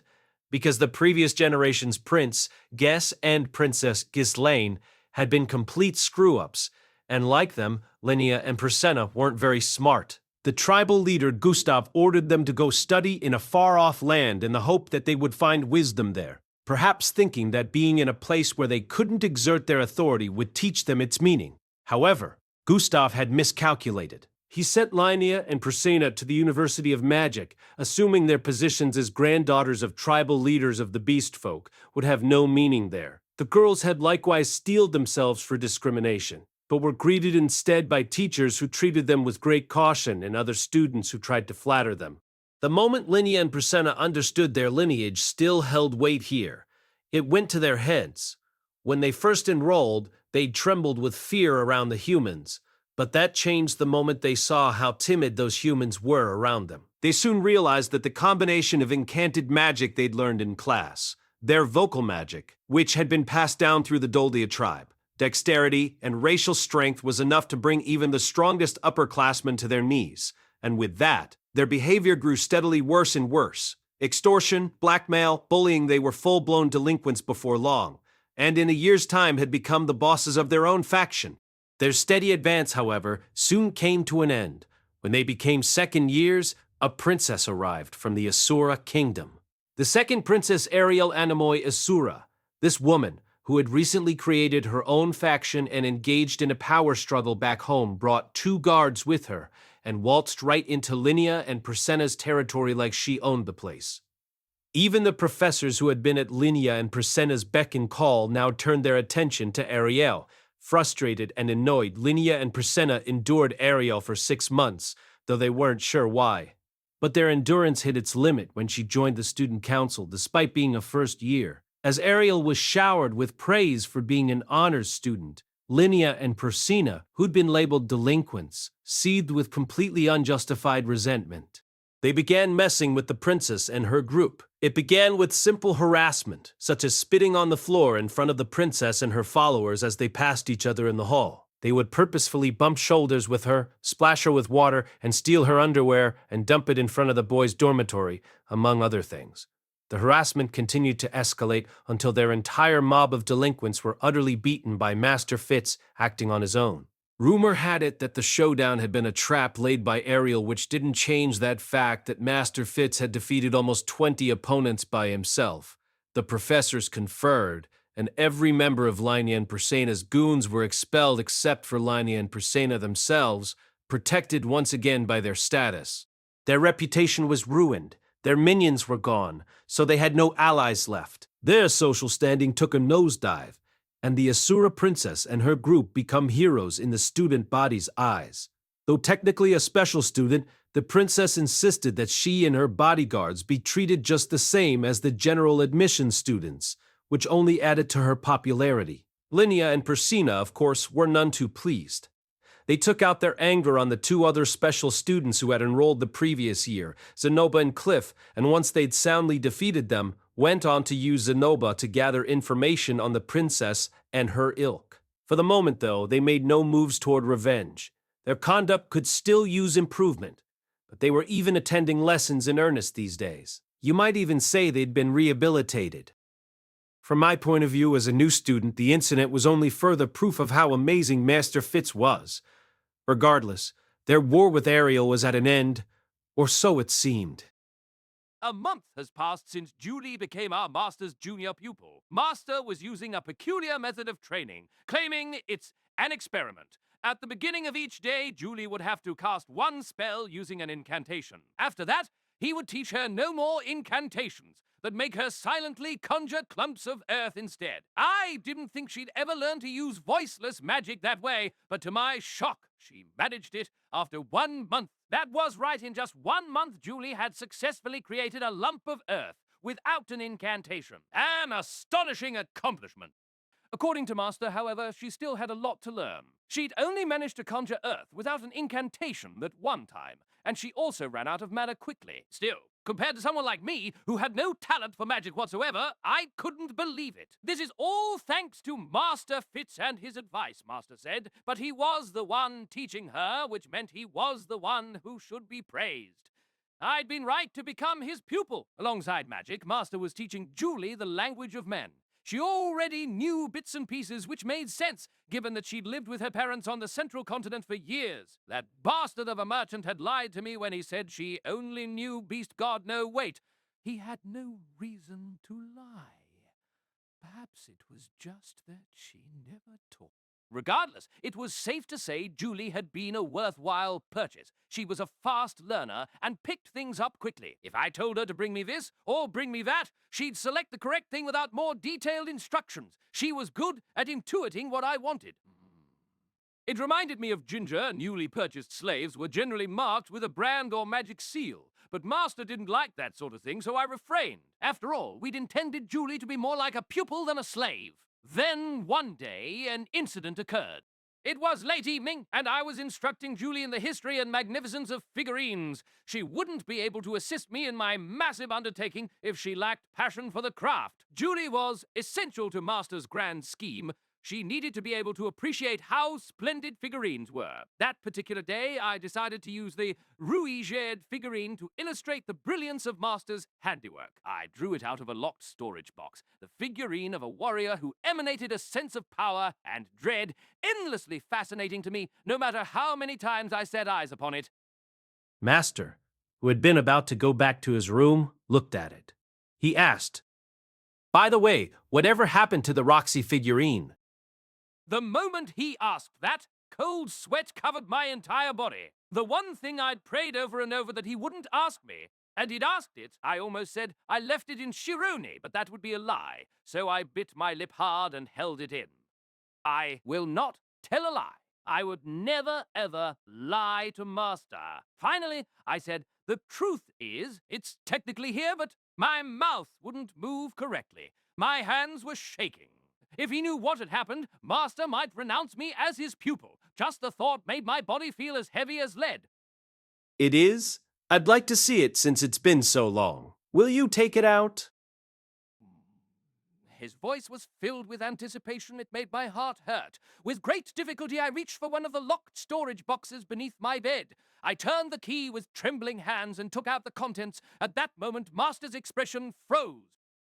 Hey, what the hell is this? His voice shook. It was flat, with no intonation, and yet somehow it shook. I was close to tears. I'd never been so scared before. Master's masterpiece, the one Nate-scale Roxy figurine, was tragically broken into 5 pieces. Her head was ripped off, the parts that made up her clothes were smashed, her arm was broken off from the elbow, and her leg was bent at an odd angle. Only her sturdy staff had made it out safe. Explain this, Zenoba. Come on. Just what the hell is this, huh? Didn't I tell you how grateful I was to my teacher? How much I respect her? Didn't you understand how much I poured those feelings for her into this figurine when I made it? It was clear that Master was truly furious. He responded self-deprecatingly when Linnea and Pacina made fun of him, got dispirited when Cliff lashed out at him, and when Luke made fun of him. All he did was look troubled. But that same man, my master, was now overflowing with murderous intent. Terrified, Julie hid behind me. I wanted to hide, too. Don't tell me, are you trying to mock Roxy? Are you actually my enemy? Ooh. That's not it. I frantically shook my head. Master talked all the time about Lady Roxy, about how amazing and deserving of respect she was. I sensed it wasn't merely adoration, but something more akin to religious fanaticism. It was the same vibe I got from the Temple Knights. Frankly, I didn't really care at all about Lady Roxy, but if I said so, Master would strike me down in anger. If he got serious, there'd be nothing left of me but cinders. I had the supernatural strength of a blessed child, but my body wasn't that resistant to magic. That's not it at all. This is my most precious possession, the one I wagered when I dueled Linnea and Pacina. After I lost that duel, it was tragically destroyed when they trampled it with their feet, but I absolutely did not do anything to mock Lady Roxy. Duel, you say? I told him the rest of the story, speaking the truth with sincerity. 1 year ago, Linnea and Prasenna had challenged me to a duel. The loser would offer up the thing most precious to them, which for me was my Roxy figurine. I had no doubt I would win, given that I was a blessed child and had never once been defeated while I was in Chirone. Even if they used advanced tier magic on me, I was prepared to shoulder through it and swing my clenched fists at them. But the two of them used some strange magic on me. They paralyzed me, then, as I was unable to move, finished me off. I sobbed and sobbed as I handed over my figurine. It had to be done, though. I'd lost, after all. It was my own fault I'd had such a wondrous item taken from me. Anyone who saw it would have wanted it. But somehow, if you can believe it, those two had no appreciation for the item's value. They said things like, "What the heck is this?" and "creepy mew" before dropping it on the floor and stomping on it, breaking it into pieces. Once I'd explained it all, Master's murderous intent subsided. So that's what happened. I understand. He understood. With that thought, I lifted my head only to squeak pathetically. The killing intent emanating from him hadn't subsided at all. There was now something even more sinister about the expression on Master's face. You should have told me right away. If I'd known that was what had happened, I wouldn't have smiled like such a fool. Words sounded almost gentle, but I could see right through them. Master didn't talk that much about figurines. Lately, I'd even found myself thinking he didn't love them that much. I was wrong. The feelings hidden within my master's heart burned fiercer than anyone else's. Let's teach those girls a lesson. Linnea and Pacina were going to die tonight. I was certain of that. I trembled with what I thought at first was fear, but soon realized was joy. Yes, Master! With this powerful ally at my side, I could finally exact revenge for my destroyed figurine. I absolutely hated bullies. I might forgive the girls for ordering Zenoba around like a servant once he'd lost to them. Dash, after all, they'd quieted down once Master Fitz did the same to them. But I could never, ever forgive them for not just taking something that someone else had made, but purposefully trampling on and destroying it. An outrageous show of violence, it was the same as someone taking a bat to someone else's computer. Ugh, damn it. I wouldn't let those foul girls get away with it. It might have been just a figurine, but they'd kicked Roxy. That was the one thing I could never forgive. I'd chuckled at historical records of Edo period officers making suspected Christians step on objects depicting Christ to prove their guilt. But now, I understood those Christians' feelings. I understood the insult of watching someone trample on something you believed in, right before your eyes. The truth behind the Shimabara Rebellion. The humiliation of Kanasa. The Crusaders who made their impossibly long trek to the Holy Land.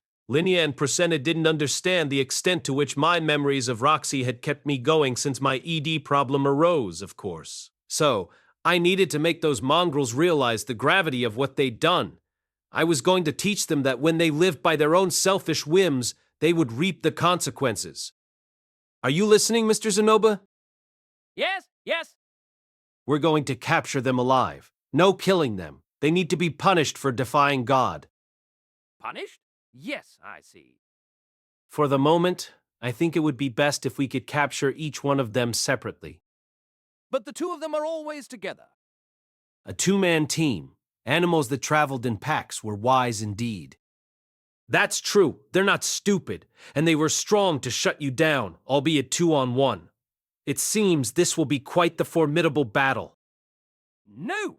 I think they're no match for you, Master. Let's not overestimate my abilities. Victory falls into the hands of those who remain humble, after all. I was maintaining my composure, calm and collected. Back when I was an adventurer, being level-headed meant the difference between life and death. If I kept my cool, I could obliterate these two fiends. All right, here's my plan. Okay. Their battle strength is an unknown variable, but I already know their attack style. One will rapidly charge, using magic and the like to confuse their opponent, while the other uses that distraction to render their enemy powerless with vocal magic. It may seem simple, but they're both about equal in strength. If they're attacked from the rear, they can immediately switch roles. The one being attacked would devote their attention to dodging while the other focused on using paralysis magic against their opponent. How had Master Fitz managed to break through their coordination? I should have asked him. But this time, it will be 2-on-2. On a more level playing field, you, Zenoba, should have no trouble keeping up with them as a blessed child. Master! You don't even need me. You could devastate them on your own. Zenoba, you idolize me because I'm your master. And while I appreciate that, when it comes to hand-to-hand combat, my childhood friend who was 2 years older than me always beat me senseless. I've done a lot of physical training since then, but I can't honestly say I feel confident about it. What? There's someone out there that could beat you senseless, Master? Of course, at least 4 that I know of. Eris, Ruigerd, Ghislaine, and Orsted. Those were just the ones I knew of. There were certainly more out there, and no guarantee that Linnea and Persena might not be among their number. I could defeat Eris if I used magic and my demon eye, but we'd never seriously fought each other. Linnea and Persena were about the same age as Eris. It was probably best to assume they were both as strong as she was. You're being far too humble, Master. Zenoba, victory must be absolute. The past cannot repeat itself. Master Roxy must never again be trampled upon. To be honest, I would really like to enlist the help of Master Fitz and Elanias, but unfortunately, they both seem to be busy. We'll have to do this on our own. Elanias wouldn't get involved in a personal squabble anyway. Even though she'd spent time with Roxy, she'd still probably say, it's just a figurine. It's not as though the real Roxy got beaten up. Cold-hearted woman. Very well, let's issue our challenge to them. In my homeland, it's an ancient custom to send a letter with a knife and a single flower. Among the Doldia tribes, throwing rotten fruit at your opponent's head is apparently the equivalent method. Granted, I've never heard of this custom before, so that might be a lie. What do you think, Master? We'll launch a surprise attack. What? But isn't that underhanded? Zenoba. I'm sorry, I was speaking out of turn. Huh. I didn't care if he thought it was underhanded. This wasn't a duel. This was a holy war. All you had to do was win. In the end, however, I gave up on launching a surprise attack because I couldn't think of a way to deceive their keen sense of smell. We decided to simply ambush them, fair and square. We went to a building some distance from the main school building, searched for the route to the dorms, and settled on a deserted spot. There was a forested patch by us, making this a wide-open spot with poor visibility. We crossed our arms and stood there with our feet firmly planted. It was evening. The path was practically empty. We'd chosen this time frame because it was when our opponents' classes ended and they left the school building. Additionally, they might have less mana at the end of the day. That aside, we were waiting a while. The girls stayed to the very end of their classes, completely at odds with their delinquent image. They should have been blowing off their afternoon classes and gathering with the rest of their ilk in front of a convenience store. The evening deepened, and the area around us began to grow dark, swallowing the shadows cast by our bodies. I started to think it might be embarrassing if someone saw us like this, standing together in our ridiculous stances, just waiting, and then they finally appeared. What's this, Mew? What's going on? Hey, you two! You're standing in our way, Mew? She made her demands, but we didn't move. Prasenna's nose twitched as if she smelled something. She licked the edges of her lips, grinning widely. Linnea, it seems like they want to go at it. Linnea took a long, hard look at Zenoba, who was standing behind me. Then she let out a single sigh. Zenoba, don't you feel embarrassed at all, Mew? I can't believe you've brought this tiny boy with you for your one chance at revenge. In response to Zenoba's dismissal, a blue vein throbbed in Linnea's forehead. Why, you! I don't like your attitude, Mew. Looks like you want us to break that other figurine you have too, Mew. Master, leave this to me. Zenoba wore an indignant look as he stepped forward, but I grabbed him. I shared his anger. She was probably talking about the Rudeus figurine, in other words, threatening to destroy the image of another person who'd saved my life, someone I respected and considered a friend. Don't worry about it. You have no reason to be embarrassed. They're the ones who should be embarrassed, always attached at the hip like that. It's almost like they want everyone to know they can't do anything on their own. What did you just say, Mew? The girls radiated threat and incredulity, but I wasn't afraid. I knew people who overflowed with far more murderous intent than them. If I'd said something offensive to one of those people, they wouldn't have opened their mouth. They would have just attacked. They'd punch you, drag you to the ground, jump on top of you, and start swinging their fists, all while spitting hateful words at you. These two were chumps by comparison. Noopy! Stop acting so full of yourself, Mew. I'll be nice and let this slide, since you're an acquaintance of my grandfather. But keep yapping like that and I'll destroy you. What was with her attitude? She was acting like we were picking a fight with them for no reason. If you get it, then go on, get out of here, Mew. We're busy honor students now that we've given up on being delinquents. Mew. Go fight somewhere else, Mew. There was a proverb, if you dislike a man, you will come to hate everything he stands for. Long ago, I would have found that Mew pretty titillating, but right now it felt like she was mocking me. Mew, I'm sick of hearing it. Are you incapable of normal human speech? The beast folk I'm acquainted with could all converse properly. You aren't a baby anymore, so stop talking like one. Mew! Linnea's mouth flew wide open. Then her pupils rapidly narrowed. An angry breath exited her lings, and her tail stood up straight and rigid. You bastard! I'll strip you naked and throw water on you, Mew. I'd had that done to me before. What a pathetic excuse for a threat. In fact, it just sounded stupid when she said it. Tsk! Linnea always loses her temper right away. Fuck! Prasenna mumbled to herself as she bared her fangs and put her hand to her mouth. I flashed back to the time that Gustav did the same thing and rendered me powerless. She was about to use vocal magic. Fa! As if called into action by Prasenna's movements, Linnea kicked off from the ground. There was a resounding boom as she leaped to the left and disappeared. Linnea will move 3 steps to the side and then suddenly change course and attack. She was fast, but I'd already activated my eye of foresight. Zenoba, you take care of Prasenna. As I followed Linnea with my eyes, I thrust my hand toward Prasenna. Vocal magic was difficult to track with my demon eye. It was best to stop her before she used it, but I had no idea how the flow of mana for vocal magic worked, so I had no idea if disturbed magic would do the trick. Instead, I conjured a large cloud of dust right in front of her. Shaw. At the same time, Linnea came diving in. I could see it. Her attack was slow, clumsy, and backed by all the force she could muster. I could probably have handled it just fine even without my demon eye. She couldn't compare to Eris, whose attacks were faster, sharper, stronger, tougher, and more bestial than actual beast folk. I countered her attack.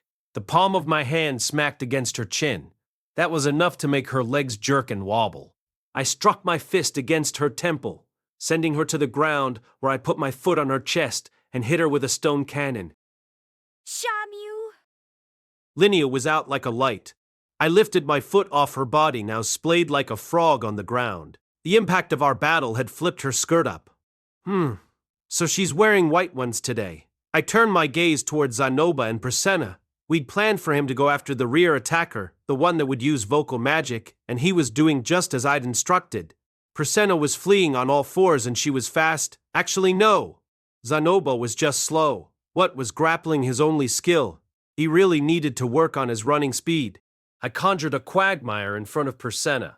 Her feet were suddenly sucked into the mud and she face-planted into it.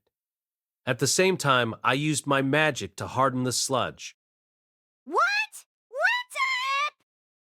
Prasenna panicked, trying to pull her body out of the solid earth. I used my left hand to aim a stone cannon at her. Prasenna fainted. It was over. Oh, okay, come here. Once we gave the signal, Julie, who was hiding in a nearby bush, jogged over to us carrying a large gunny sack. She and Zanoba worked together to quickly stuff the two beast girls inside. What an unsatisfying fight. Was that really all there was to it? If Eris had been my opponent, she would never have taken a roundabout course and attacked me from the side. Her fist always took the shortest distance to its target. She would never have let herself be hit by my first counterattack. Even if she did, she would have immediately fallen back to avoid being concussed by the follow-up. Even if she somehow got thrown to the ground, she'd be right back to grappling with me and launching her next attack. I'd never managed to put my foot on her chest. The moment I tried, she'd grab my knee or my ankle and snap my bones, of course. That wouldn't have stopped my stone cannon. Same with Prasenna. If Eris had seen the ground before her turn to mud, she wouldn't have let herself step into it. Even if she did, she'd regain her balance immediately, or stop before she went any further in and pull herself out. Of course, these weren't things Eris knew from the start. These were things she'd learned from sparring with me. But then there was Paul, who'd found a similar way to handle my attacks even on the first occasion he'd seen them. An advanced tier swordsman with ample battle experience could easily avoid something like my quagmire. I mean, even the beasts of the wild wouldn't. Actually, the straggler had gotten caught in my quagmire. Hold on a minute. Could it be that Paul and Eris were actually particularly strong? I had been told that they were talented before, but... Impressive as always, Master. You didn't even need me. Zanoba returned, carrying the gunny sack. I turned to look at him. I'm surprised as well. You're being humble again? Come now, let's return to your room. Okay. We traveled down the unlit path, careful to not be seen. Julie, watch your steps. I am. For some reason, I got the impression that there was fear lurking in Julie's eyes as she looked at me. Chapter 8. The Kidnapping and Confinement of Beast Girls, Part 2. We returned to my room. Before us were two beast girls in uniforms, one with cat ears, the other with dog ears. Their hands were bound behind their backs with cuffs made of earth magic, and gags were stuffed in their mouths. Zanoba and I both sat in chairs, waiting for them to wake up. What, you ask? Wasn't I going to take the opportunity to do something while they were out? Don't be a fool. I was a gentleman. Marik?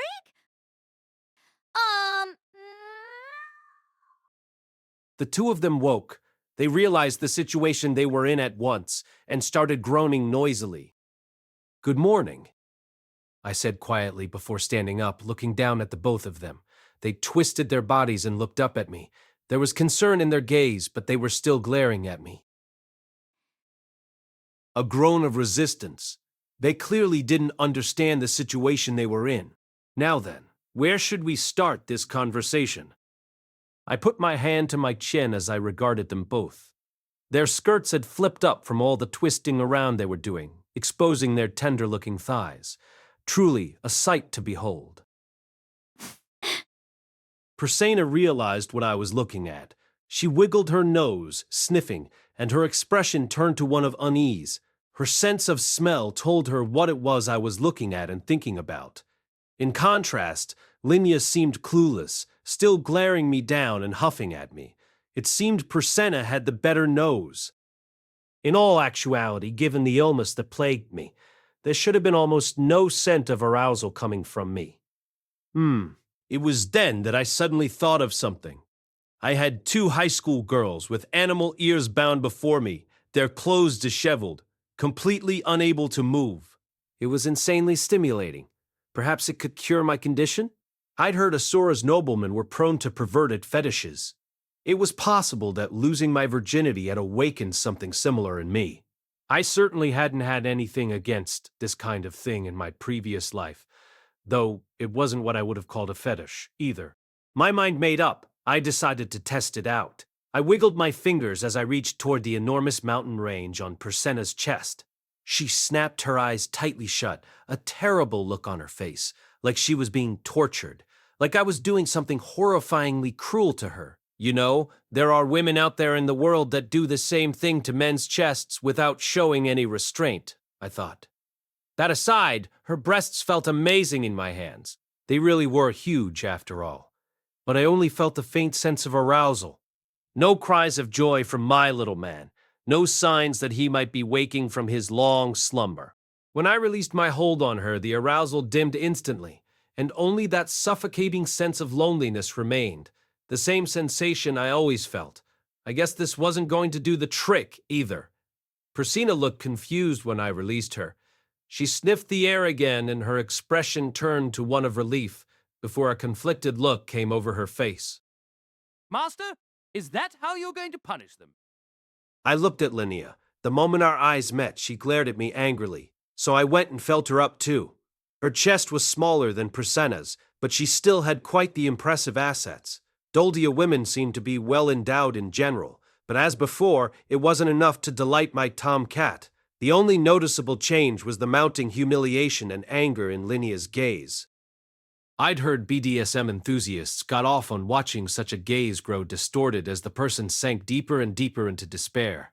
I'd had some appreciation for such fetishes in my previous life, but seeing something on a computer screen was completely different from seeing it in real life. There was nothing for me to get out of this. The experiment was over. Do you understand why you're in this predicament? The girls exchanged glances and shook their heads. Linnea looked ready to shout, so I removed Persina's gag instead. After thinking for a moment, she blurted out, I'm pretty sure we haven't done anything to you. Oh, so you've done nothing to me, huh? I purposefully repeated her words, snapping my fingers. Zenoba timidly carried over a box. Once opened, it revealed the tragically fragmented Roxy figurine. Aren't you two the ones who did this?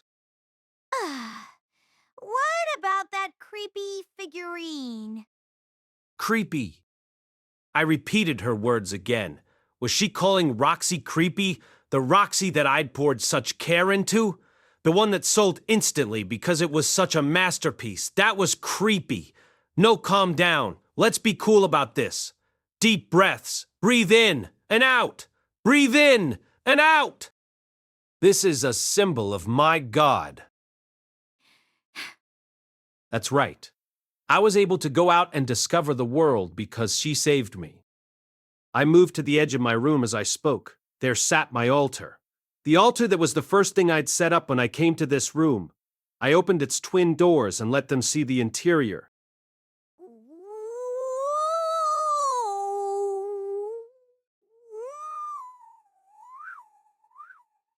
What's that? Master? Is that? They were both struck by the divinity of the object of worship that was enshrined within. Even Zenoba shrank back, and Julie grabbed the hem of his shirt, looking like she was about to cry. That figurine was created in the image of my God, and the two of you kicked it, trampled it, and shattered into pieces. Linnea and Persina widened their eyes, looking back and forth between my face and the altar, then slowly to Zenoba and Julie, before finally turning back toward me again. Their faces had gone absolutely pale, and by pale, I mean blue. Blue like a computer blue screening. But at least it seemed they understood what they'd done now. Now, do you have some way of justifying your actions? Persenna took a few seconds to think over my question. Then she said, You've misunderstood. The one who stepped on it was Linnea. I told her to knock it off.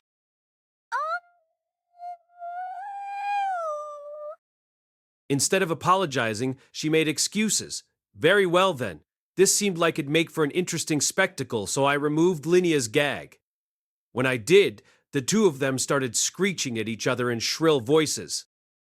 Pusena's the one who said, "You don't need something like this, it's creepy.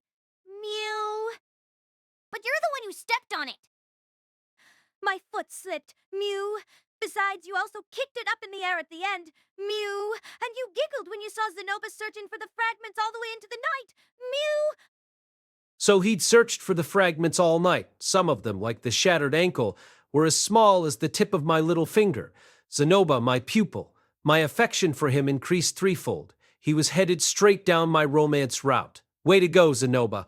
Anyway, back to business. Shut up. You are both equally responsible.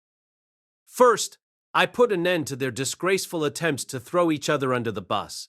Then, I declared judgment. Heretics must be punished. That said, my religion is newly established, so I haven't yet decided on the punishment in these cases. How would such a crime be punished in your village? If you do something weird to us, my father and grandfather will have your head, Mew.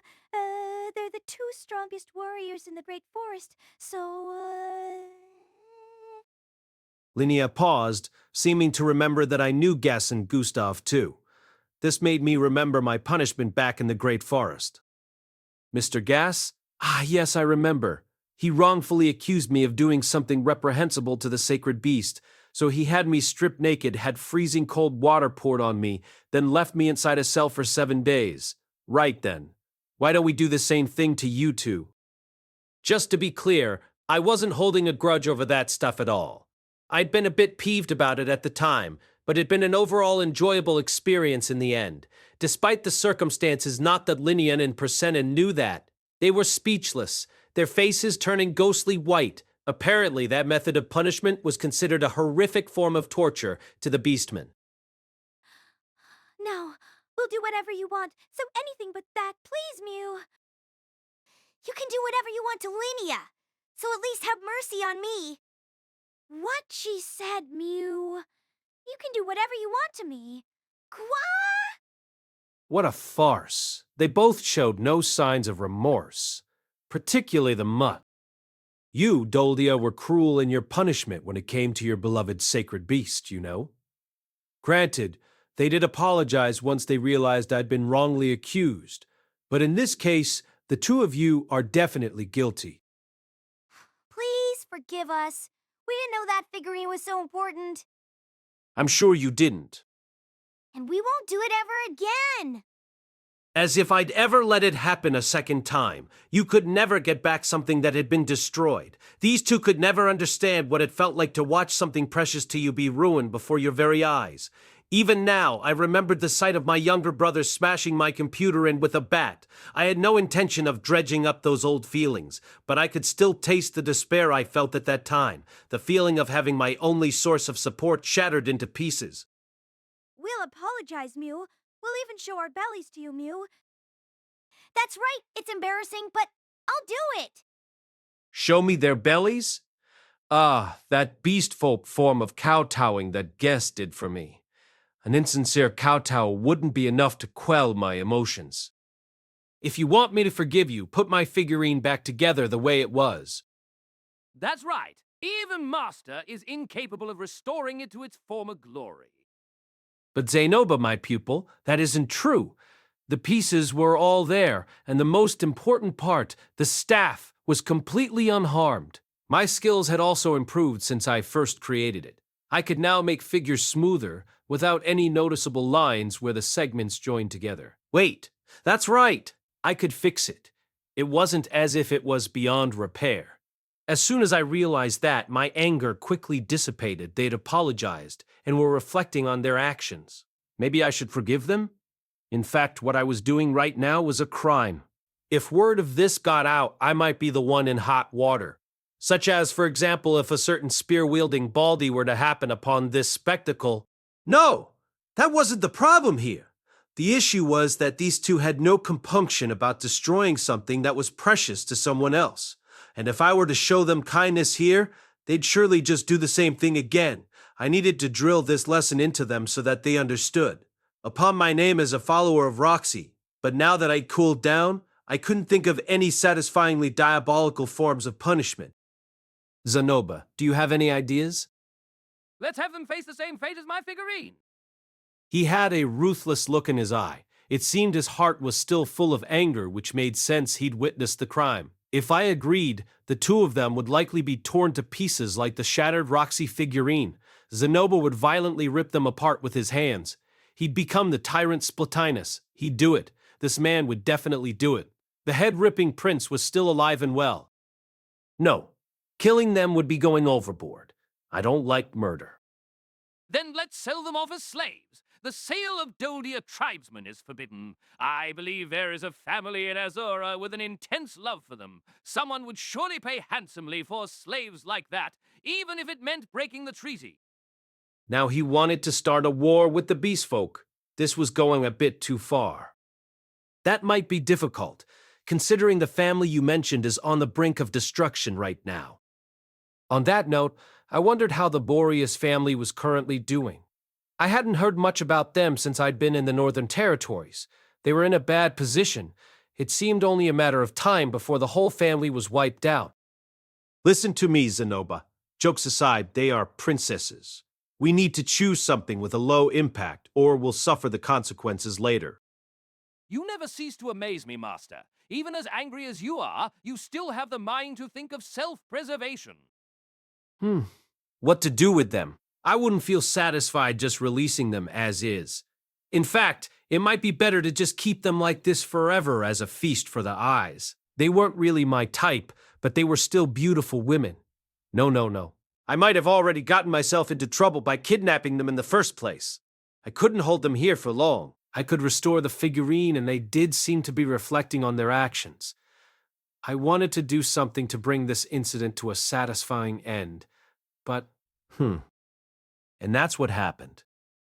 Unsure of what to do, I had turned to Master Fitz, as had become a habit of mine lately. He had an answer for just about anything I brought to him. Wait just a second. So they're being held in your room right now? Yes, they are. Don't be alarmed, though. I've already informed their teachers that they won't be attending classes today. So you're saying you captured them and, confined them with Zanoba's help? That sounded about right. I'd imprisoned two animal-eared beauties. It sounded like something I'd have put on my bucket list in my previous life. Granted, it would have been for what came after the confinement, but that was something I was unable to accomplish in my current state. Rudeus, since you imprisoned them, did you? Master Fitz's face was bright red as he looked at me, eyes filled with disapproval. Oh no, it seemed he'd misunderstood. No, I haven't done anything perverted to them. The worst I did was grope their chests. So you did touch their chests? I wanted to test something. Huh? So you didn't touch them for other reasons? Other reasons? He was probably asking whether I'd touched them with sexual intent. I suppose you could say that I had, broadly speaking, but from my perspective it was really an attempt to treat my condition. Just a single experiment. No, it wasn't for other reasons. Master Fitz's expression relaxed slightly. All right then, but there is one problem. Despite how they behave, they are still descendants of tribal leaders. Don't worry. I'm acquainted with the tribal chief and warrior leader. What? Seriously? Yes, so if I tell them I knocked the girls down a peg because they were slacking off at school, I'm sure they'll understand. Just how did you get to know the tribal chief? The Doldia are so aloof toward other races. It's exceedingly rare to ever meet someone like the tribal chief. I told Master Fitz the story of my time in the Grey Forest. I realized as I talked about it that it was quite a pathetic episode for me. I'd tried to rescue children, only to be captured, then spent every day since my release playing with a dog and creating figurines. Wow, you really are amazing, Rudeus. It was a pitiful story, and yet, Master Fitz let out a breath of astonishment as I finished. What part was he impressed by? For the sacred beast to take such a liking to you, that's amazing. That part. Now that I thought about it, why had the sacred beast come to see me all the time? Surely, it wasn't just because it liked me. I suppose even a mutt can tell when someone is their savior. You better not use that word in front of the beast folk. Of course not. I'd be furious if someone mocked Roxy in front of me by calling her a disgusting demon after all. I knew some lines shouldn't be crossed. Mutt was a term of endearment between the sacred beast and I, not a term of condescension. That aside, I could use your wisdom on this matter. How can I teach them a lesson without incurring resentment or revenge down the line? That's a difficult question. I do agree that ganging up on someone then destroying their belongings is unforgivable. I thought he might tell me to just release them both, but his anger seemed to be stoked by the fact that they targeted someone he knew. Considering his actions in the slave market, Master Fitz might be a person with a strong sense of justice. Okay, I have a good idea. A line like that was usually asking for bad luck in fiction, but oh well. Master Fitz and I set off together toward my room. An acrid smell drifted through the air in my room, the floor was damp, the room stank, and Linnea and Prasenna were limp with exhaustion. Perhaps I should have let them use the bathroom. They both looked uncomfortable, so I used magic to clear up the mess and opened the window to let in fresh air. I stripped them of their soiled skirts and underwear and wiped them down. Their clothes went in the laundry. Hey, they weren't completely naked. That was enough. I glanced at both of their faces to find that each had a look of complete surrender. You can be violent with us if you want, Mew, but even if you're going to keep us in your room, at least unbind us. Mew, it's painful not being able to move at all. Mew, please. We promise we won't run, Mew. At least let us eat something. We'll be good. I won't bite you either. I want some meat. I'm so hungry. Apparently, Prasenna was the gluttonous type. Now that I thought about it, she'd been chowing down on some meat back when we first met. Still, I couldn't believe they'd both given up after just one day. Must be the lack of food. People were weak in the face of hunger, after all. I released them both and they knelt in front of me, an extremely arousing sight given they weren't wearing anything on their lower halves. My lips curled in delight at the sight, but of course my crotch didn't show the same interest. Rudeus? He was nearby, washing their skirts and underwear. Oh, right. It looks like you're both remorseful, so I'm considering forgiving you. I know that probably doesn't do much to alleviate whatever emotions you're feeling right now. It's rough not being able to move for a whole day. You must have been scared stiff, stuck in a dorm full of sex-hungry men. That's right, Mew. Every time I heard footsteps, I thought it was the end. Actually, as far as I knew, there weren't any such men here. It wasn't like the dorm residents were being confined within these walls. If they were that horny, they could visit the pleasure district, or pay a visit to one of the recent first years, an elf woman rumored to be a beauty. Perhaps that Linnea and Prasenna feared danger because of the resentment they'd provoked in other students. Then again, there were quite a few people who, if they found two girls tied up, would just carry them off to the slave market. We'll do what you say from now on, Mew. We'll be your followers, Mew. Please forgive us. It seemed they had given a lot of thought to their actions. You don't have to be my followers, but the one thing I won't tolerate is you making fun of Roxy. They both paled and nodded quickly. Of course not. Mew, if you mock someone else's god, you deserve to die, Mew. I remember him being chased by those temple knights. It was terrifying. My aunt is a member of the Temple Knights, actually. As I said that, the two girls turned an even ghastlier shade of white. Connections sure were a valuable currency in this world. When Fitz was done, they gladly slipped their clothes back on. Why was it so arousing, I wondered, to watch a girl put her underwear on? For me, personally, it was even more stimulating than watching them take it off. With the immediate danger gone and their clothes returned, the girls regained some of their usual spirit. Even though I said we'd do whatever you say, anything that might result in a child is off the table. Mew, I want to date someone properly first. Then get married and have children, Mew.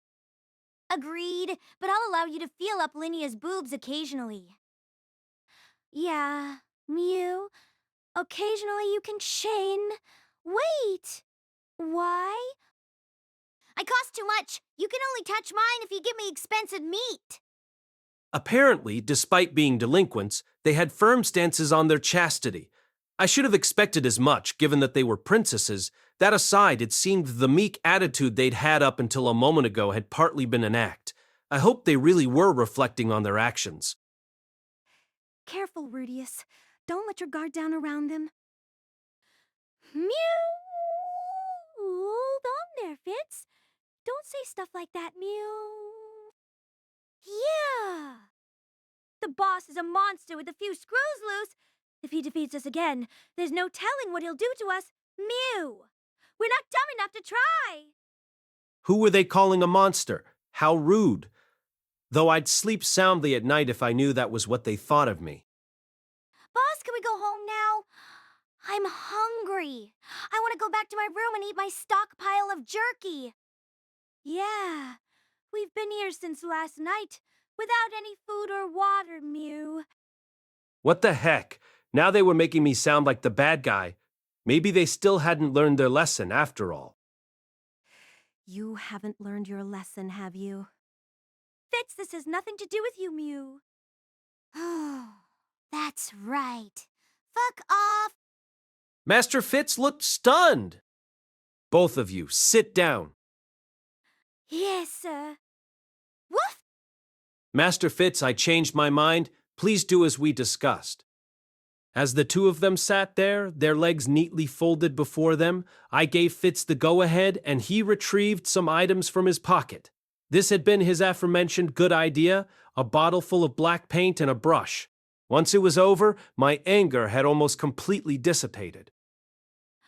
Fitz, we'll remember this, Mew. Fuck! Linea and Persenna had bitter looks on their faces. Their brows had been connected in a unibrow with eyes doodled on their eyelids. Each had a mustache painted around their lips. Finally, on their cheeks were the words, "I'm a dog who lost to Rudeus," and "I'm a cat who lost to Rudeus," respectively. A whole new kind of body paint. It was actually kind of arousing. This special paint is used by a certain tribe to pattern their bodies. If I chant the right incantation, the marks will become permanent. Such paint actually existed? Must be this world's version of a tattoo. Come to think of it, I was pretty sure I'd seen something similar in my time as an adventurer. Even water will never wash it off. If you ever turn on Rudeus, I'll use the incantation and you'll have those marks on your faces forever. Fine, we get it, Mew. You don't have to yell Mew. We get it. We'll obey. We swear. They nodded, trembling with fear. Well, their faces did look pretty gruesome. If they had that paint on them for life, it would play havoc with their marriage chances. Master Fitz was quite cruel. You can go home for now, but you need to keep that on your faces all of tomorrow. Then I'll take it off, but I won't remove the paint on your bodies for the next 6 months, so keep that in mind. We'd written some pretty obscene things on their backs. We get it already. Give us a break, Mew. Sniff. It would raise questions if the girls were seen walking down the halls, so they left through the window. We were on the second floor, but they were more than equal to the task of climbing down, or at least I assumed so. Before they left, Linnea turned to me as if she'd just thought of something. Boss, you were able to predict our movements, even though you're just a magician. What kind of training did you do for that? Nothing special. I followed my master's teachings and moved accordingly. That's all. Most likely it was proof that my training with Eris had been productive. I'd always thought of myself as weak. In contrast to how fast Eris grew, I felt like I wasn't growing at all. But maybe it was just that we were growing at different speeds, and I had gotten stronger in my own right after all. Who is your master? Mew? That'd be Ghislaine, I guess. Ghislaine? Do you mean Ghislaine of the Doldia tribe, Mew? The Sword King Ghislaine. The very same. That was right, since Linnea was Guess's daughter. That made Ghislaine her aunt. I see then. Mew. See ya, Mew. Later, boss. We're really sorry about the figurine. And the two of them left. Once that was over, Master Fitz heaved a sigh. Sorry, Rudeus. I got a bit carried away. Not at all. I got to see them both look terrified, so I think that went well. But more importantly, you said something about a special incantation that makes the paint permanent. What if there's someone else here who knows that incantation too? Since this was a tool that existed in the world, Master Fitz couldn't be the only person who knew the incantation. I'd feel bad for the girls if someone else used the chant on them. What? Oh, that was a lie. Magic paint does exist, but the one I used was just the cheap kind used for drawing magic circles. It'll disappear if you wash it away with mana. He giggled as he spoke, almost like a child who'd successfully pranked someone. It was incredibly endearing. Master Fitz stayed in my room for a while. He was fidgety for some reason, as if he couldn't calm down. He wandered aimlessly about, only pausing when he found something peculiar so he could ask me about it. What is that? Is there something in it? His discerning eyes turned toward my altar. It houses a relic of my religion's god. Huh. So you're not a follower of Melis, then. Do you mind if I take a peek to see what's inside? It's called the Roxy Faith. Please don't open that. I hurriedly stopped him when he tried to open the altar's doors. The relic within was so divine it would be dangerous for human eyes to look upon, and it might put him off to see me keeping women's underwear. I must have lost my mind, showing it off to so many people yesterday. Oh, I'm sorry. He quickly withdrew his hand. As he continued to look around the room, his gaze traveled to my bed. He lifted my pillow. This makes a rustling sound when you touch it. I made it myself. It was filled with the seeds of a mustard trent, one of the monsters that lived in the forests of the Northern Territories. If you broke the seed open, there was a nut inside that looked similar to a walnut, but its shell resembled buckwheat chaff. I'd broken it down and stuffed it into a pillowcase, then covered the outside with beast fur. With that, my restful sleep was assured. Wow. Do you mind if I try it out? Go ahead. Master Fitz put the pillow down and settled upon on the bed. This is a good pillow. You're the only one who's ever said that. Admittedly, the only other person who tried it out was Eleanor, who said I'd prefer a man's arm over a pillow. Fitz kept his sunglasses on even as he lay on the bed. He must be particular about them. I wondered if eventually he'd let me see his face someday, unless those sunglasses were just a part of him. I wondered what would happen if I reached out and took them off. No, he'd said there was a reason he kept them on. Maybe he had a complex about his looks, for example. Let's just forget about it, I thought. I didn't want him to hate me. Silence fell between us for a while. Realizing that I was looking at him, Master Fitz lifted himself up. For some reason, I thought that his cheeks looked red, but it was probably just my imagination. You want to see? My hurt trait accelerated the moment he said that. What was this? Did I want to see what? What was it that he thought I wanted to see? See what? It was such a stupid question. His face, of course. The answer was so obvious based on context. My face. Yeah, see, his face. Why didn't I think of that first? Like I was anticipating he'd show me something else. He was a man, so what was I getting excited about seeing? Just what part of him did I want him to show me? We gazed at one another through his sunglasses. I felt like my face was heating up. Maybe my cheeks were getting red, too. I want to see, he said, placing his fingers on the edge of his frames. But they just stayed there, frozen still. His lips tensed nervously, and his hands seemed to tremble. It had the same vibe as a girl with her fingers hooked on her panties, a girl who is standing in front of a man, about to take off the last article of clothing covering her body. Somehow, I felt nervous too. No, what the heck was I feeling nervous for? Comparing this to a girl stripping was totally out of place. Did he consider revealing his face to be an intimate act? No, that was absurd. He probably just had some prominent feature he was self-conscious about, like a big burn scar or eyes that bulged like a chameleon's. Yeah, that had to be it. No doubt. Just kidding. Sorry, but these are Princess Ariel's orders. I'm not allowed to show my face to anyone. I have a baby face, and it would destroy the reputation I've built as the fearsome Silent Fitz. I was wrong. It was royal orders, apparently.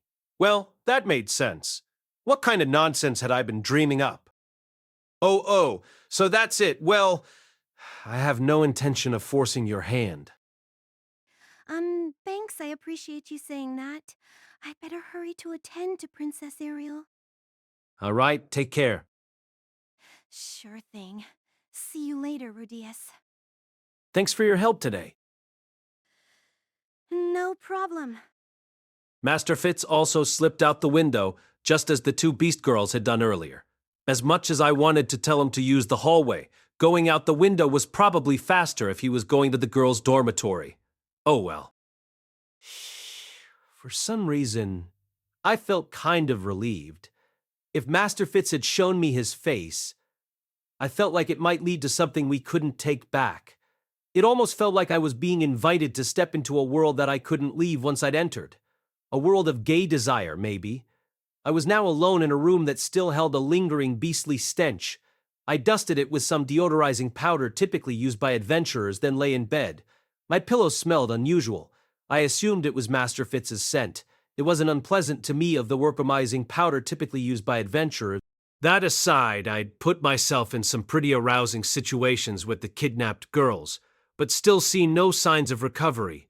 The erotic vistas, the groping, none of it had helped. In fact, being alone with Master Fitz had more effect than anything else. I felt like crying. The next day, we showed Zenoba the graffiti we'd left on the tube before erasing it. The expression on his face said that wasn't enough to mollify him, but I chided, "It's not like you really helped out this time, did you?" Then I applied some emergency repairs to the Roxy figurine, whereupon he immediately broke into a smile and forgave the girls. I also apologized to them for keeping them tied up for more than a day, but... It's no big deal. Nothing happened, Mew. We just lost, and he took us back to his room and drew on our faces. That's all. Mew! What she said! Nothing happened! Really? Nothing!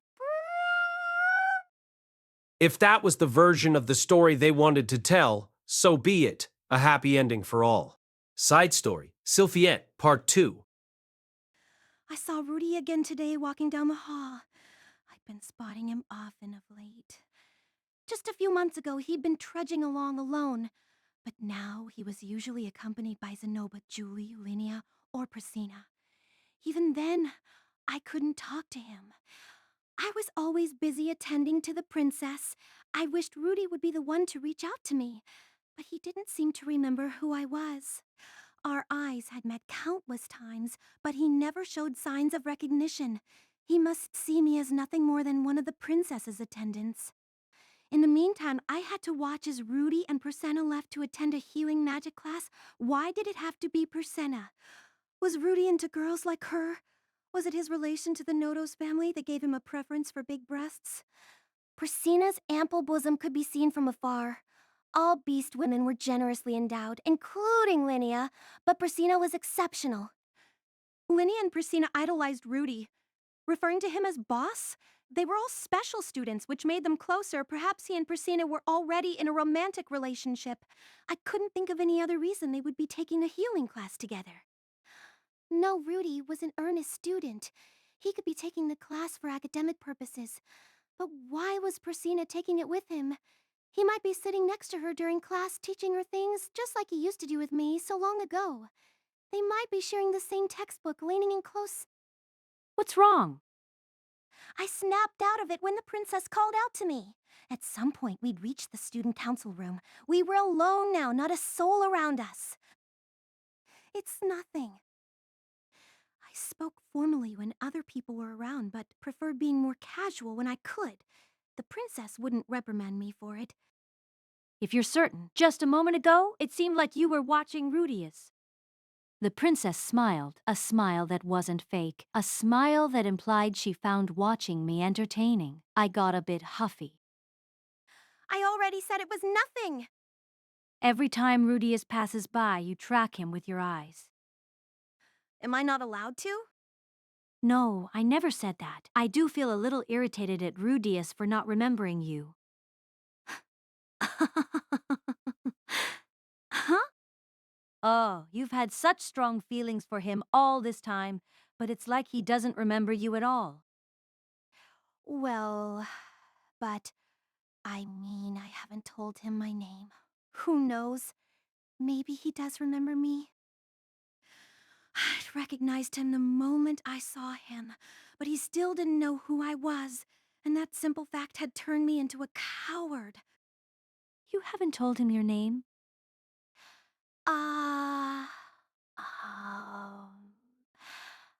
No, I haven't told him. Oh, you told me that he didn't remember you, so I just assumed. The princess looked bewildered, glancing over at her knight. The knight had a complex expression on his face as well.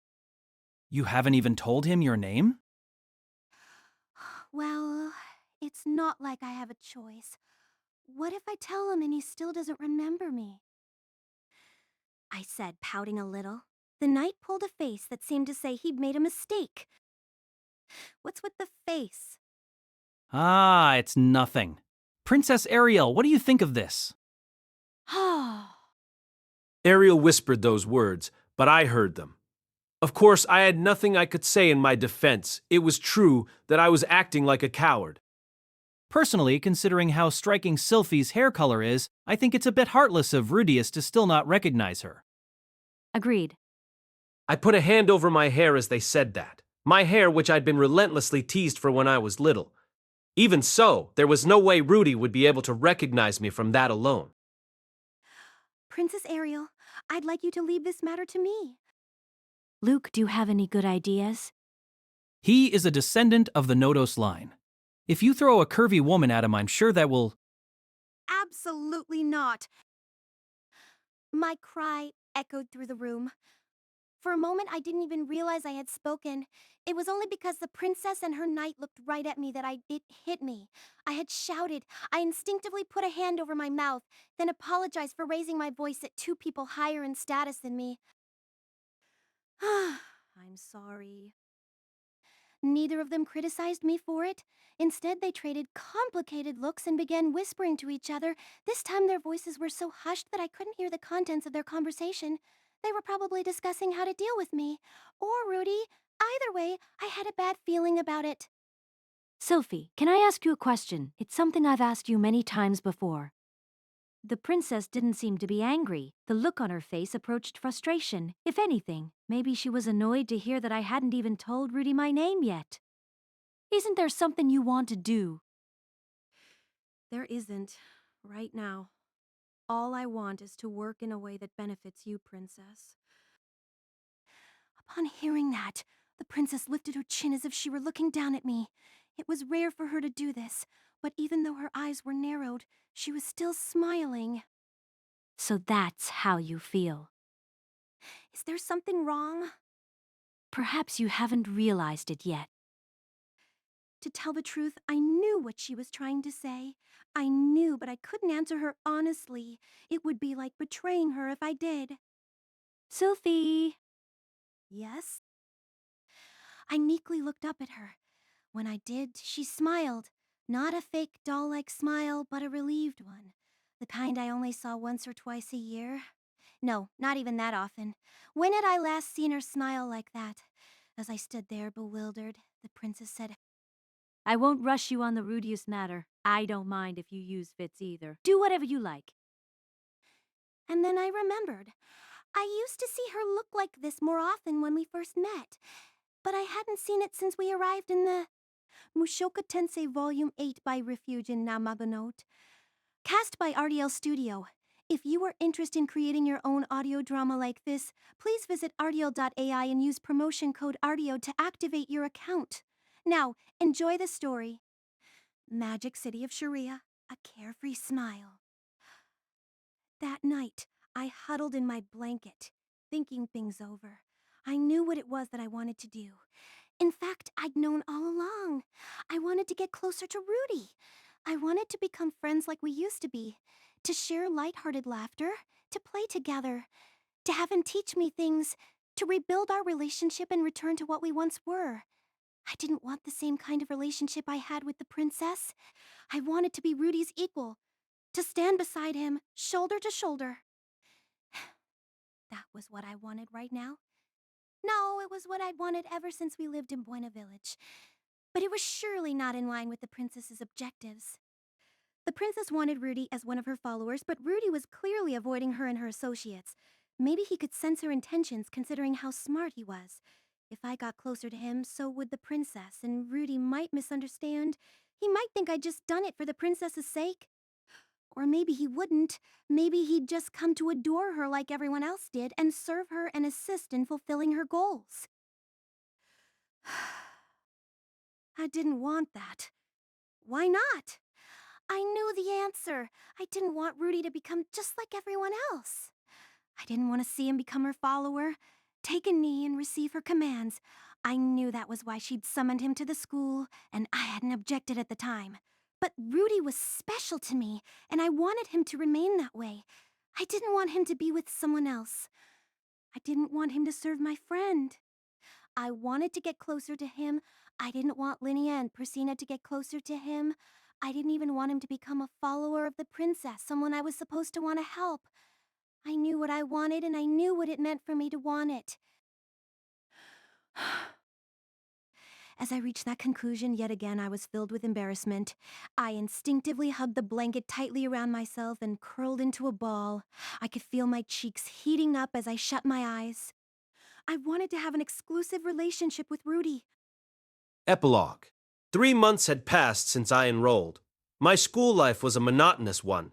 In the morning, I would wake up, train, practice my magic, eat breakfast, go to class, eat lunch, do research at the library, go home, eat dinner, review material in preparation for the following day, then sleep, rinse, and repeat.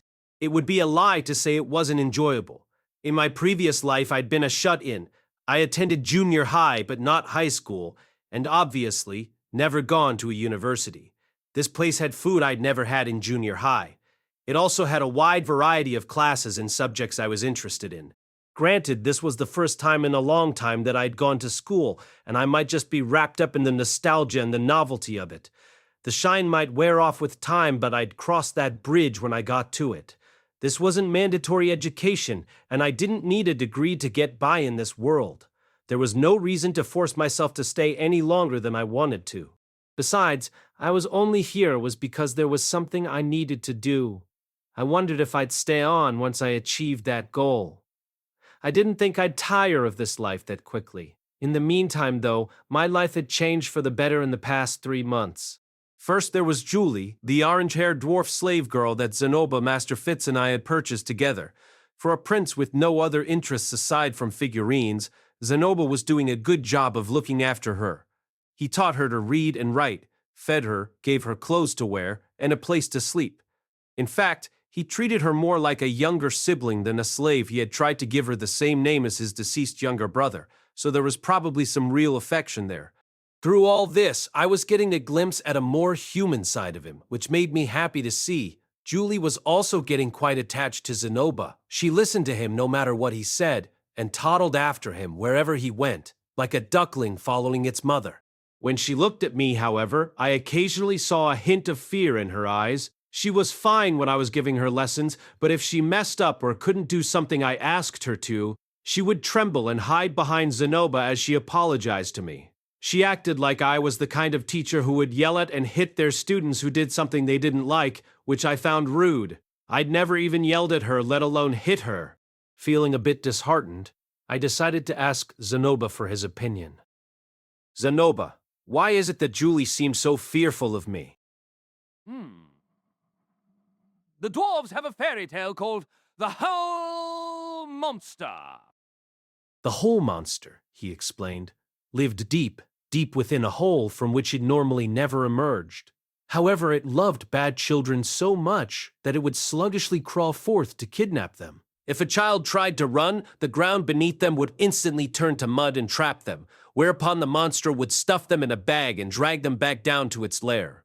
The children it took would eventually reappear on the surface, but they would be so well behaved they seemed like different people. You had to wonder, what happened to the bad children when they went down that hole? Matter of fact, she probably associated you with that story after seeing what happened to Linnea and Piscina. When you put it that way, it was certainly true that I'd used my quagmire against those two, then stuffed them in a bag and held them hostage. I'd also punished them with Master Fitz's help while Zenoba and Julie weren't around, and now they were both well-behaved and subservient. From Julie's perspective, I fit the role of the whole monster to a T. I knew I couldn't please everyone, but I didn't like that she was afraid of me. I decided to be extra careful to refrain from scolding her during our lessons. I'd pat her head, compliment her, and give her some candy when she did things right. Wait, no, I didn't want to treat her like a pet either. This was harder than I thought. Linnea and Prasenna, meanwhile, had been calling me boss ever since that incident. They weren't carrying my backpack for me or tailing me like underlings everywhere I went, but they would bow in greeting whenever they saw me and move aside to let me pass. Somehow, I didn't get the sense they were being respectful. You're here early again, boss. Mew. Morning. They even casually struck up conversation during homeroom, sitting close by to Zenoba and me. You two sure have been acting more friendly lately. Would you prefer us to act more respectful, Mew? We're not too great at acting all formal, though. Mew. So we'd probably trip up if we tried. Our respect is genuine. We respect the strong. Prasenna wagged her tail as she said that. It seemed Linnea was warming up to me too. While her speech patterns hadn't changed, she did at least seem to feel remorse for her actions. The fact that she didn't appear to be holding a grudge was also a relief. More than anything, it was nice to have young girls around me. They were a sight for sore eyes, particularly compared to Zenoba.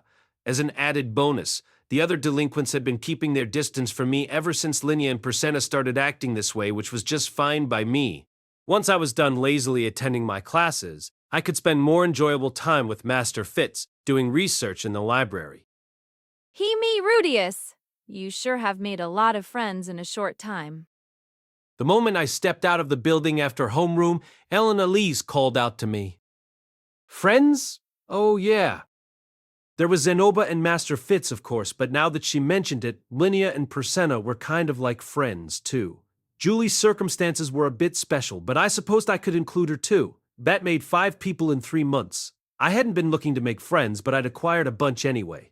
Perhaps not surprising given that this was a school. If I kept up this pace, I'd have 20 friends in a year. With this school's 7-year system, I might eventually have 100 friends. But they're all girls. Not surprising, I guess. You are Paul's son. That's not true. Not all of them are girls. You know Paul said something similar a long time ago. Wait while Alice technically wasn't a friend I'd made in the last 3 months if you included her, then there would be more girls than boys. Granted, she was well past the age where you could call her a girl. Come to think of it, my relationship with Alice had changed too. We hadn't had much contact since we started attending the school, not that we'd been particularly close prior to that either. She was probably busy enjoying school life to the fullest. Miss Alice, it's rare for you to come all the way here. Was there something you needed? Yes, I need to borrow something. You're gonna have to find someone else for that. Mine is currently out of order. Our school lives were completely different. She was enjoying hers in a way that would have already gotten her arrested if this were Japan. That's not what I'm asking for. I left my magic textbook back at the dorm. Could you lend me yours, please? Sexual proclivities aside, Alice was actually attending classes in earnest. I had no idea what an S-ranked adventurer like her hoped to learn, but Ghislaine had told me stories of times she struggled because she couldn't use magic. Maybe Alice figured she had nothing to lose by at least learning the basics? Well, I suppose so. I only have one copy, though, so don't forget it again, I'll return the favor at some point. she said, waving as she left. Unbeknownst to Rudeus, there were two pairs of eyes watching him. One was behind him, the gaze of a young boy who'd just left the classroom where homeroom had been held. Appearing incensed, the boy averted his eyes and returned to class. The second pair watched from above, from a closed-off room on the highest floor of the research building. If one were to look up and meet those eyes, they might tremble in fear or widen their own eyes in shock, for the watcher had a featureless white mask covering their face. As Rudeus's school life proceeded smoothly, there was movement far to the east of him, past even the Northern Territory's easternmost kingdom of Beharrel. Far across the ocean lay an island known as Ogre Island. It was inhabited by the Ogre tribe, a people with dark red hair and single horn growing from each of their foreheads. Their militia was led by a strong warrior called the Ogre God. The Ogre tribe were a race of demons who had participated neither in the Great Human Demon War nor in Laplace's War. For that reason, humans saw them separate from the demon race, much like the dwarves or elves. However, since they generally kept to themselves on their island, their existence was not common knowledge. The only friendly relationship the tribe had with humanity was with the Beharrel kingdom, and outsiders entering their territory were mercilessly attacked and killed. But even this tribe would open its heart to a recognized visitor. There was currently one such person among them, a man who'd been traveling aboard a ship belonging to the sea folk when it came close to the island. Curious about the island, he disembarked. After some fuss, the Ogre tribe accepted him as their guest. The man found the island comfortable and settled down there. He spoke amiably with the Ogre God, drank with the tribe, and at times trained their young. 2 years passed that way. For this guest, who'd lived several thousand years, it was little more than the blink of an eye. One day, a letter arrived for him. He'd made an emergency request of an S-ranked adventurer, a seasoned traveler, who had sent the letter swiftly. The letter was concise. I found the person we were looking for in one of the 3 magic nations. In a few more months, we'll be heading for the Ranoa Kingdom's University. After reading it, the man stood. Having seen the contents of the letter and the look on their guest's face, the Ogre God asked, howing dourly air, Are you leaving? Yeah, I have to go now. Upon hearing this, the Ogre tribe spoke unanimously. We'll be so lonely without you. Please don't go. There's so much more that I want you to teach me. Can't you just live here? All of the village people would welcome you. He grunted in acknowledgement at each outburst. Trust me, I'd like to do that as well. But humans have short lifespans. If I spend too long enjoying myself here, the one I have to meet might die on me. Take care. The Ogre God, leader of the Ogre tribe, only bid him a single. Well then, if that's what our leader has decided, I guess there's nothing we can do then. Though reluctant, the other ogres obeyed. A grand farewell banquet was held, and the guest and the Ogre God enjoyed a variety of special events, such as wrestling matches and eating contests. Then, in good spirits, they saw their guest off the amiable man who had suddenly showed up one day and then lived in their village for close to 2 years. An immortal man who fought with the Ogre God and lost, only to revive the next day and lose over and over in a cycle of death and rebirth. A great man with pitch-black skin and 6 arms.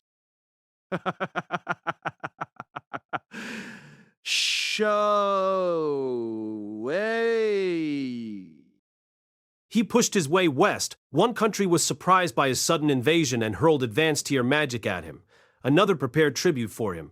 He ignored all of them and just plunged forward, heading deeper west. He crossed mountains and passed through valleys at a speed that surpassed that of the humans' information network. By the time each country figured out what he wanted, he'd already crossed their borders and left. Further and further west he went at a breakneck speed. His destination was the Ranoa Kingdom.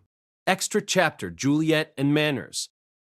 It was noon on an ordinary day, and Zanoba, Julie, and I were eating outside the cafeteria. We drew a bit of attention as we sat there, in our slightly uncomfortable chairs made by earth magic, but eating out in the sun had become something of a trend of late. Others had begun following our example and doing the same, particularly those who dined on the first floor of the cafeteria. That crowd also tended to be a bit ill-mannered, eschewing cutlery to just shovel food into their faces with their hands. Not that Zenoba or I cared, but Julie might start imitating them if she kept observing this behavior. Ah! Just as I'd thought, I caught her trying to eat her bacon by picking it up with her hand. I moved frantically to correct her. Hey, make sure to use your fork. As I said that, her whole body trembled, and she dropped the bacon back onto her plate. Master, it's not that bad. Shouldn't you just let her eat? But it's bad manners to use your hands to eat. But in Shironi, we sometimes eat food with our hands. But you generally eat using silverware, right? It's essential that we teach her that from the start. I looked at Julie again and noticed that she was avoiding the carrots on the edge of her plate. Unlike the carrots in my previous life, these were rather difficult to eat, with their strong vegetable smell and bitter taste. Even so, make sure to eat your carrots too. Master, it's just carrots. I don't see the problem. Well, I do. Zenoba frowned and turned sullen, his lips pursing. Are you saying that because she's a slave? I would understand if your reasoning was that, as a slave, she should eat everything given to her. But was it not you, Master, who decided we shouldn't treat her like a slave? That has nothing to do with it. It's... How should I explain this? If we give in whenever there's something she doesn't want to do, then she won't put the effort in when it comes to situations where she has to do something she doesn't like. But I have enough money that we never need worry about not having food to eat. I might understand if we were very poor, but that's not the case, is it? I looked at Julie, who was staring down her carrots like a grade school student who'd been forced to stay after lunch. Her expression seemed to say she was being unjustifiably punished. Well, maybe I was being too harsh. When I was an adventurer, I'd encountered plenty of people who ate with their hands. It was even part of the culture of some tribes on the Demon Continent. I deflated slightly as I recalled that. Maybe I was just hung up on customs from my previous life and using that to justify being unreasonable. There were cultures in my old world that ate with their hands too. Food items such as crab, potato chips, hot dogs and stuff. Maybe I was overthinking this. If you insist that she must learn, then I will caution her as well, but considering it's irrelevant to figurine creation, I'd prefer not to. I still kind of felt like it might be setting a good example, but then again, there was a high likelihood she'd be leading a life where it didn't matter. People didn't care about the table manners of craftsmen. As Zenoba's employee, she would be doing business with the royal family. But if her employer Zenoba said that she had no need for them, who'd dare say otherwise? What's wrong? Ellen Eyes came up to us. She'd just finished lunch, judging by the fleck of sauce by her lips. We were just discussing Julie's table manners, like how it's not good to eat with your hands and not good to be picky about food. Uh-huh. What do you think, Miss Ellen Ice? Let me think. She took a moment to consider the question, then grinned as if she thought of something mischievous. Hey, Julie, watch closely. If you're going to eat with your hands, do it like this. She snatched a thick slice of bacon off my plate. Then she lifted it, pinched between two fingers, and started to lower it into her mouth. The way she raised her chin emphasized the pale white skin of her neck and clavicle. It was bewitching, the way she stuck out her red tongue to meet the pink bacon as it came close, making you want to lick the sauce off her cheek. That's bad manners! Reflexively, I smacked the back of Ellen Eliza's head. The recoil caused her to drop the bacon. It arced through the air, flapping as it headed to the ground, but a shadow dashed by and grabbed it just before it landed. Phew, that was close. It was Persenna. Impressively, she'd caught the bacon in her mouth. She proceeded to greedily stuff it in and gobble it down, approaching us only once it was all gone. Linnea was with her too, a dumbfounded look on her face. You may be our boss, but that doesn't mean you can waste meat like that. If you're going to fling it around because you're full, give it to me instead. Persenna's face was angry, but the bacon must have been delicious because her tail was whirling like a helicopter blade. Are you fighting? That's rare, Mew, for Zenoba to defy boss. I'm not defying him. We're just having a difference of opinion. I don't know about that, Mew. Are you sure? If you upset him, he might not make figurines for you anymore, Mew. Master isn't so narrow-minded as to get that upset over something this trivial. He glanced at me afterward as if to ask, "You aren't, right?" Of course not. I wasn't even upset, just a bit disheartened. "Oh yes, there's something I'd like to ask the two of you." Mew? About table manners. I asked them what they thought about eating with one's hands and being picky about food. Manners are important. It's particularly unacceptable to use your hands to eat during meals. She had a self-satisfied grin on her face as she said that, while holding a piece of dried meat that she was actively chewing on. She couldn't have been more unconvincing if she'd tried. Ignoring Prasenna? Manners are important for a lady. Mew. Being picky is an absolute no-no. Mew. Meat is different, and you can't talk. You left those dried grapes on your plate before. Those things can't even be considered food. Mew. They'll just destroy your stomach if you eat them. Mew. Sounds like an excuse. And now they were both glaring at each other. Asking them had been a mistake. Everything they were saying was correct, or at least it was supposed to be, yet it didn't inspire confidence that Julie would grow into a proper lady if we followed their advice. See, I thought. Julie looks entirely confused. What's everyone gathered here for? Master Fitz appeared out of nowhere. "You came at a good time. Please listen." What? Master Fitz was the bodyguard of a member of the Asura Kingdom's royal family. He had to be cultured, which meant he should be knowledgeable enough to have the right answer. So what happened is, yada yada, this and that. Yada yada? This and that? What? We were discussing Julie's table manners. Once I explained, Master Fitz put his hand to his chin. After humming in thought, he murmured, "Okay," and lifted his head. Isn't it fine to let her eat the way she likes right now? "Okay, what's your reasoning for that?"